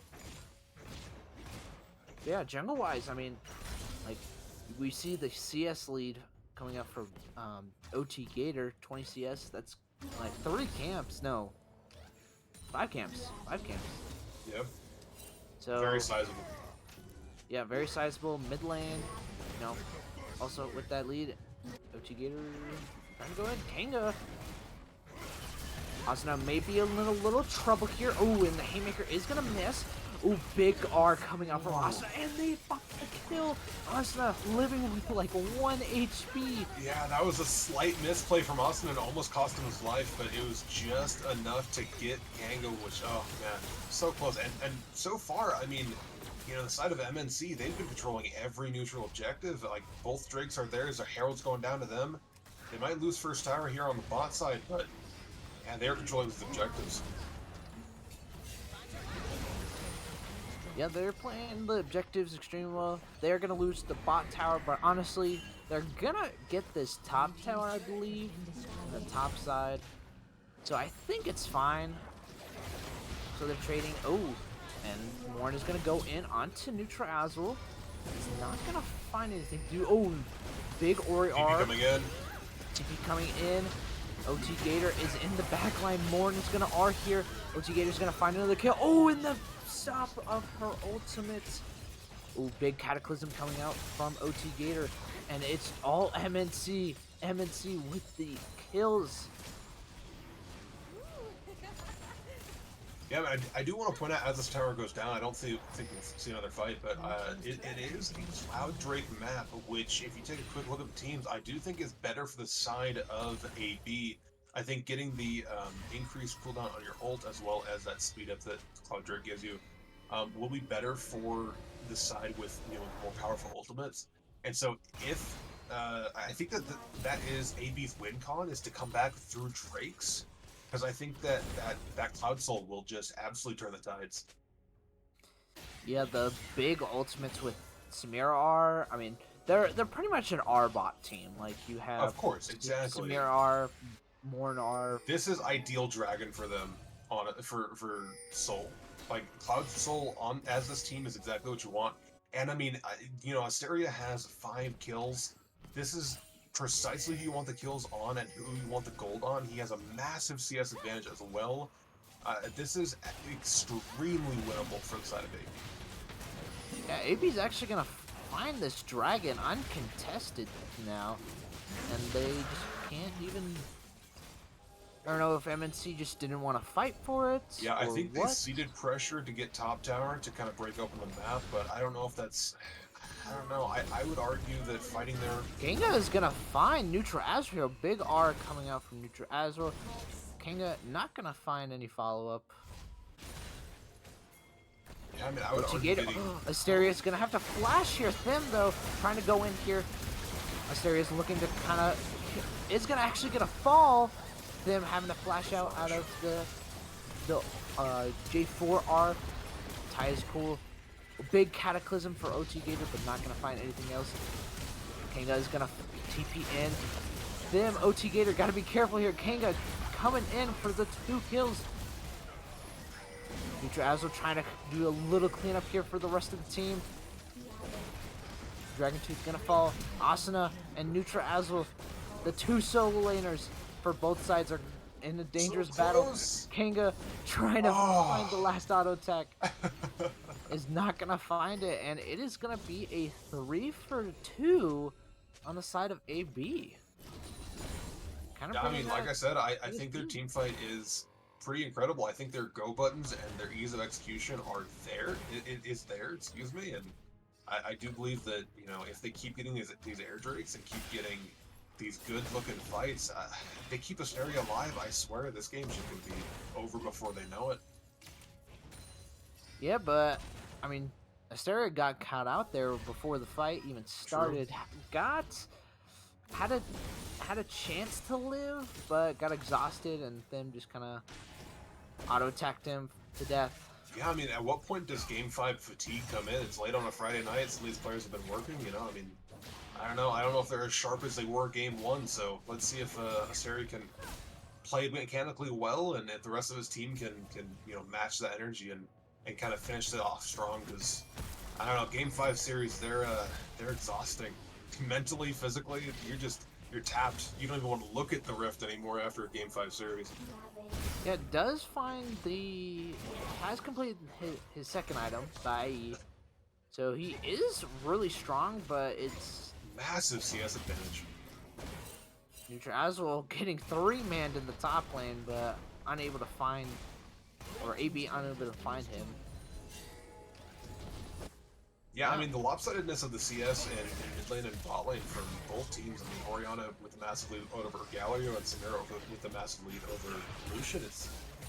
Those will come back to bite you. I mean, that's 60 CS, and I mean, in the case of mid lane, 85 CS. Like that's a lot. It's not just a small chunk of change. That's a pretty penny. So I don't know. That might result in item spikes happening sooner, and items coming on faster, which could result in easier team fights. Oh, and we're seeing a fight here. Neutral Azrael looking to find another kill. OT Gator is gonna find the kill though. Slice him like a dive. Oh, they might go Baron for that though. They're gonna go Baron here.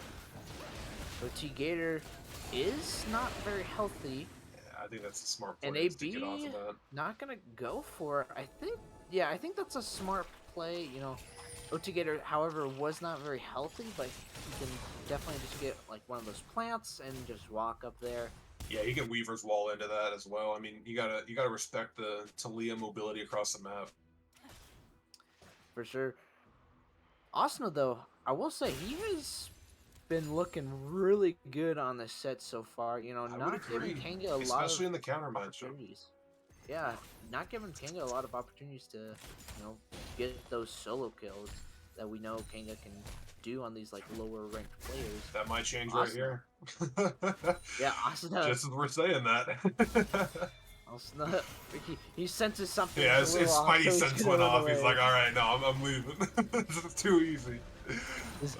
This CS is too easy with being uncontested. Dragon spawning here in 30 seconds. I'd like to see MNC maybe contest this They dragon have to here. fight for this. They have to fight for this. Oh, and they're actually gonna get the Scuttlecraft. Tyuscool is gonna get pulled. Big R Asuna, and Tyuscool is gonna fall. That is a lot of CC to help the Samira. That is a large person to go down, unfortunately, for the side of AB. Is Kango okay? He's just okay. He finally He's moved. sleeping. He's tired. Leave him alone, He's alright? he was sitting in that bush for at least a minute now, but has finally moved away. Yeah, and their third Drake for MNC. Doing this, yeah, Jarvan on top side, man. Okay, all right. I respect the play. I think that it might be the best thing. They might look for a play on Oriana here, though. Neutra Azul gotta be careful. Morn gonna miss the EQ combo. Big Beautiful R, flash. but good flash. Neutra Azul is gonna have to use R here. Asteria is gonna find the kill and the shutdown. Gonna use the R to come in, but not gonna find anything after that. He's gonna use the majority of it. Morn looking for another play. No Jarvan ult here. I don't know why the flash came out from Gator. Just kind of scared of the EQ from Of course, Morn. of course. I think he was gonna get one shot if he didn't. So I think it's fine to use flash there. I guess he doesn't have a shutdown, so Of course, yeah. it doesn't really matter. That big shutdown that went over to Samira, though, that is not what you want to see on the side of MNC. I would agree. I mean, literally, he has over half the kills now. Yeah. Six of the 10 kills on his team. So Which is, I mean, on this comp, that's exactly what you need. That's exactly what you want to see is your Samir getting large while the rest of your team just gets beefy and looks like a super strong front line to get through. If you can just keep him CC'd long enough, the Samir will kill everybody. yeah. This is just the most Asteria draft I've ever seen. He's like, all right, game 5, Wait, boys. Just time out. put everything in my backpack. Time out. There's no Orin. There's no Orin. There's something. It was banned. All right, it was banned. Oh, okay. I mean, I guess that's fine then. Yeah. He tried really hard. He tried. He tried PayPaling them, saying, "Hey, don't ban Ornn," and they banned it anyway. I don't know. I mean, you know, wasted $5, but it's okay. Yeah. So I mean, looking in the here. Oh, Asteria's gonna go onto OT Gator. Not gonna be able to find it though. Them did have the Nautilus R used. Are they gonna find this mid tower? Gotta be careful, Morn. Gonna take some damage. Not gonna be able to. But yeah, this mid tower very important for MNC. They have been keeping this mid tower alive for so long, and it's like locking down AB because they can't really like do any rotations through mid lane just because of this tier 1 tower. Yeah, and we saw that last game as well, where with the Fiddlesticks, they kept that mid tower alive for far longer than you should expect. I mean, we're 25 minutes in, the tower is still standing, which is impressive and also confusing on the side of AB. I mean, you gotta knock that tower. It opens up the map so much to play around their jungle and get vision and deep vision and just reset those ward lines. Yeah, but it also comes down to like your the ability, like what your mid laner can do, and your mid laner's not super not the best player, but he is been useful in a couple fights. Hey But man, he's not. been doing better against Neural Azrael than I would. This guy looks like a monster in lane, and he's holding on for dear life, which I can respect. I played against Rob, so you know it's okay. And we have our official. It's official now. He's 100 CS. He's a Flamed Horizon. Flame Dragon Tooth. Horizon. Poor That's guy. something rare that you rarely see, but yeah, it's unfortunate when it does happen. OT Gator here in the top lane, maybe looking to kill. Morn gonna go in. Big R coming out from Neutral Azrael. Morn looking at the target Dragon Tooth. Gotta be careful here. And mid lane, nothing gonna happen. Gonna back here. I don't know the current Orianna build, but if Orianna's build Rylai's, I feel like that would just be a little bit of super obnoxious, honestly. I think if that's the next build, I don't think that anyone will be able to get away from the Orianna. It is not, Okay. but I don't think that it's a bad buy here against all of these meatballs on the side of AB. I think slowing down their engage and slowing down their front lines is not bad at all. ooh, OT Gator looking to get a pick. It was close. Unable to find it though. Dragon is spawning here. Can MNC find this fight to win? Or the winning fight? We're gonna go in here. Neutral Azrael is the target. He's not gonna be able. Asteria gets hit by the Cataclysm and is gonna fall. School is gonna fall as well. Morn here. Kanga, though, he can Kanga come back and take it. Dragon Tooth is gonna use R here. Kanga is gonna get kited out. Them. I was gonna say Morn. Them though does take down Kanga. Or no, did not take down Kanga. He lived with 1 HP. Wait. Oh, Yo, that's Kanga weird. died. Kanga died. You're Oh, okay. Having a little bit of a yeah, you're having a issue. stroke, but it's okay. You're fine. But yeah, I 4 for 1 for MNC. I think you I mean, rush Drake here. I think you have to get that off the map before they spawn. yeah, I think they can. Like, there's no reason that they cannot. Blue side's coming out now. It might be risky. This might be where they throw their Baron, but I think it's worth the risk. No, I think they take it pretty quick. Especially with Asuna and Bim. Like, OT Gator's gonna do a lot of damage here. Yeah, so, yeah, they're gonna take this, and, yep, and they're just gonna run. Yeah, and then they have Baron recalls, so yeah.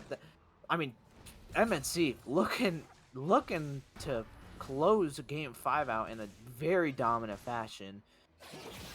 So I believe that most of the players on MNC, this would be their first trip to the finals as well, which is pretty incredible. If they do win, I do think that the same can be said for the side of Asteria's Bonobos, but I don't know. It's both teams are fighting tooth and nail for this.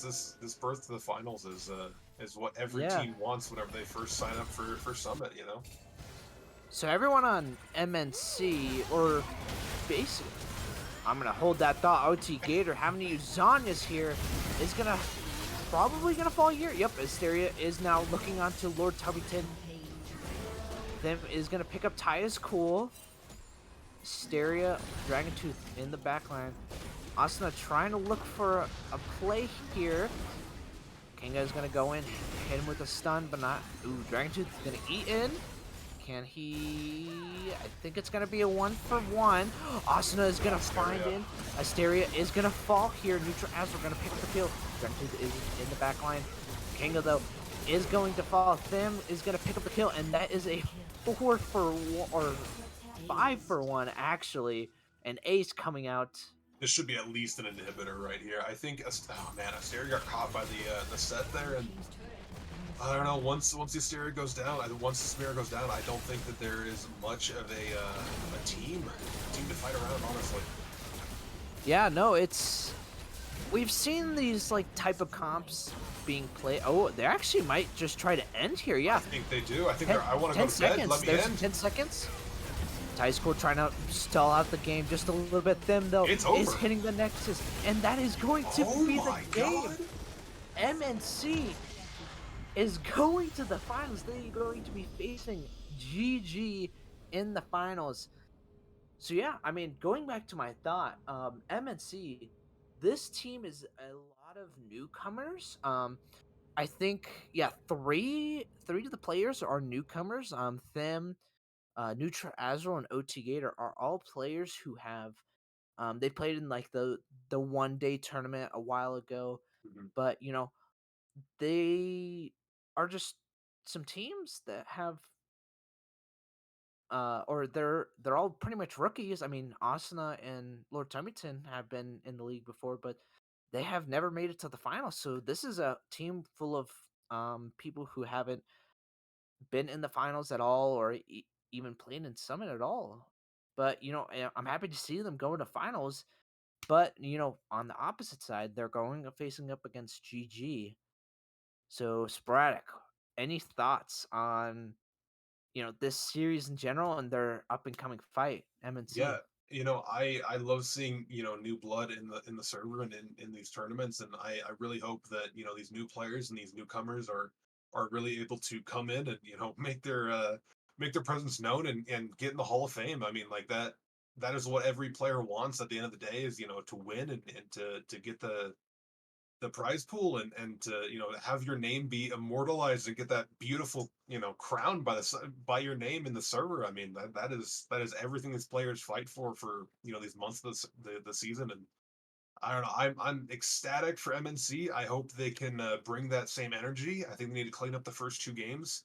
And I think they have things to improve on, but I think that they will give GG a run for their money, and it's going to be a fantastic finals to watch. Wait, that was a reverse sweep, wasn't it? It was. That was a reverse sweep. So congrats to MNC. That is going to wrap up this series. MNC versus AB. MNC picking it up with the reverse sweep 3-2. Um, your lovely casters in the first four games, Beartail and Gargra. Thank you for them for casting the games. I've been X-Ray, and this Uh, has been sporadic. And it's yeah, been and we're it's gonna been great. Yeah, it's been great. yeah, and we're gonna head off, and we'll see you guys later. See you guys. When the bass drum hits your face, you be like.